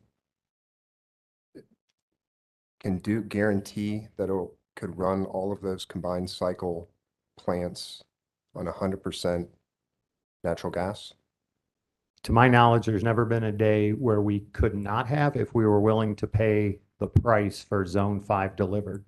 When zone 5 delivered goes to $20, $30, $40 an MMBTU, you make an economic decision to do something in lieu of that, and maybe running ultra low sulfur diesel becomes your economic decision. So if Duke was willing to pay the price of the market on the day the gas was needed, it's confident it could supply its entire combined cycle fleet with the necessary gas to run at full capacity?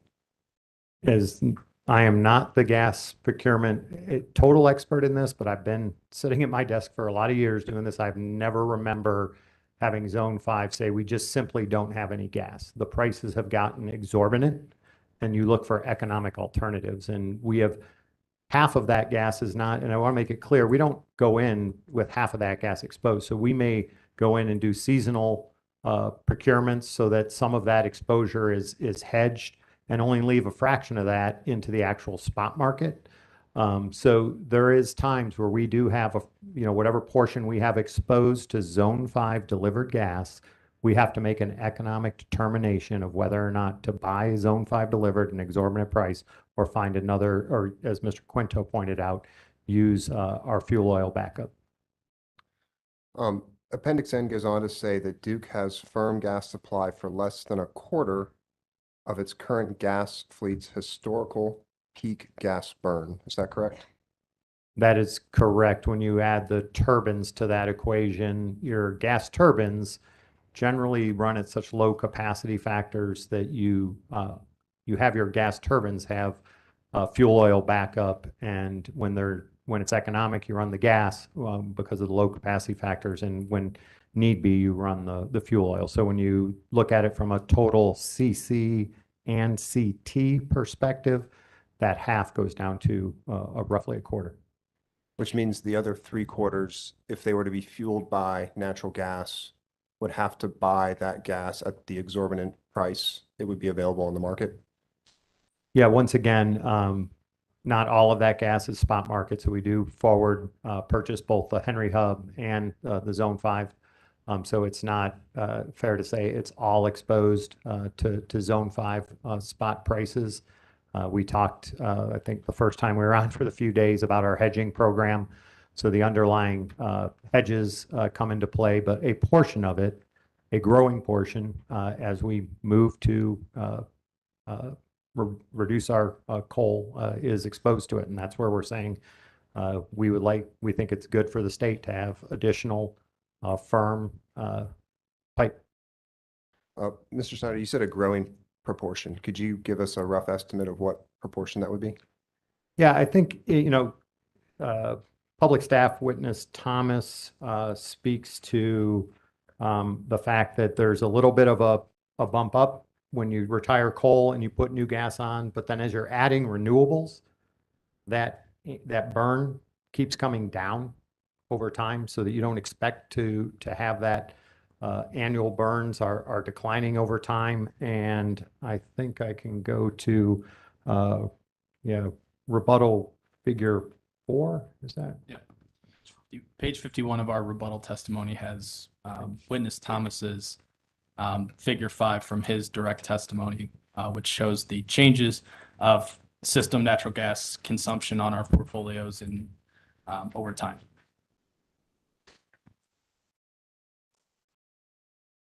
Thanks.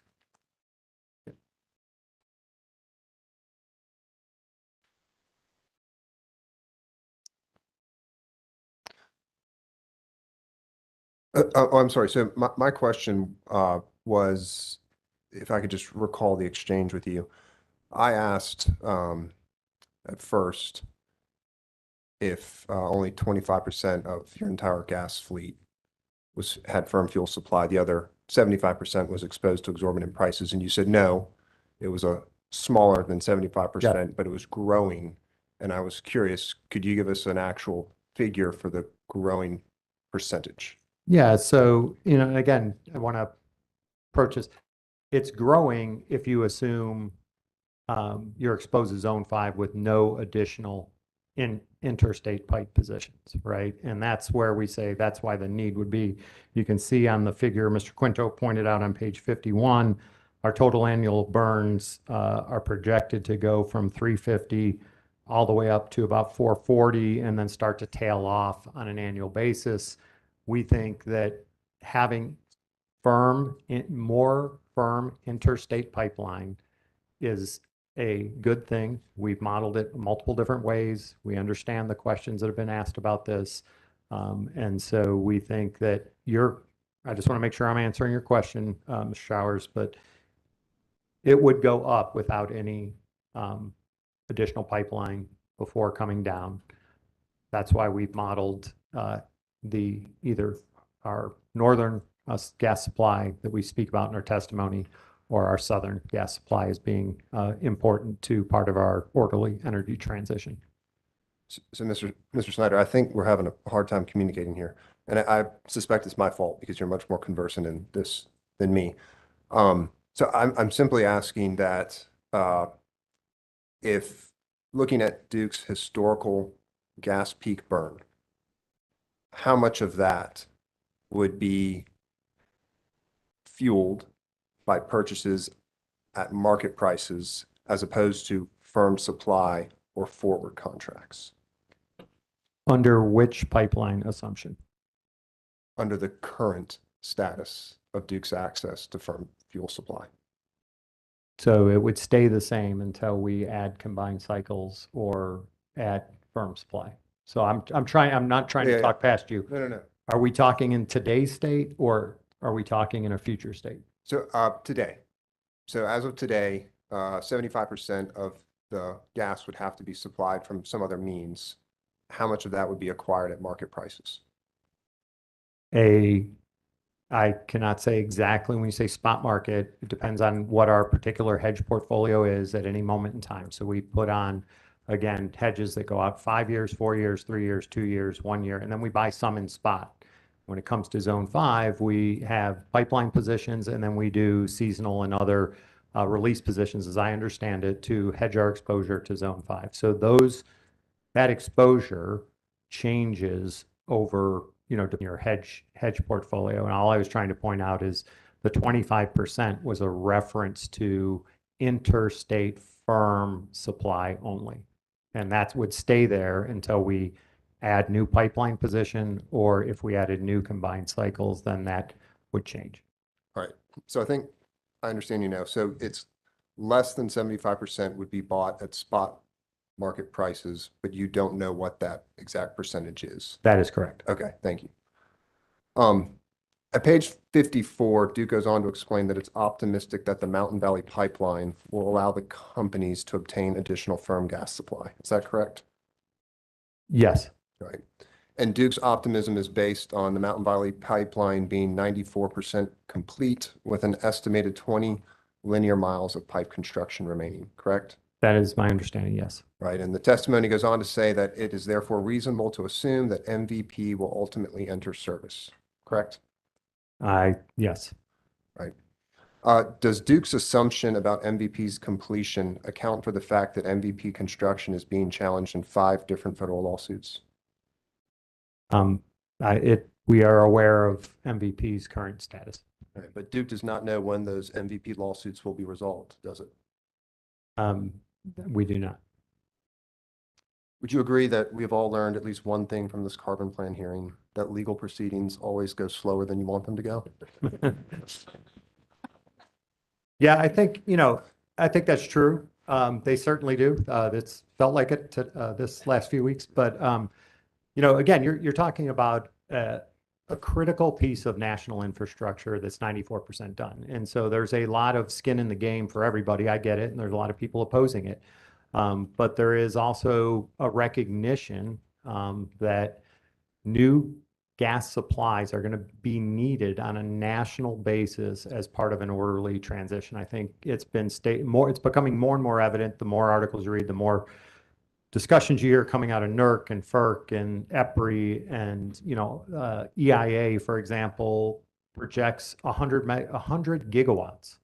We're at 400 gigawatts of gas in the country today, and they project an extra 100 coming on every decade through 2050.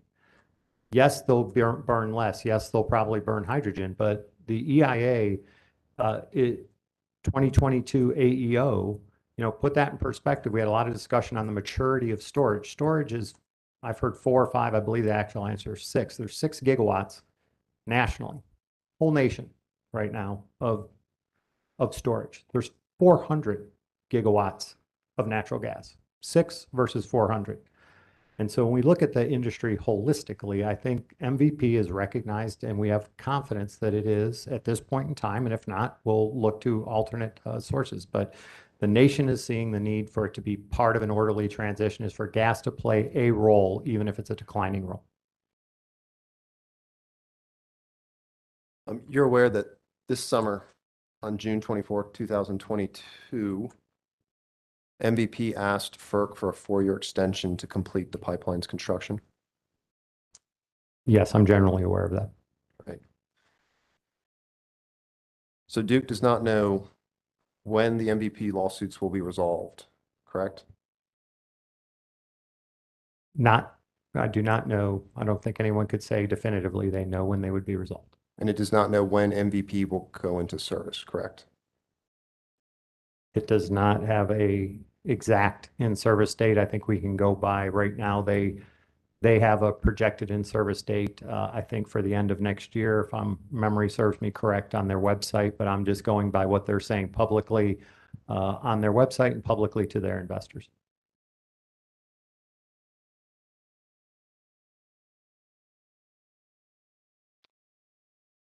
On Friday, James McLawhorn of the public staff spoke of the maxim, "Hope is not a plan." Your testimony makes a strong case for Duke's hope to secure more firm fuel supply for its gas fleet. But shouldn't Duke have an actual plan for more firm fuel supply before it builds more gas plants?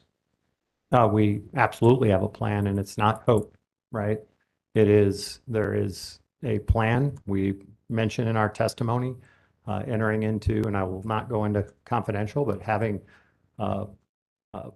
contractual positions in place when MVP goes into service, and how we would get that gas into our zone. And we have that. That is a plan. That is a contract. We have a plan if that does not happen, that coming from the north is challenging, as we've seen. So you may have to come up from the south, and you would have to have additional projects. They're not as far along as the discussions we've got coming from the north. But there was some discussion here last week about when a company has a need. Piedmont had a need. They went to a pipeline. They discussed their need. They came up with the project. They subscribed that project, and now that need is being met in the state of North Carolina. We would have to do something similar as an alternate to coming from the north, which we have a definitive plan in place for. And then that would be, a contingency plan. And that's what was analyzed in some of the portfolios. The what if this 94% complete pipe doesn't happen? What is your contingency? What is the contingency modeling assumption you've made? And we have that. And then we just spoke today about the third that, we could conceptualize in the event that you needed to start adding a little bit more storage at some of these sites to look at that as another contingency, which, so we certainly, as Mr. Holman and Mr. Roberts talked about, think about this in layers of defense. And we certainly would like to have an adequate amount of pipeline from the north. That's the cheapest, most diverse fuel supply, gives us the most price and reliability risk protection. But coming from the south is another option. Storage is another option. So we definitively have plans and contingency options at our disposal.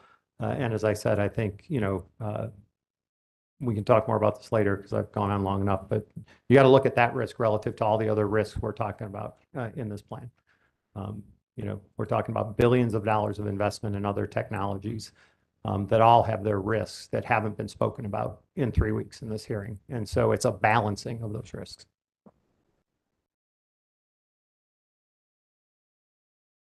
No further questions.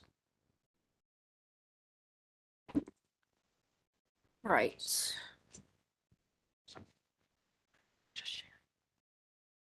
Walmart. Thank you, Chair Mitchell. Good afternoon, gentlemen. Carrie Grunman on behalf of Walmart.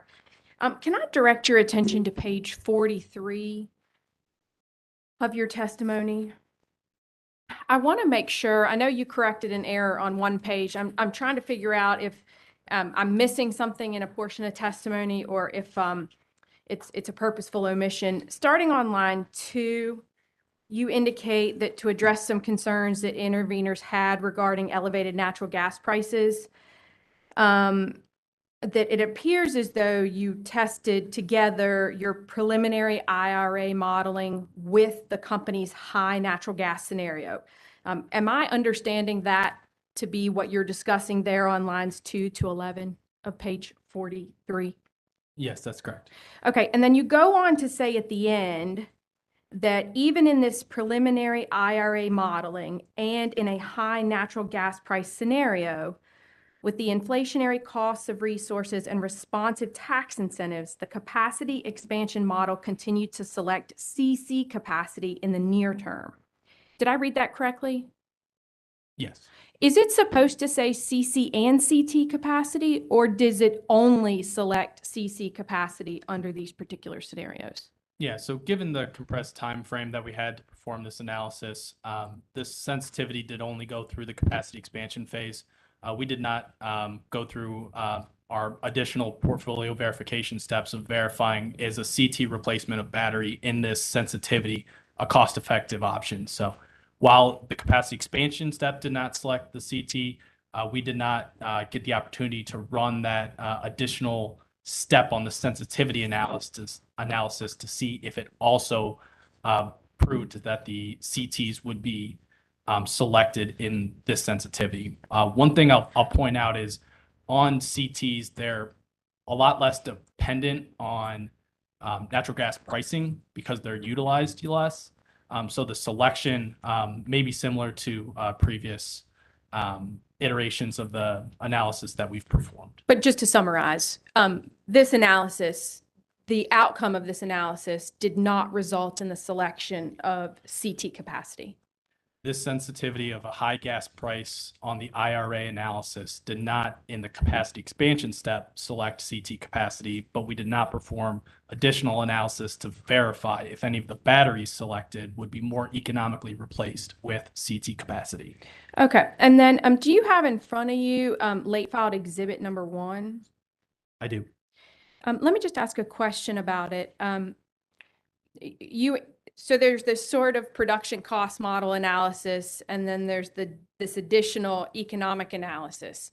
When I'm looking at tables IRA 3 and 4, is there a way for me to tell, particularly with respect to CC and CTs, whether they were the results of the modeling at the production cost modeling step or this economic out of model subsequent replacement step that the company undertook?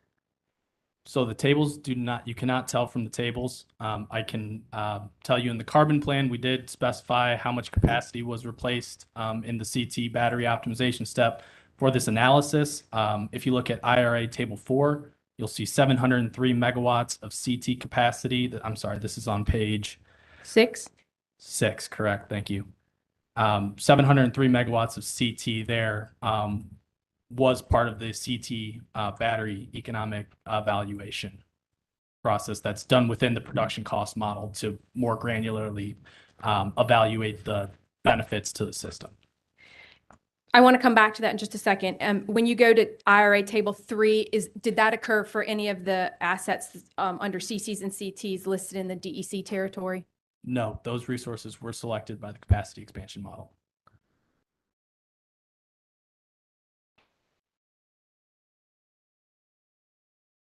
Give me 1 second. I'm just making a note.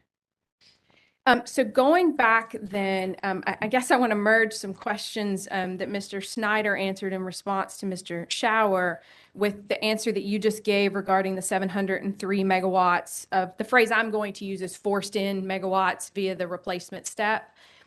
Mr. Snyder, did you indicate a minute ago that the company has layers of responses to deal with issues if your natural gas assumptions, whether that be MVP or something from the south, that you've kind of got layers of potential steps that you're prepared to take? Yeah, I think, we've been through days of testimony the last couple, where we've talked about alt portfolios, primary portfolios, P5 examples. So our P1 through 4, MVP from the north, is our current base case assumption. P5, the public staff, was not meant to be some enhancement of P1 through 4. It was a stress test or a test of the robustness of the near-term action plans under P1 through 4. So it said, what if MVP isn't available and what if hydrogen's not available? So stress test your P1 through 4 assumptions with those and a bunch of other changes that we've all already walked through, the hurdle between energy transfers, updating on model optimization of batteries, et cetera. But we have looked at this 12 portfolios. No, that's absolutely. 3 different gas. Yeah, So, no. yeah. All right, so that's where I'm at. I just wanted to make sure that I understood. I really was just trying to summarize what you answered 4 minutes ago, which was that you had some layers. And I thought one of the layers that you indicated existed were batteries. Was that one of the answers you provided to Mr. Schauer? The batteries, and when you look at the 4 or 3 different gas supplies, batteries are always an option in all 3 of those, right? So batteries can be picked in P1 through 6 and P1 through 6 alt. So we ran 12 different portfolios, 3 different looks at the gas world, transportation world, hydrogen variations, optimization, and batteries were always allowed in the capacity expansion model to be selected. And then they were always verified in a model that was more apt at looking at batteries, which is in the production cost. Thank you. Those are, if I may correct one thing.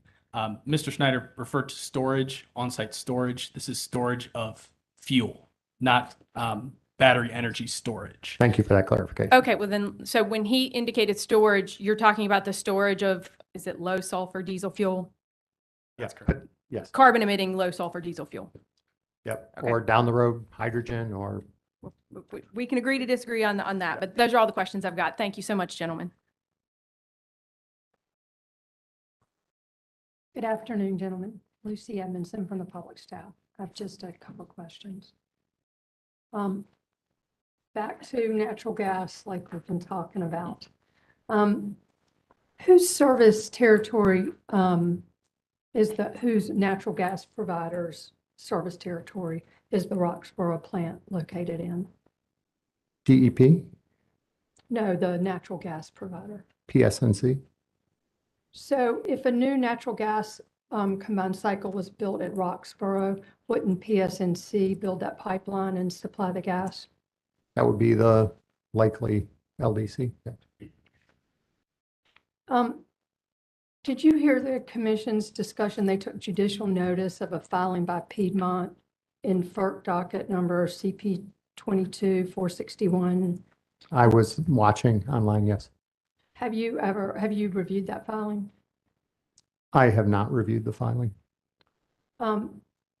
Are you aware that it essentially says that Piedmont has subscribed to all of the upcoming pipeline expansion of Transco? I was made aware of that project, the South Side, and the judicial notice and was aware of that. Yeah. And do you know whether Piedmont is referencing a binding agreement to purchase the gas supply? I'm sorry, I do not. All right. Turning to page 55 of your testimony, line 19.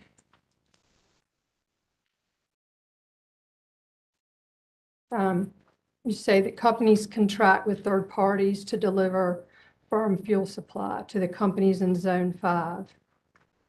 Would you agree that portfolios 5 and 6 utilized a mix of Zone 4 and Zone 5 gas pricing for the existing and new CC fleet?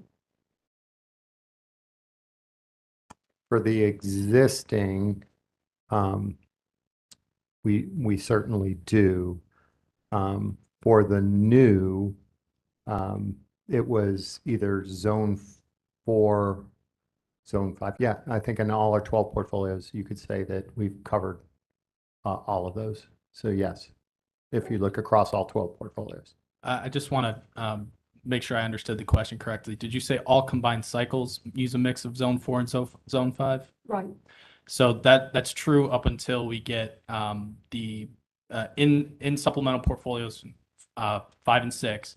The base gas assumption is that we will get Gulf supply of gas from the south. That's enough to cover the remaining amount of existing combined cycles that don't have firm gas supply. So that's the first portion. And then on top of that, another up to 2 new combined cycles worth of gas supply. So at that point where that project would come into service, all of the natural gas combined cycles on the system would be assumed to be Zone 4 gas.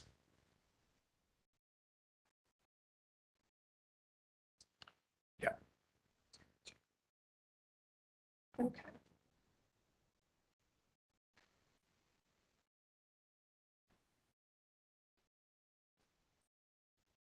Okay, so I wanted to, let's see.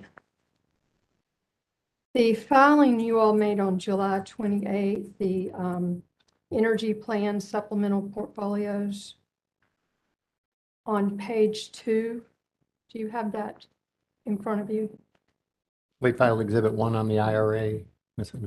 Edmondson, just to clarify the record, what's the date that you were referencing that the company's made a filing? July 28th filing?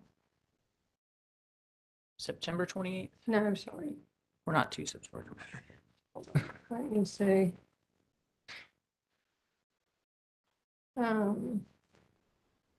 July 28th.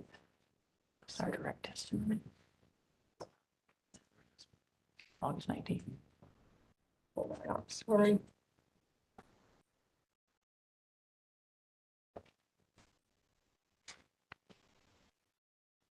If you could just, sorry, Chair Mitchell, just make sure the witnesses know which document we're referring to. Yeah. The date may not be material. Okay, so what I'm looking at is the July 28th NRA development of supplemental modeling portfolios. is what the cover letter filed by Mr. Girat, and attached to it are the supplemental portfolio 5 and 6 model runs. Do you have a copy of that? I think I know what you're talking about, but I do. I do. If I could approach.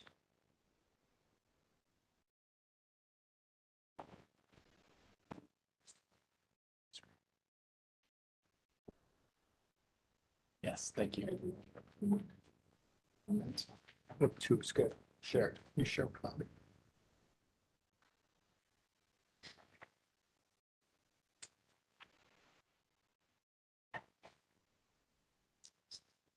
And turning to page 3 of that document.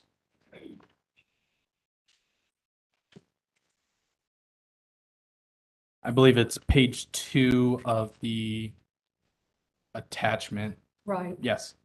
And under the no Appalachian fuel supply case. I'm there. That's item 9. Can you explain why the chart states that the natural gas pricing assumptions used for SB5 and SB6 use only Transco 4? Yes, so the highlighted portion for number 9 is the recommendation from the public staff was to use the simple average of Transco Zone 4 and Zone 5 for combined cycles. Upon discussion with the public staff and how the AMA, the Asset Management Agreement, works between the companies and pooling gas to supply the lowest cost gas to the most efficient use of units. It was our understanding that we would use this Transco Zone 4 price for all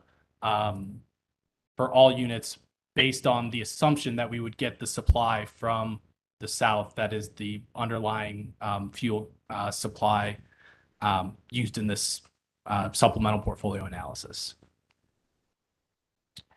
All right, that's all I have. Thank you.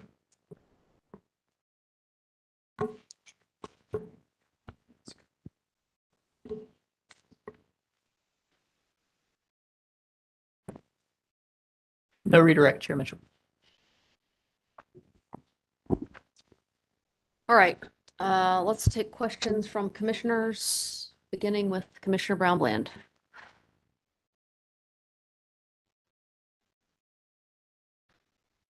Good afternoon. Just a couple questions here. I know you were in the room this morning, so I wanted to ask if you had a reaction to Witness Norris's testimony about the company having lumped all the newer technologies together and not having evaluated them separately, and how that impacted the outcomes from the model. Yeah, first of all, when we lumped, that was for qualitative descriptions only. So we didn't do any special quantitative bias towards any model. We're just pointing out that battery energy storage, I probably would react by saying it is not, in my estimation, because we all have cell phones, does not mean that lithium-ion is a established load shifting storage technology. Again, it's not a generator. It is a load shifting resource, a storage resource that is 6 gigawatts on the entire US power grid today. So calling that a mature technology, I think would be a misrepresentation if you've been following the storage market and the potential for changes in chemistry and supply chain changes and shifts, moving things domestically, competition with lithium-ion with the EV market. All the expansions he spoke about were actually electric vehicle and not utility scale large. So there's a lot of dynamic changes happening in the battery market. Most of the interveners in this case believe prices are going to fall. And I think to assume that they're going to go up 10 years from now is, maybe that's a position he was taking, but I wouldn't call it mature. I think there's room for technology improvement, and I think there are. That would probably be my reaction is I don't agree with his characterization of it being a mature technology. But do you disagree with him that if you had run or looked at the technology separately, there would have been a different outcome? More favorable to solar, more favorable to storage? We looked at them separately and we looked at them paired. The one, I believe, if I'm recalling this morning's discussion correctly, the one that we did not look at was solar paired with storage that can be charged from the grid. And Commissioner Clodfelter correctly pointed out that it's a limitation of Encompass, but it's beyond that. And I think it's really important to understand it's not just a limitation. We would have to change other inputs, right? So the transmission cost was one I raised earlier. You would have to look at what that transmission cost would be to deliver to the grid. And so there's other differences. We did give free transmission when we added the storage. And we didn't charge it any transmission. Standalone, we actually charge transmission too in our modeling assumption as a conservative estimate, right? There is a potential under the IRA that you may be able to find spots for batteries that are at retired coal sites that not only give it the IRA benefit, but give it a bump up benefit. And potentially you can find one that has both the transmission capability to charge and to discharge at that site. And so not only would you not have the adder that we put in, I want to make it clear, we put in an adder for standalone that we didn't for paired. So that adder would go away.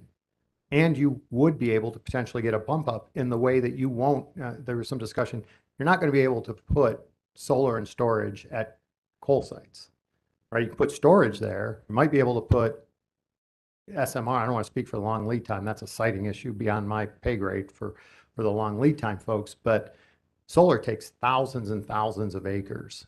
And coal sites, while fairly large, developable flat land that's not the cooling lake, that's not the wetlands, that's not the ash ponds. There's a very small amount of land that would potentially be viable for solar. When you look at Person County, for example, it's 3,000 megawatts of coal. That would be 24,000 to 30,000 acres of solar to get that same 3,000 megawatts. You're not going to have 30,000 acres of developable solar land.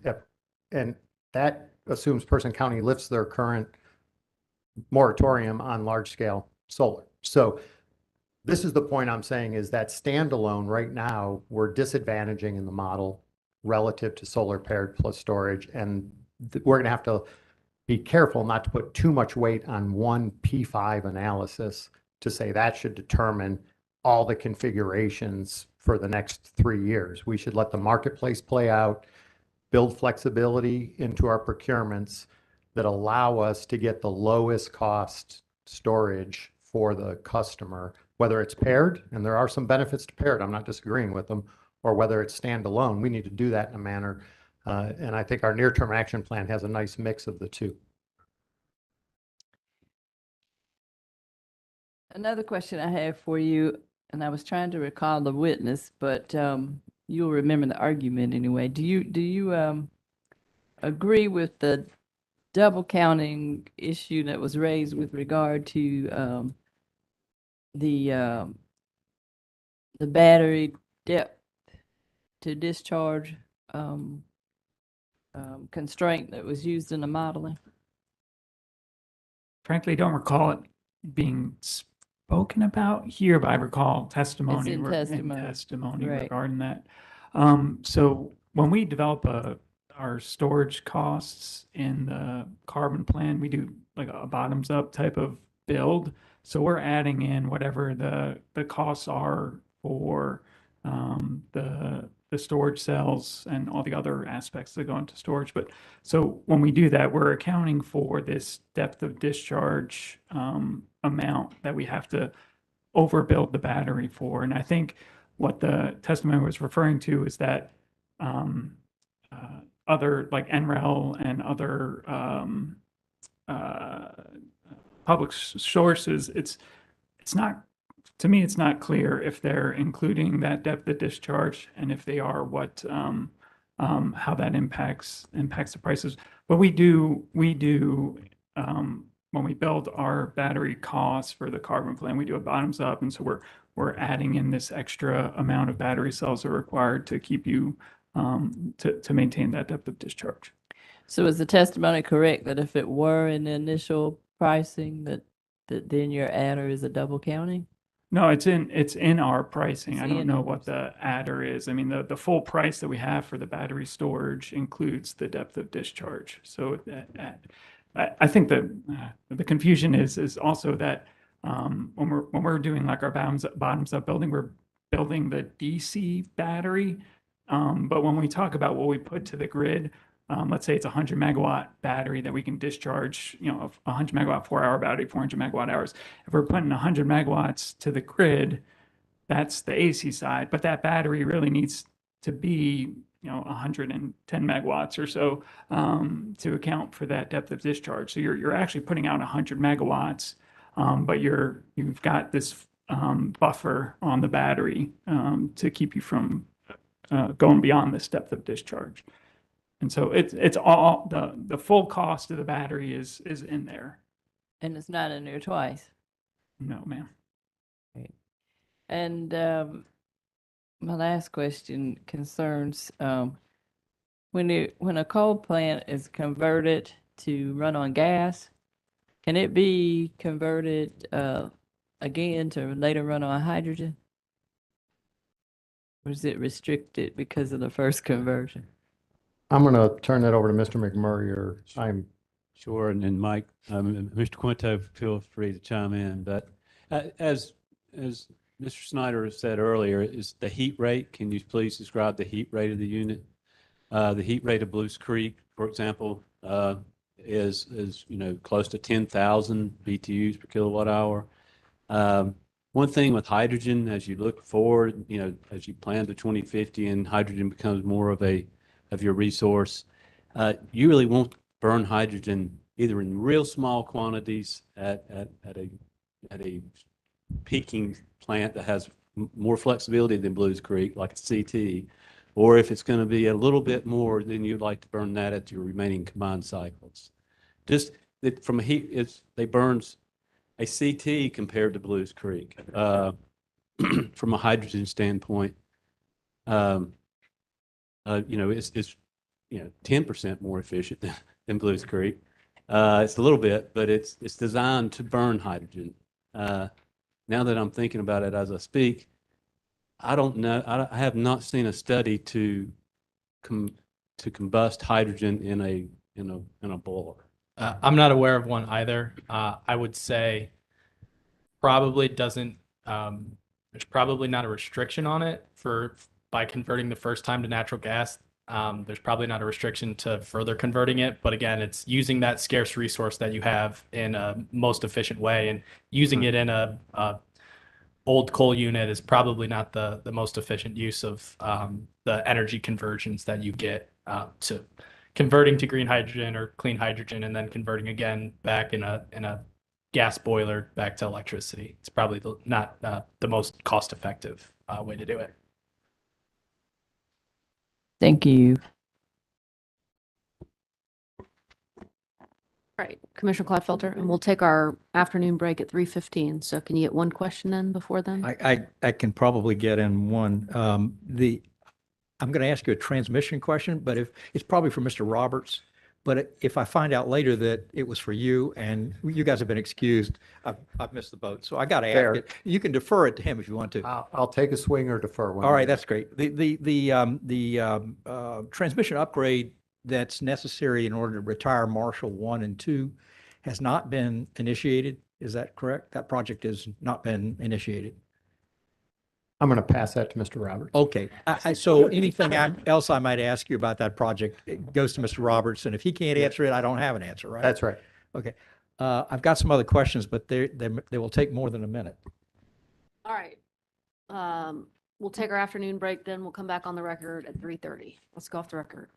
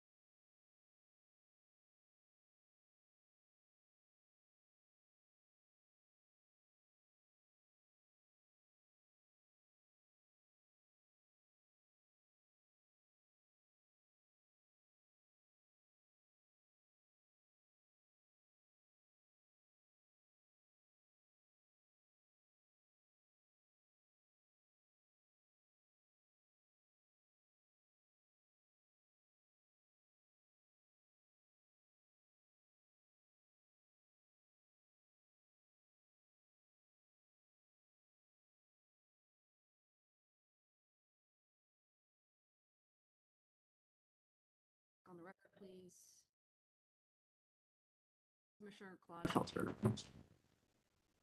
Gentlemen, back to gas. It's not like you haven't talked about it enough already, but it's tricky, and I just got to go take you through it one more time to be sure I got it. So, as I wrote down, you have considered in your planning, in the carbon plan, 3 different alternative supply scenarios. I wrote down 3 different alternative supply scenarios. That is correct. Right. One of those assumes the Mountain Valley Pipeline, right? Correct, sir. That's the preferred one for the companies. Yes. I understand that public staff asked you to model no Mountain Valley, but I want to state that's the company's preferred gas supply scenario. P1 through 4 had Mountain Valley. P5 and 6 all had Mountain Valley. All right, got it. Okay. Now, I want to ask you a specific question on page 54 of your rebuttal testimony.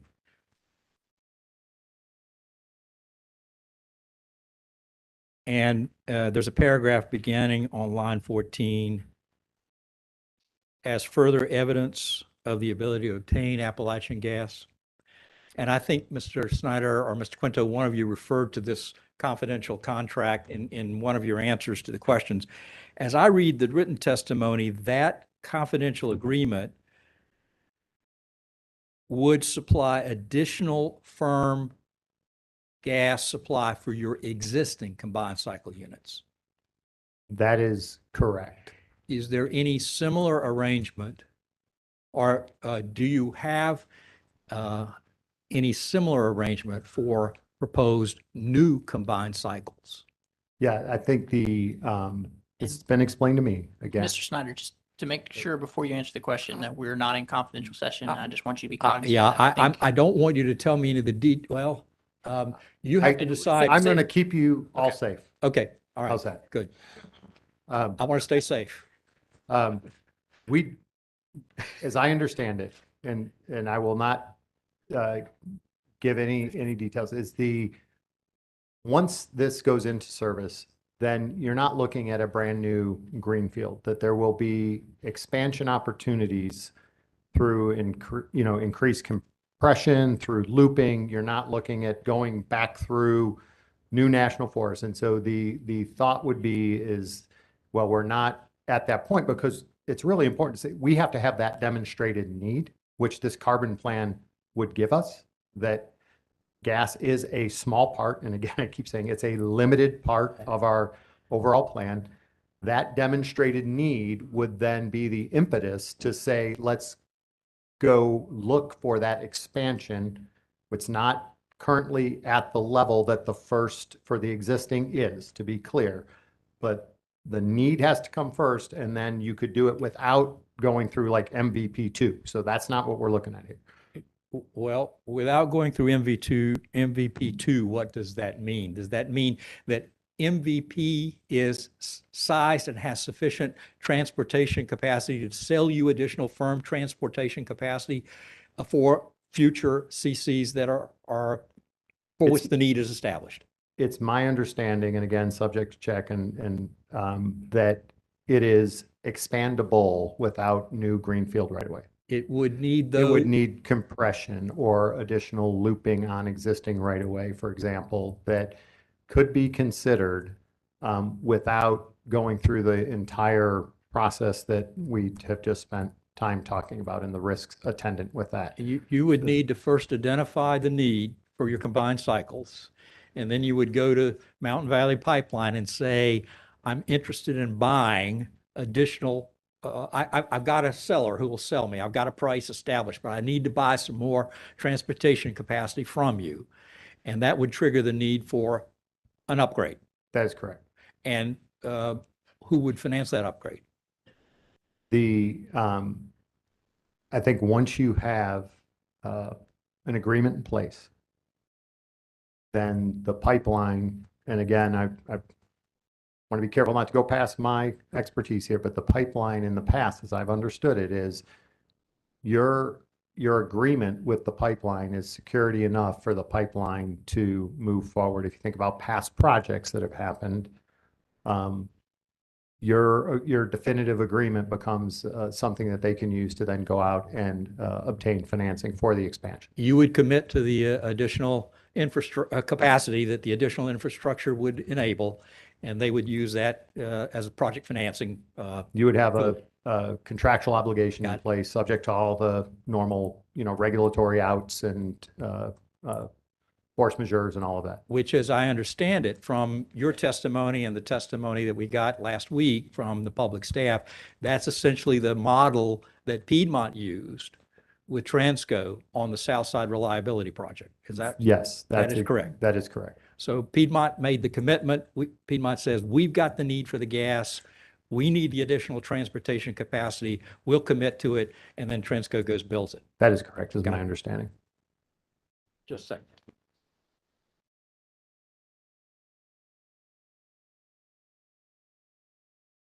Yeah, thank you. I've been corrected. I'm saying you go to MVP, you'd go to the owner of the Mountain Valley Pipeline, right? Yeah, I want to be very, Okay. You'd go to somebody. You go to right? the owner of the Yeah, pipeline yes. and the operator of the pipeline. Yeah. Okay, all right. Well, I think I have to stay away from confidential, but that's information. But so I'll stop on the Mountain Valley Pipeline for right now. But let me just sort of say, would you not consider that an execution risk? Certainly. I mean, anytime you have to go for additional infrastructure, but the thought would be, that because it's an expansion project and not a new greenfield, that execution risk would be somewhat muted in the nature of it's not like doing a brand new pipeline, is my understanding. Okay. All right, that's your preferred pathway. Yes. In order to bring gas in for the new combined cycle units. Got it. Now, Gives us a lot of the benefits we spoke about.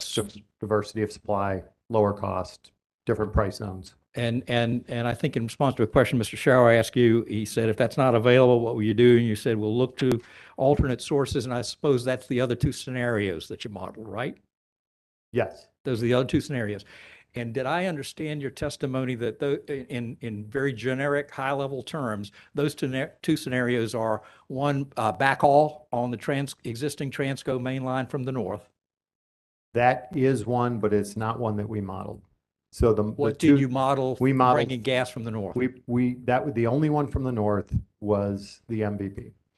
Then we modeled from the south in two different volumes. So P1 through 4 alt, we modeled just enough for the coming from the South Gulf through there are multiple pipelines and owners, but bringing gas up from the south, we modeled in our alternate portfolios enough to meet the existing CC needs, so the additional 525. And then we assumed we would put limit in P1 through 4 alt, a single combined cycle with zone 5 exposure paired with, because you now have the ability to put ultra low sulfur with that and zone 5, but we've shored up the existing. So that was P1 through 4 alt. P5 was the same as the alt, but with to help me not get confused, stay away from P5 for a minute, and 5 and 6. I'm going to stay with 1 through 4.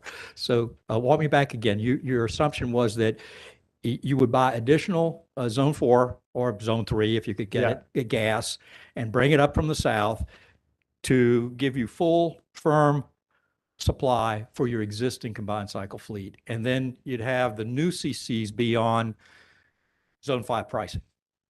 Zone 5 pricing with ultra low sulfur diesel as your backup. As a backup. Right. Now, under that scenario, I'll call that second scenario. Under that scenario, would you have to purchase additional firm transportation capacity from Transco to bring that additional gas here, right? Or potentially, again, there are, other pipes coming up from the south, you'd have to go into South Carolina potentially. I'm just saying I wouldn't pin it on exactly a specific pipe, but yes, it's fair to say that is the assumption that we used in that we would bring it up either 3 to 5 or 4 to 5, and for the existing at a cost. Okay. Let me stay with Transco for the moment. is there additional firm transportation capacity available for sale to you on the existing Transco mainline from the south? As I understand it, it would require, much like Piedmont, there would need to be additional projects and upgrades. So there would need to be additional infrastructure Yes. investment by Transco on the main line. Yes. And yeah, I know you haven't done any project planning on this, but generically, sort of what kind of thing would that be? Additional compressor stations? It may mean looping, it may mean, compressors, it may mean new segments that do need. I do not know what all would be involved. That is not my area, but we did view that infrastructure that would be needed in the modeling at a higher cost than the MVP.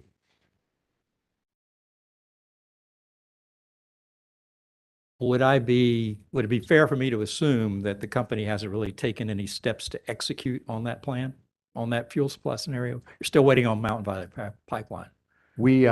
I would say it's fair to say that we do not have definitive plans to the extent we do with MVP. Okay. And the same would be true for any other pipeline coming up from the south? That is correct. All right, that's the second scenario. What's the third? So the third was for P1 through 4. So right? one through 4, there were the two. So I just explained, there's P1 through 4, that's MVP. P1 through 4, alt. That was what we just spoke about. That's scenario number 2, what I've called number 2. Yes. Okay. So the third scenario is really only for P5 and P6? Correct. And that assumes instead of just doing, it was more like the MVP where you did the first from the south project, and then rather than relying on zone 5, you did an expansion off of that project to get from the 525 all the way up to the 900. You lost me. It's probably Sorry. because of me. No. So how does that differ from scenario number 2? Scenario number 2, we assume we just leaned on zone 5 and we didn't do that. So we only allowed one combined cycle, and it was zone 5 in scenario 2. And in scenario, in the sensitivities 5 and 6, you assume that you'd build an even bigger upgrade to get even more firm transportation capacity out of the Transco line, or what other southern pipeline? That still limited us. In no scenario did we ever consider more than 2 combined cycles. Okay. So that was it. So in the 5, we went back to two new combined cycles. All right. In 5 then, now I'm shifting now to 5. Okay. You weren't placing any reliance on the availability of capacity, either gas or transport capacity on the South Side Reliability Project, were you? We were not. We were looking at that as just an example of where when you have a demonstrated need, you go to the pipe, you say you have this need, and they build the infrastructure on your behalf. And that's what happened with Piedmont, is my understanding. They did a project, they had a need. The resources are upgraded, and Piedmont pays a fee to Transco for that. Okay. But we did not rely on that specific project. I'm going to ask you a question now about a document that Ms. Edmondson asked you about. It's not been marked as an exhibit, and I don't have an extra copy. You have it. Mr. Quinto has it. Yes, I do. It's the July 28, 2022 letter to the clerk from Mr. Girak, which essentially discusses the parameters of the development of the supplemental modeling portfolios requested by the public staff. And Mr. Quinto gave you a copy of it, right? I have it in front of me. Got it. Okay, on page 2, there is a series of blocks with text in them, and number 11 is one of the parameters is to allow the model to select both J-class and F-class CTs and CCs and utilize retirement dates for existing CTs that match the most recent depreciation studies. And then over on the right, there's a series of bullet points. And I assume that's those are the assumptions that you use to run that? That's correct. And Okay. they go on to page 3 as well. And they go on to page 3. The one I want to ask you about is the last bullet point at the very bottom of page 2 in the right-hand column. It's a little circle and it's not colored. Got it? See it. It says, assume Transco expansion in 2028, securing additional firm transportation, that's what FT stands for, Yes, sir. necessary to provide firm transportation for Zone 4 gas to existing fleet which did not already have Zone 4 gas. That's the scenario 2 assumption? That is the first part. That is, yes, that is the FT that's required to get to scenario 2. And then at the top of page 3, we've got 2 more sub-bullet points, I guess is what I would call those, that discusses how you would then model the expansion project necessary to bring gas from the south to the new combined cycle units. For scenario 3 for the supplemental portfolios. And here's what I want to ask is, now that I understand what I'm looking at, the term Transco expansion is a capitalized term. When I see a phrase that's capitalized, capital T, capital E, that suggests to me that it's referring to something that is more fully described and defined somewhere else. Where would I find that? It's probably an error of overcapitalization. Apologies for that.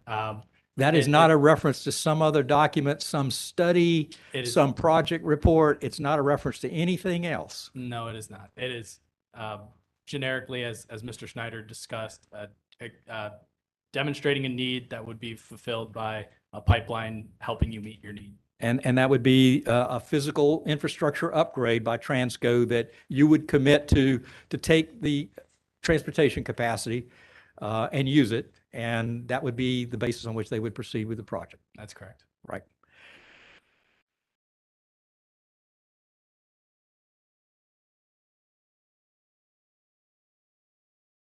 I think that does it. Thank you.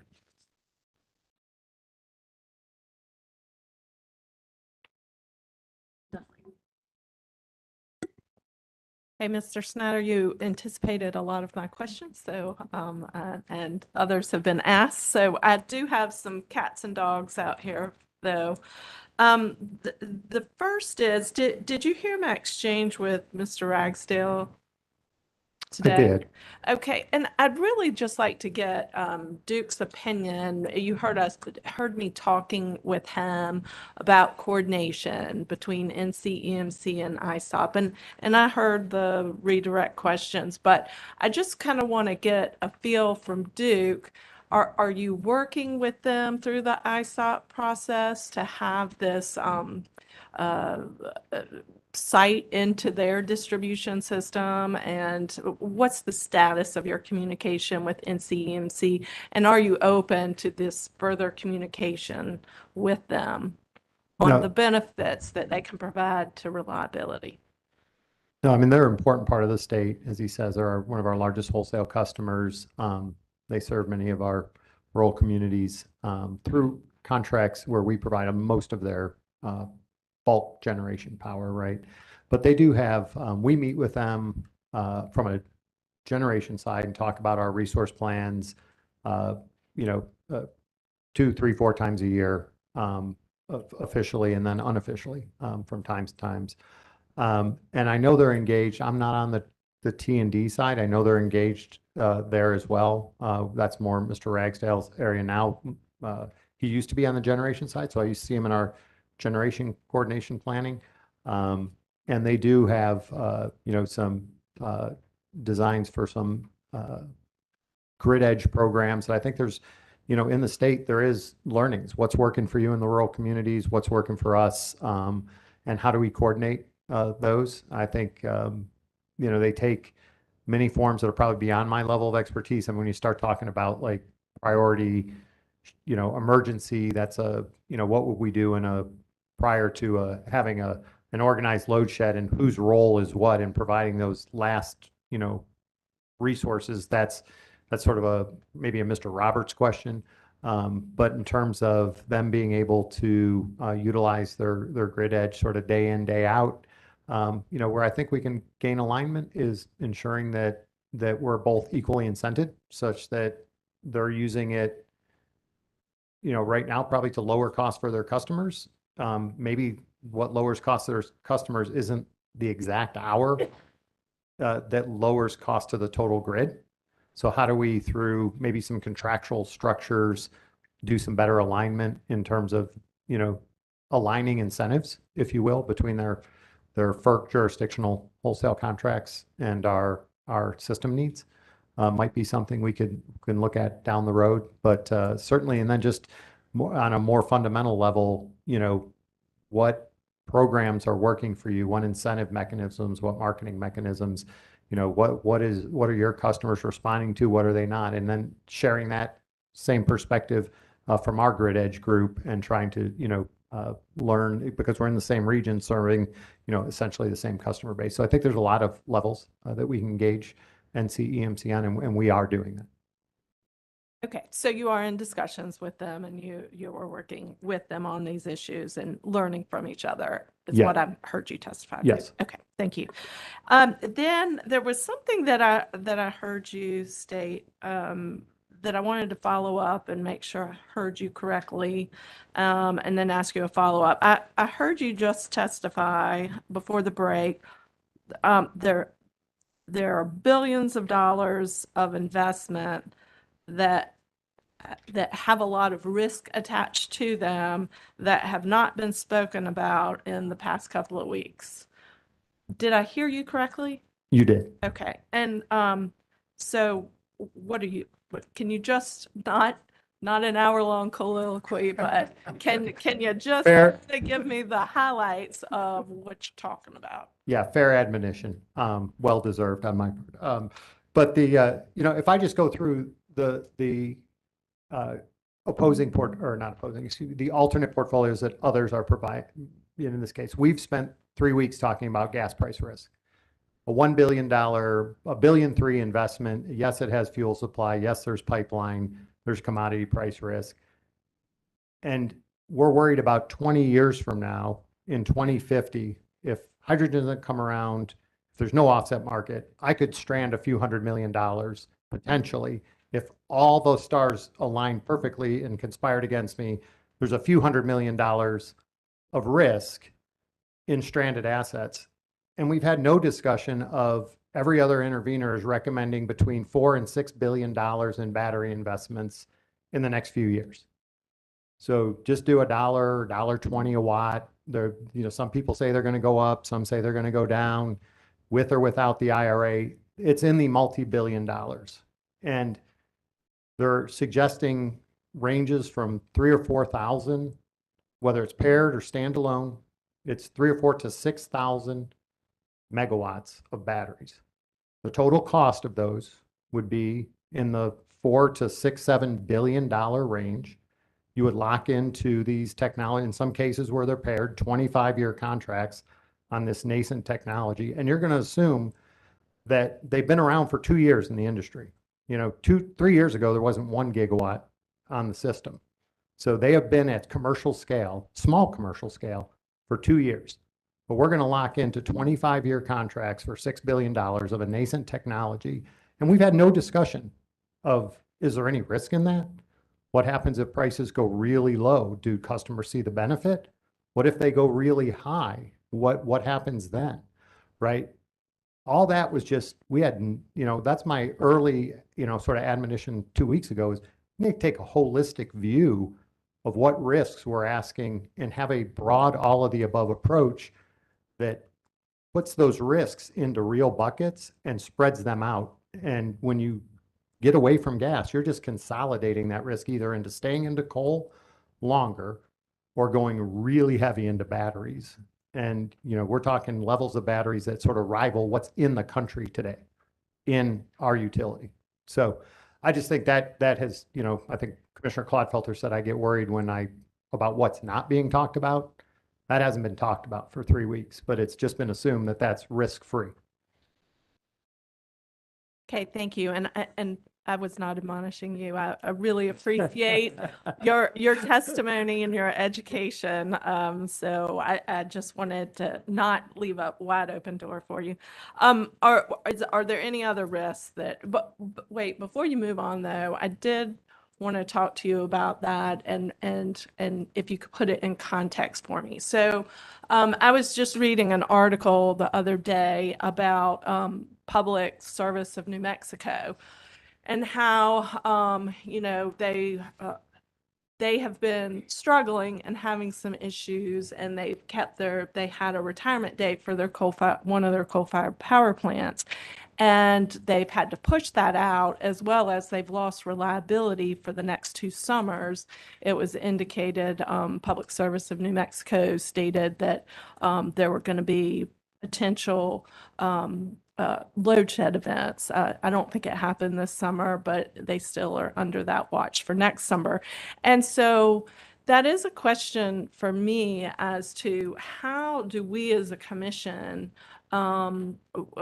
balance, balance the cost of coming up with a plan where we're not backtracking, or is there any value to that, or is that the proper way? Do we try to set ambitious goals and then backtrack, or do we try to plan for not backtracking? I mean, so do you understand my question about which one is more cost effective, or is your answer going to be it all depends? No, I think that's a fair question, and it's a broad question.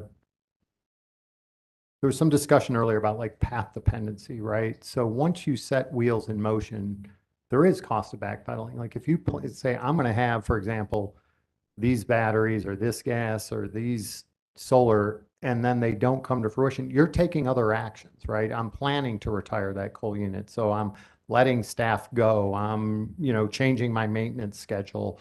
You don't put as much money in a car that you're going to retire in 2 years as you want if you're going to keep it for 6 years. You're going to do your oil changes and your transmission more frequently if you know you're going to keep it for 6 years. So if I have to backtrack, there are costs, right? And I think what New Mexico's seeing, we're seeing this in other areas of the country, is if you're overly aggressive in saying, I'm going to be able to replace these, now you've got to stay in them, but you've taken actions that make that, not costless, right? And so I do think, that's what New Mexico is also doing the reliability step that we're doing when we're saying, looking around who else is doing that. Might be part of the reason is they're saying, we need to do this, last when we develop a portfolio, this reliability step. That's one of the utilities that we saw doing that. So I didn't realize quite why, but I do think it is important to have an orderly transition. So that's why you don't want to be overly aggressive on getting out of coal. You want to get out of coal as quickly as you possibly can, given the risk of staying in it. But you want to do it in an orderly manner and not put all your replacement resources in one basket. So it's not all one thing replacing that coal. I'm diversifying that risk profile. If I wear a little bit of risk, maybe in gas, and I'm not saying it's riskless. Certainly, a lot of discussion, but there's risk in batteries. There's risk in solar. I don't know that we have some people saying it's going up, some going down. No, technology's not advancing. Yes, it is advancing. 5 years ago, I didn't know what a bifacial panel was, and all of a sudden now they're here, and it's the last thing that's ever going to happen to solar. I don't know. Maybe it is, maybe it's not. But so you've got to diversify that risk. I think we have a near-term action plan that's proved that out from a quantitative perspective. We just haven't had a lot of discussions around the what I call non-modelable or qualitative risks other than gas. Spent a lot, several days talking about the risk associated with gas. And it's $1 billion out of a multi-billion-dollar plan, and we talked nothing about the risks of the other technologies. And I would just say, in reviewing the record, keep in mind that all of these technologies have benefits. I'm not against any technology, but they all have risks. We shouldn't view them as they don't. So I think the best way the commission, is in looking at the orderly transition is spacing out your coal retirements, not lumping them, and spacing out the resources that replace them and not making them lumpy as well. So I'm not saying it's just nuclear or just solar and batteries that's going to replace coal. I've got a diverse mix. If I run into a bump in the road in one of those, I don't have all my eggs in that basket. And are there any other risks that you want to make the commission aware of? I didn't want to shut the door too. When the balancing factor is staying in coal, right? So, sometimes it's like, oh, let's just do nothing and wait for the do nothing itself is a risk, right? So staying in coal, you have declining coal supplies, you have, transportation issues, you have OEM parts, you have, qualified labor, there's all sorts of risks. So I'm not saying we should stay in coal indefinitely. So I sort of describe it to sometimes it's a little bit of a game of whack-a-mole, right? It's like, oh, I don't want to wear this risk. Well, you've just popped up. If you don't want to wear gas risk, you've got more battery and coal risk, right? If you don't want to wear battery risk, well, then you're gas or staying in coal.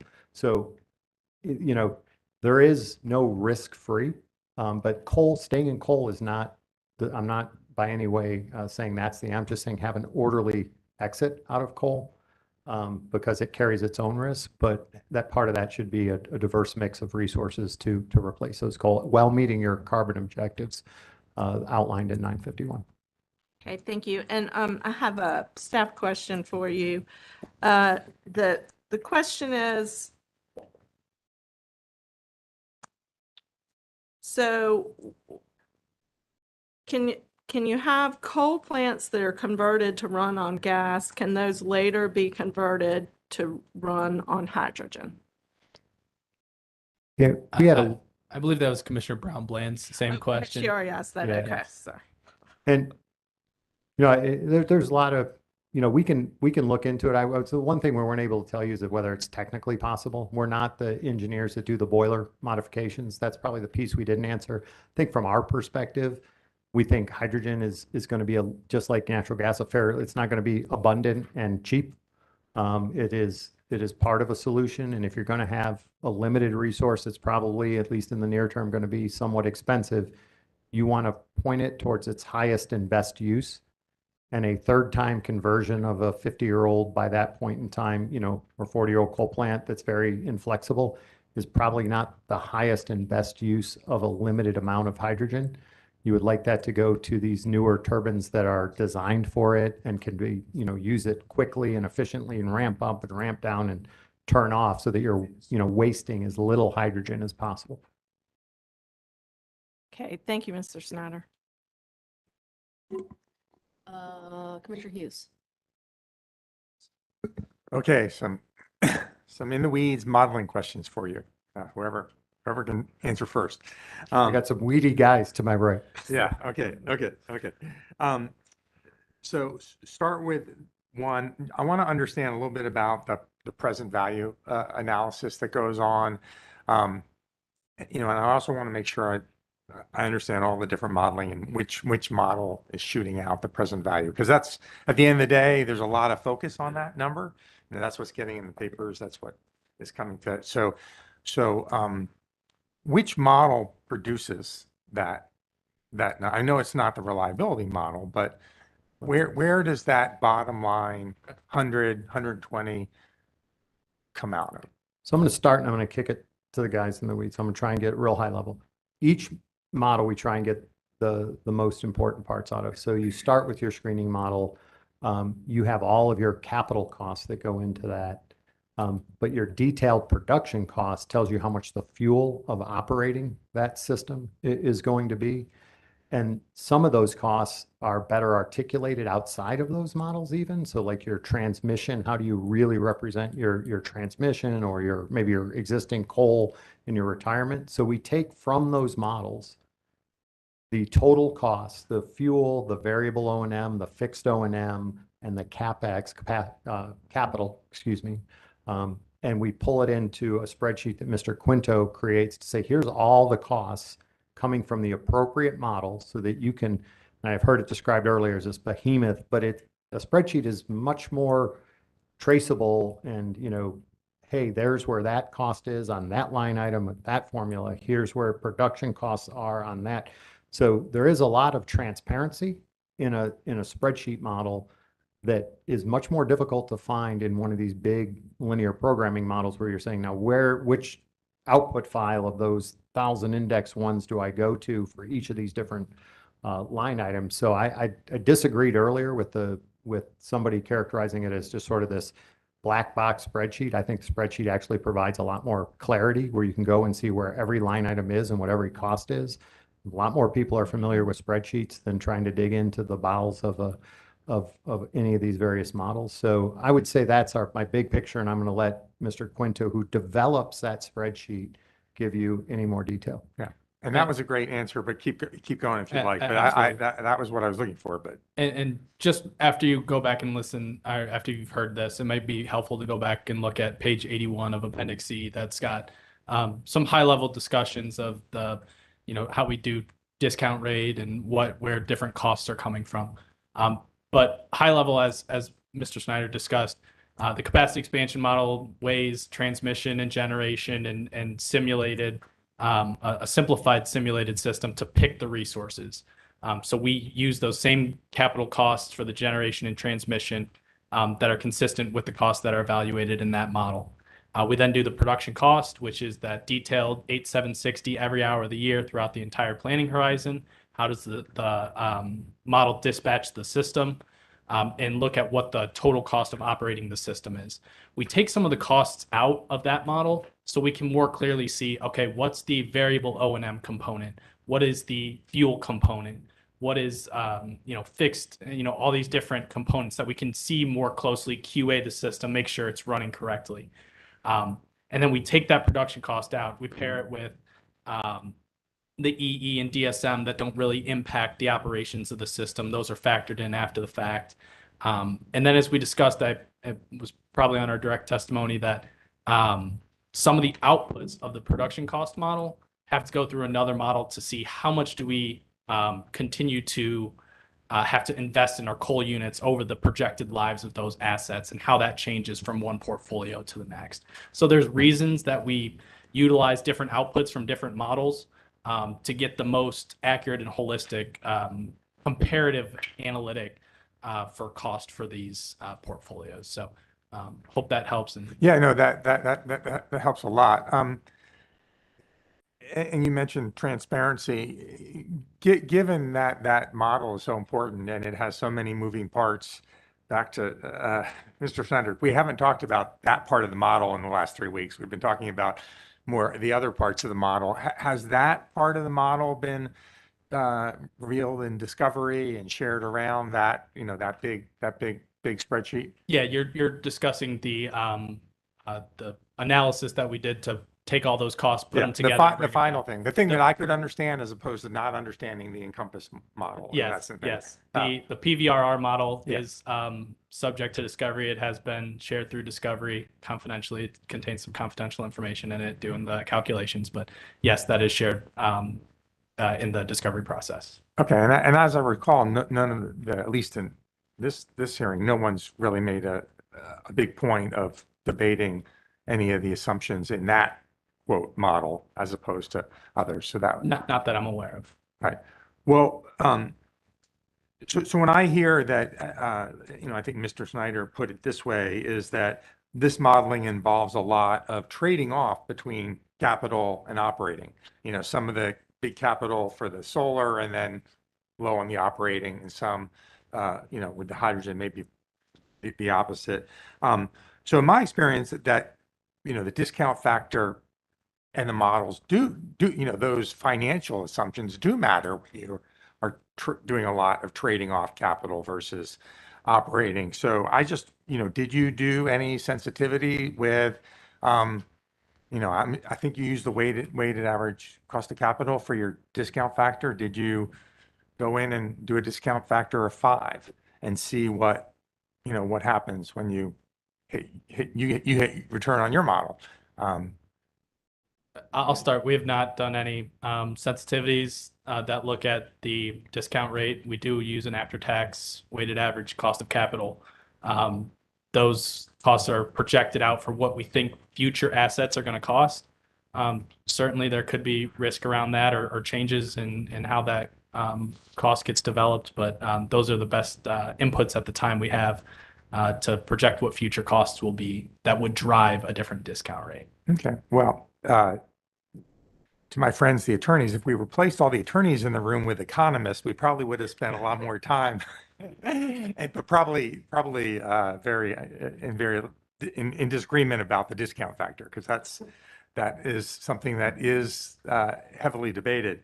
So we could conceivably now or in the future no, newly filed exhibits, don't worry. Ask you to run some variations on that. Considering that we are, like, there's a lot of technology we don't know in the future. People could argue this whole macro economy, inflation, there's been some changes since you did your modeling. So we could ask for that.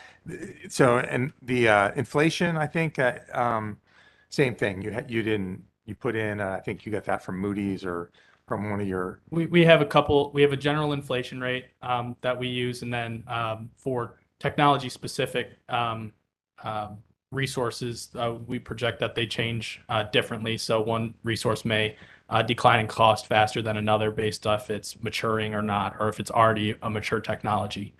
So we have some different inflations that are dependent on which resource or what the underlying assumption of that piece of information is. So does that give you the ability to, if it's a PPA and it's a fixed PPA, then that's free of the inflator?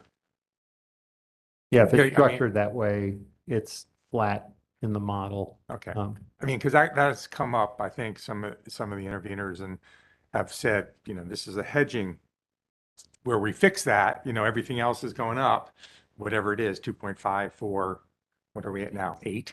That is built in, though.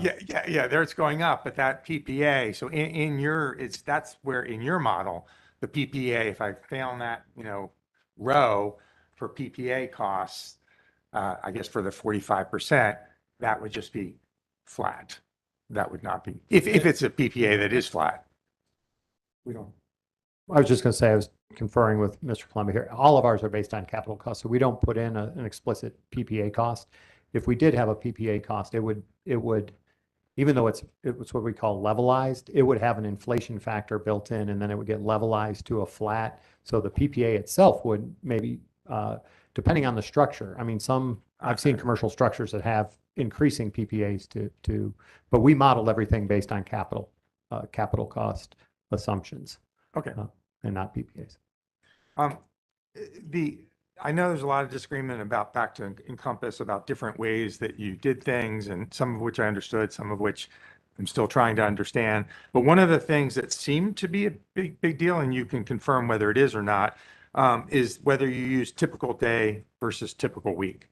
Did I hear that you and some of the others were that kind of choice in the model? And that either provided different outputs or made the model go faster or slower. Do I have that right?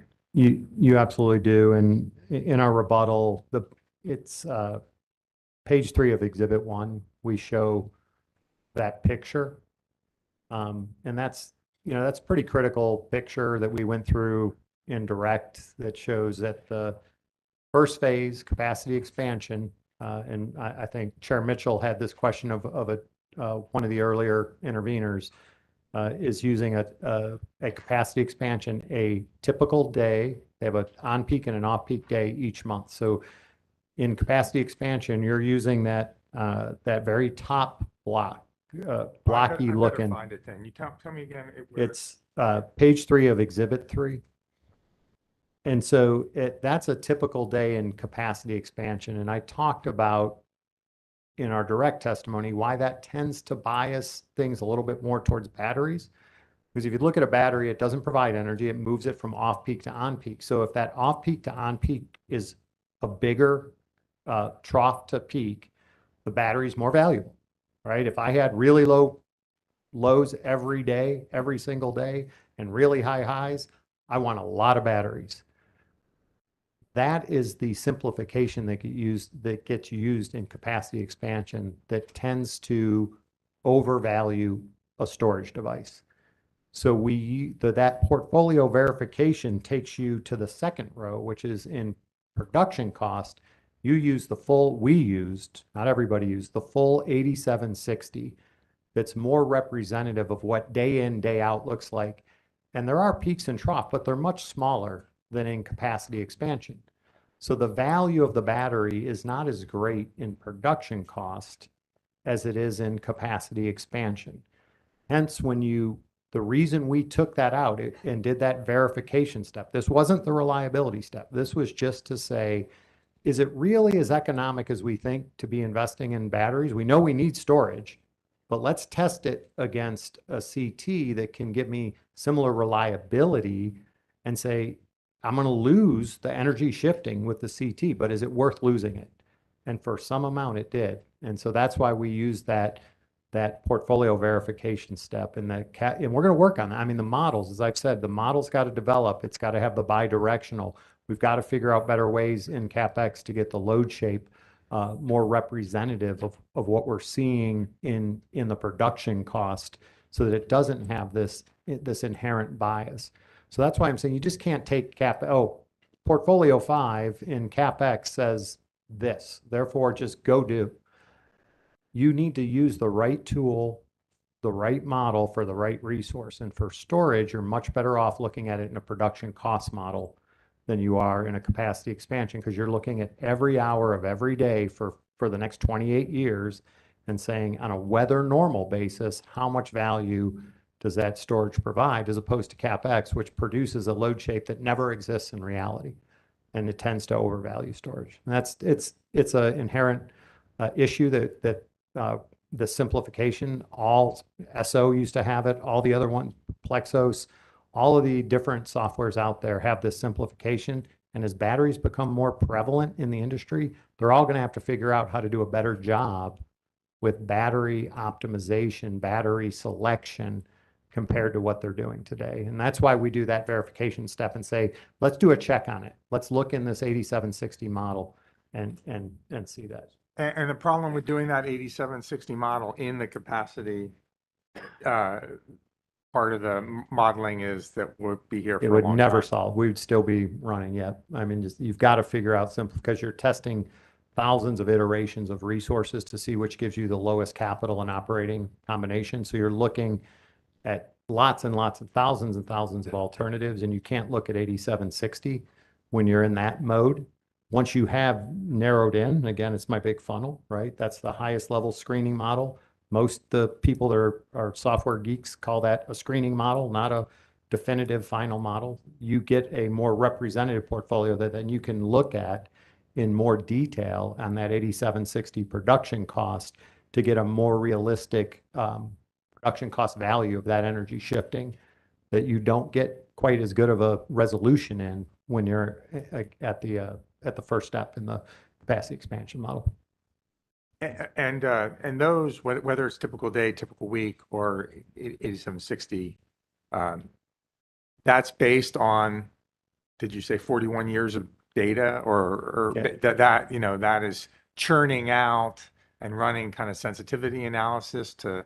That is our load forecasting group saying, look, over the last X number of years, you can have lots of different weather patterns, but on a weather normal, expected weather basis, here's what that profile would look like, which for production cost modeling over 28 years is a good tool. 28, okay.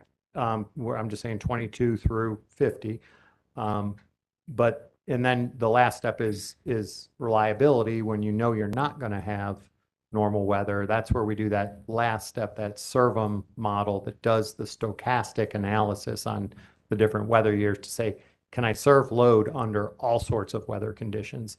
And make sure that reserve margin, which used to do that, we didn't have to do that before because a reserve margin used to be adequate. What we've heard, New Mexico, others, reserve margins no longer in an energy transition an adequate metric standalone. It's a good guide, but you need to do these checks because when you have these high levels of limited energy storage and variable energy, you may have a combination of those that reserve margin simply isn't adequate to provide that 1 day and 10-year loss of load expectation. So that's the final bottom step that's represented in that graph that shows the 41 different weather years. But you only do that on 1 or 2 years. You don't do that on all 28 years. You say at a couple snapshots in time, 2030, 2035, if I let that weather perturbate in a stochastic manner and I let outages be randomly, nuclear trips offline or gas or solar is offline, can I still adequately provide service and meet the 1 day and 10-year industry standard. That's that final step that graph on the bottom represents. We tried to put, you know, thousands of pages of modeling on one picture. So that's the danger, but that's the three big steps here is capacity expansion, which is a screening, production cost, weather normal, and then reliability, which looks at a statistical perturbation of load and outages to see if you can still serve load under all weather conditions. Okay, thank you for all that. There can be debates, I guess, about what's closer to normal with all of those different ways of cutting and slicing and dicing. And then there's also debates about what those 41 years look like, and do they have any similarity at all to the next 28 years, or should we throw those 41 years out and just start making stuff up? That could possibly happen, terrible things that could happen in the 28 years. So, but what we have in this model is grounded on the 41, sort of on an hourly basis at the reliability. That's the final. That's your sort of when we bring stamp of approval at the end is from that. Okay. Commissioner Clodfelter asked earlier if we would do another resource adequacy study, and we said it's likely we're going to need one in 24. Everything you just spoke about will be a significant amount of testimony on whether we should throw out those years or not, and there's various opinions on that. So everything you said is exactly right, but it's sort of going to be we've had that same discussion in the past resource adequacy studies and in the avoided costs when we had the solar integration service study. Those types of issues came to bear, you may remember. So we will address those, hopefully not in a late filed exhibit. Not only filed, and preferably not even in this hearing. We have enough things that we're disagreeing with. So I appreciate that. No further questions.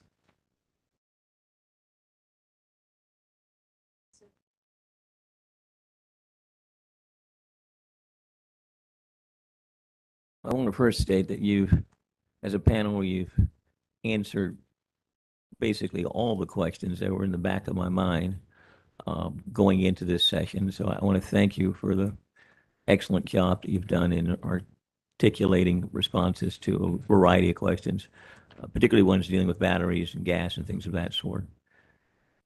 The one thing that I wonder about substantially when we contemplate what direction we move in with the carbon plan is how realistic these deadlines are, or projected deadlines for specific types of projects. I think with solar, we have an established track record about how long projects would typically take and how long it's going to take to come online. We talk about CTs, CCs, we have some idea. But I guess that the thing I don't know when you sit here and work your models, when you're talking about something like small modular reactors, are you talking about offshore wind or even onshore wind? How much you build in the potential for delay or for more, or taking into account factors that could influence when that power will become available. And when I say that, I mean, we know when it comes to small modular reactors, there's a lot of unknowns there that are going to potentially impact when that's available to us if we go down that path. And we know they're regulatory as well as technology-wise, notwithstanding what GE and Hitachi are doing. So, I mean, I do get concerned about the timelines because I know that notwithstanding offshore wind being established technology, what's going to happen when we have people protesting it because they don't want to see the turbines? Or we end up with litigation. Or we talk about onshore wind and we end up with moratorium that could impact the entire eastern part of our state. Or we start talking about transmissions to get the power from the coast down there, to inland from New Bern to where that power is needing. There are going to be people protesting the transmission lines. Or we go out and build out everything in the red zone. And then when there's a proliferation of solar, you end up with moratoriums like Person County. So how much are you actually thinking about the potential for delay? And is that even a factor at all because it's too difficult to anticipate? And it may be that there's an answer that's related to one of those technologies that's not applicable to others. So can you help me out with that? No, it's certainly, when we talk about execution risk and again, shining a spotlight on that in this carbon plan in a brighter way than we ever had in any past IRP, right? What is the actual risks and benefits, associated with execution? I think you just did a great job of articulating that there's not a resource in this plan that may not get some amount of pushback at some, whether it's the transmission, the land, the nuclear, the offshore wind, site. And so, I do think we put in, these timelines are expanding a little bit compared to what they used to be. So we have expanded them. And if you look at, I think we had some exchange when we were in here on direct of, hey, you can just put a CT in 2 to 3 years and a CC in 3 to 4. Well, in a perfect world with, no opposition whatsoever, that might used to have been the case years ago, but we have acknowledged that these are taking longer. We build in sort of an execution expected date. On the financial side, we put in contingency. What you're talking about is almost like a time contingency. Yeah. That do I need to build a year in for litigation or protests? And certainly, that's a risk with all. And I appreciate the fact that you pointed out it's easy to pick one. Hey, look at what's happened to this, wind project, or looks what's happened to this gas project, and then protesting that permit or, but I can point them out across all the way you just did. So again, this sort of back to Commissioner Duffley's question of, this is why you wouldn't want to have your whole carbon plan built on 1 or 2 technologies, because if those delays would then magnify because you're betting all your carbon reduction and your fuel reductions on that one technology. So, diversification is the best I think we can do on that. Starting with our grid edge stuff and really pushing hard on that. And I know there's been a lot of discussion on that. And then diversifying your supply side so that those risks that you just articulated very well aren't magnified by just going into one of them. We have expanded them. There's some of them are still aggressive. No doubt in my mind that there is some aggressiveness on these, whether it's solar interconnection or SMR timelines or wind timelines. But I really appreciate the way you asked the question, which is, don't let yourself get too hung up on one technology, because you're just going to trade that risk off. If you say, I'm not going to do it because of that risk, you're just choosing to transfer that risk to other technologies.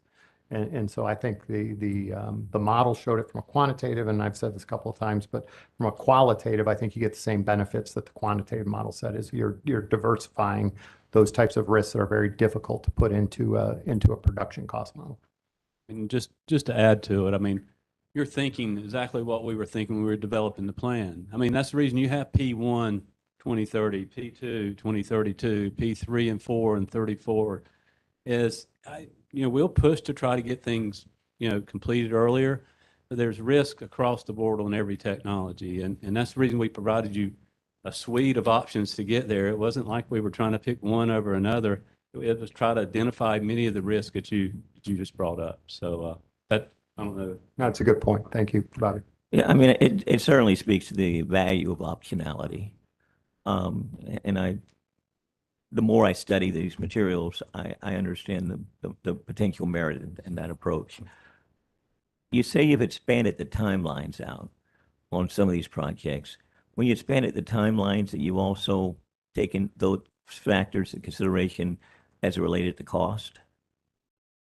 Yeah, each of the technologies have sort of a spend curve in it. It says, here's how much is getting expended year by year over that timeline that leads up to its installed cost, inclusive of AFUDC. And then we do put some contingency, as I said earlier, or the people that provide that have a contingency cost in there that recognizes sometimes some materials, that you're going to need a contingency in a project. And when we bring a CPCN, you often look at, do we have adequate contingency in our CPCN? So we do look at the costs sort of year by year, and then how much contingency we may need on those costs. And I really appreciate the depth that goes into the exhaustive work that you do when you're modeling, because it's a really awesome task that when you're undertaking it and looking at all these variables. As we look forward to 2024, I mean, one of the things I heard a lot about from interveners was the way that the modeling was done. There was a lot of assumptions that were made by Duke or limitations that were put on the model, and that they, when it comes to Encompass, but that there was a need to share greater information along the way. And in my mind, one thing that needs to be done along the way are more technical conferences, to be completely candid, because there's a lot more that can come out in technical conferences than what we can do in these hearings, which are more litigious in a way, rather than informational. So what improvements can you see moving forward, going toward 2024, that can address the concerns I've heard from interveners during the course of this hearing? Yeah, no, I think that's a fair question. And, again, I think the interveners recognize, we recognize the timeline was very compressed for everybody. This has been, from the time the legislation passed to having tens of thousands of pages before this commission. There was tremendous work by all the interveners. I applaud them. There was good participation in our broad meetings as well as some of our technical meetings. So hopefully, having, and I heard a couple other witnesses say this, having a little bit more time, but then balancing the fact that as we sat here today, the technical experts didn't agree, right? So some people say costs are going up, some say they're going down, some say they're going to perform like this, some say they're going to perform like that. So we can meet all day long. And we're not going to get alignment. It's just been doing this a long, long time. You are not going to get 10 parties in the room to agree on all these critical inputs, but we can have, a series. I don't disagree with you that having some more technical meetings, understanding each other's perspectives and perhaps the range of prices. It's frustrating for me, for example, to come in and relitigate CT and CC costs 10 years in a row. I mean, we've had hours before this commission, for example, on, that's a misrepresentation of a CT to use an LM 6000. That's not what's in our carbon plan. We had that in the avoided cost. We had it in the last IRP, and we get the same 30 pages of testimony, that we have to then spend our time and resources, the interveners spend theirs. It'd be nice to litigate some of these once and then have a much more narrow range. Not to say there's not uncertainty. Same thing for a lot of these inputs. If we can start honing in and not relitigating in every proceeding the same issues, and perhaps, some more technical conferences, but perhaps, at some point the commission says, let's stick within this range unless there's compelling evidence to go outside of it, because I think I've relitigated what a generic CT cost is and these same issues for 10 years.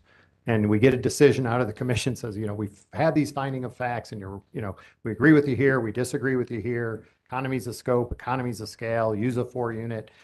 And then it's like we start from square one again when we go into the next proceeding and we start all over. That probably we can expedite that by both having some less litigious, but then say, hey, we've been down this path. Why don't we agree to make that a much narrower range? Same thing for battery costs, or same thing for solar costs, and maybe find some of these issues where we can find some common ground on. Will help. Having a little bit more time, some more technical conferences is certainly beneficial. So I think there are some things we can do, and we're committed to work with the public staff and stakeholders. Again, in balance, we've got probably this, as much as I hate to say it, but going into next year, you've got even more dockets because you're going to have procurements and CPCNs and execution dockets and MYRPs. And, so it's the same people, the same resources, and it'd be nice if we just had 365 days to sit and meet and try and find alignment. But when we're in 6 different dockets, we're going to have to to not think that we can just have too many stakeholder meetings while we're simultaneously adjudicating multiple dockets. So finding that balance, we're committed to do that. We're committed to stakeholder engagement, and we just need to find that balance. But I think I'm with the other interveners that said, given a little bit more time and a few more meetings, and I think we went to unprecedented lengths to give a lot of data. We've had some learnings in this that will apply to the next one.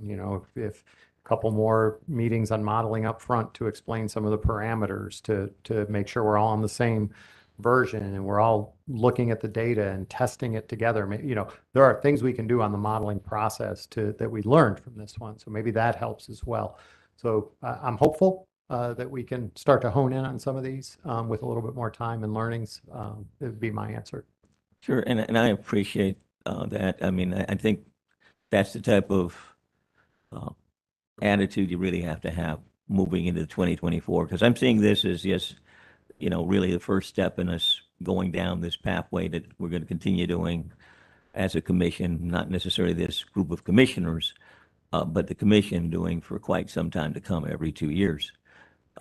So not the same witness either for many years. That's why we're bringing up our younger guys. Yeah, and I hope that, going into the next cycle, I think what you articulated in terms of kind of an overall aspirational commitment of inclusiveness would be excellent.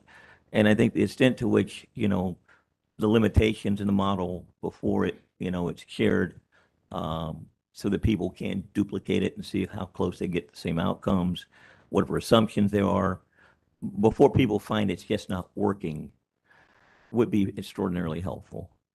So that's the only thing I would share observation-wise. But I appreciate all the information you've shared this afternoon and in the preceding time that you came before us. It's been very insightful. Thank you. Thank you, Commissioner. Right, Commissioner Kimwright? Okay. Commissioner Klopfelter. Mrs. Snyder, you're going to hate me for this, but I got one more gas question. I'm sorry. I didn't get them all done, and that's my fault. I apologize. On pages 57, 58, and 59 of your rebuttal testimony, there is some I'm not going to ask you to go into the confidential portions. I'm going to ask you something about the information.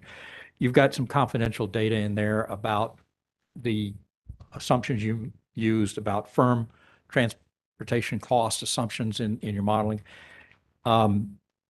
The question I want to ask is, when you develop those assumptions about the cost of firm transportation, either on Mountain Valley Pipeline or from Transco South or other southern pipelines, did those cost assumptions take into account the fact that the pipeline owner would be trying to recoup from you the cost of the upgrades that they would have to finance in order to deliver that firm transportation capacity to you? Yes, they did. It did. So I can look at this number on this page and know you've tried to take into account what did you use as a source for estimating the costs of those projects? So again, without going into confidential, we are in our normal course of business. We work with the pipelines and get rough estimates of, hey, at this level of need, what are we looking at? What's involved? And what are our options? And so this is something that's ongoing between, as we are, in a related industry. Their product is one that we need to convert to electricity. So we meet with them, not me personally, on a fairly regular basis, and our procurement team gives us prices that they believe are reflective of what those entities would need for a return on and of over a long-term agreement. These numbers reflect some back of the envelope information that you got from the pipeline owners. And depending on where you're at in those discussions, some are more or less back of the envelope. Got it. Thank you.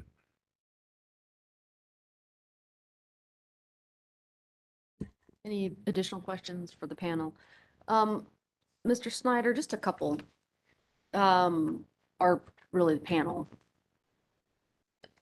when do the companies anticipate filing CPCN for the next gas-fired asset? Have you gotten that far? Yeah, I think, we're looking, in all likelihood, we talked a little bit about in the execution plan. I don't know if we give a month, but it's end of Q3, maybe Q4 of next year. 23? Yes. Okay. Do SP5 and SP6 support the near-term actions that the company is proposing? We believe they do. Okay, so 1 through 4 plus 5 and 6. Especially if you look at them in totality, right? So maybe it's not the exact megawatt or the exact year, but if you look at the totality and view 5 and 6 as stress tests on 1 through 4, we believe that we've had a limited number of resources in our near-term action plan that we say are generally consistent with all of our portfolios. So, while I may not match one portfolio to the exact year or the exact megawatt, the balance of all 12, looking at it from various perspectives, we think this is a set of no regrets actions that are supported by extensive analysis, inclusive of the supplemental IRA analysis that we did. So we think between the 12 portfolios and then the IRA analysis is a quick check. And again, understanding you're going to get a lot more information in 23. It's not, but we believe our near-term action plan is been validated through just, pretty much an exhaustive set of analysis that we've been doing pretty much nonstop since this started. Okay. Okay, the company has proposed and discussed, the companies have proposed conversion of gas-fired assets to hydrogen fired, if and when that market materializes. If it doesn't materialize, what's the plan? You've answered this. I just want to make sure my recollection is correct. But what's the plan for those assets beyond 2050? The Sure. gas-fired assets that still remain in service. So first of all, I think hydrogen is probably not we've sort of characterized it as a yes or a no. It's probably somewhere in the middle, like how much and how viable and how expensive, right? It's probably not, 20 years from now, nobody has any hydrogen, or hydrogen is really cheap and it's widely available for all gas plants. So I want to answer your question, but I want to say, we sort of characterize this as a no-go or go, and it's probably something in the middle. But if hydrogen, for whatever reason, becomes completely uneconomic or never develops, we've talked about really 3 or even 4 outcomes, right? So first of all, an offset market, while not existent today, is certainly, it's industry recognized that last 5 or 10% is extraordinarily expensive with today's technologies. Anything we're talking about in this plan, if you assume hydrogen doesn't become, or some other long duration storage doesn't become viable, that offset markets may need to fill that void for that last little bit. We're talking, we're not talking huge amounts. We're talking that last 5, in 951's case, that last 5%. So you could burn a limited amount as a reliability resource under an offset market. You could potentially, again, we didn't put it in because there's no current geology that we see, but I think Commissioner Clodfelter brought up, 30 years from now is sequestration. There's going to be a lot of people trying to crack that solution. Is there a limited amount of sequestration that in 20 to 30 years, and again, may not be for all of it, but can I sequester just a limited amount of it? And then ultimately, if something doesn't come to fruition, we're not going to let the grid go dark. I mean, there is a reliability out under every piece of legislation that's ever been passed. I think preserving reliability is paramount, right? So 951 allows, if some other technology, whether it's hydrogen, offset market, sequestration, long duration storage, if something doesn't come to fruition, you have the right to run that on a limited basis for reliability. And then if all of those levers, move against you, there is the potential that you could have to stop operating. So if all 4 of those knobs get turned and some iron battery that's pennies on the dollar comes to fruition and you can use that, then potentially, there's in the hundreds of millions of risk, which I just asked this commission to put in context with the billions and billions of investment in other technologies and not let it be painted as the primary risk in this docket. It is probably not even making the top 5. So, we've let it be painted as the number 1. And I'm saying if you actually looked at it holistically, it's on the list, but don't let it be painted as number 1 the way it's been for 3 weeks. So that's where I'm at. What is number 1 in your opinion? I think number 1 is if you were to go no gas and go concentrated, I want $6-7 billion worth of storage in the next few years. You're going to wear a lot more risk than you're going to wear by building a limited amount of hydrogen capable gas. There's no getting around that. 25-year contracts on emergent technologies that don't have any operating experience for 20 years, and chemistries are going to stay perfect. That's just unlikely, right? And whether they go up or down, you're wearing risk. And so that's, but we're not proposing that. And I don't think many of the interveners really, if you step back and say, in the near term, what should we do over the next few procurements? Does it really make sense to go concentrated? Staying in coal.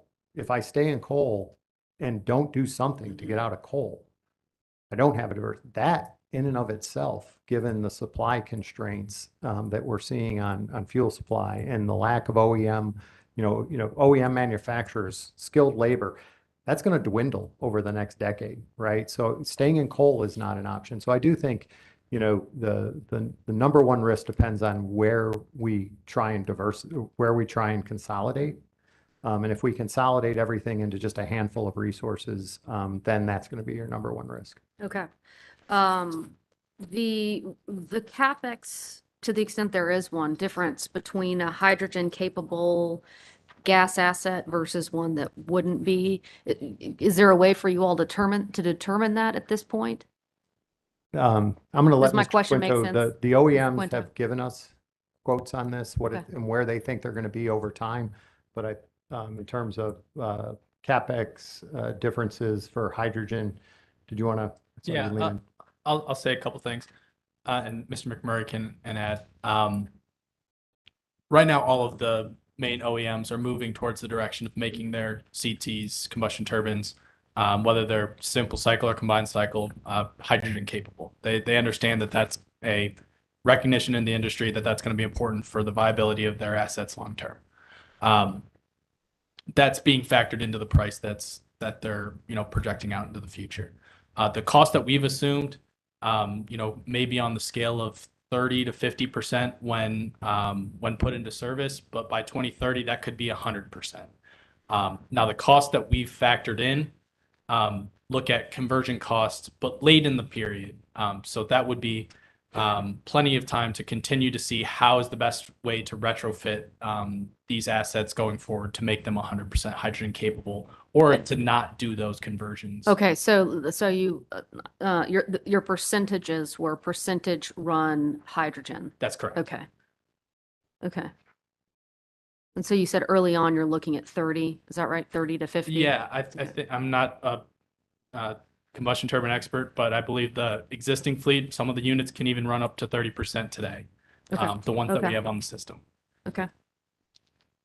I assume the newest, those are units that y'all have in service today? Okay. Okay. Let's see.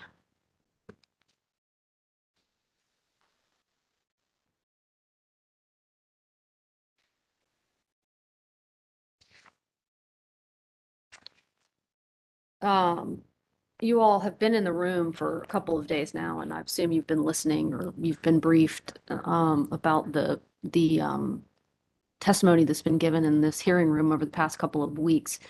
Do you want to provide a response, Mr. Snyder, to any of the questions that I have asked of any witness in this proceeding and answers that I've been given, just in response to answers that I've been given?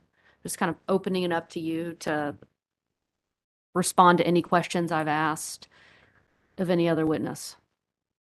Yeah, I think, a lot of the witnesses, we've covered a lot of water here this afternoon, and I've addressed probably 80–90% of what I've heard. And I think, you know, in fairness, the witnesses put in a lot of effort. They come from a different perspective, so I'm not appreciate the effort they put in. We've learned from our engagements with them.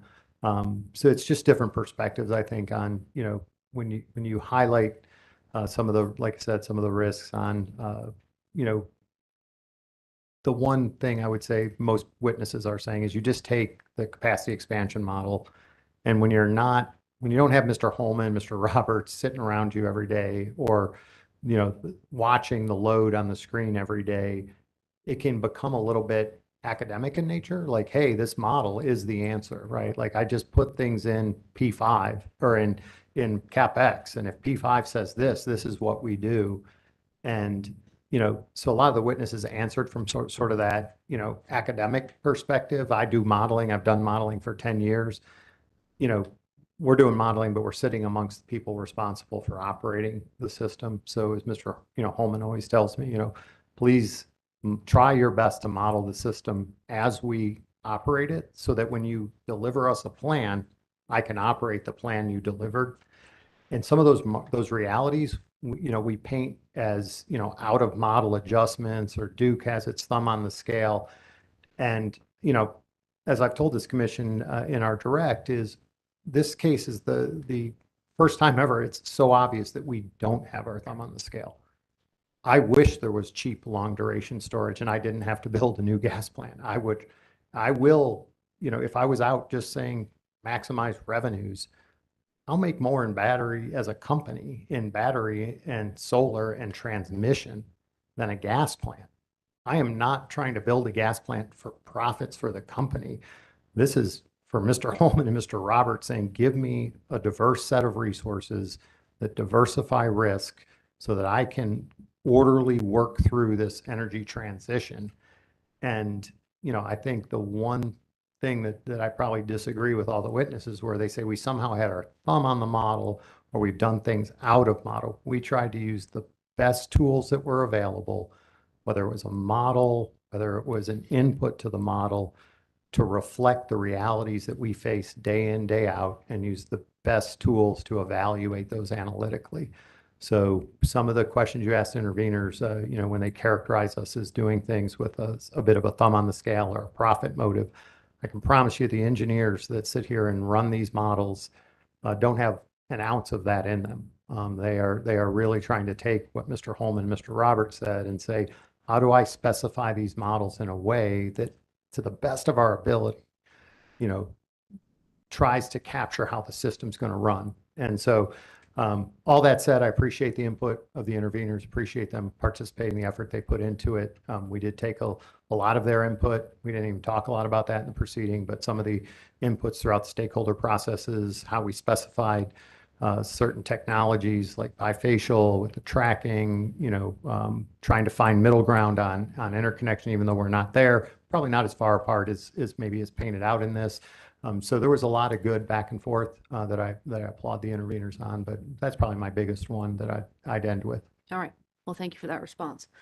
All right. Any additional questions? All right. Let me see who has questions on commissioners' questions. I'm hoping we can get this panel out of here today.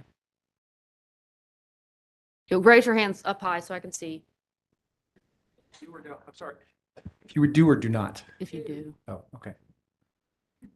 All right. Well, we are not going to get out of here today, so we will end it for today. Let's go off the record. We will be back on the record at 9 o'clock.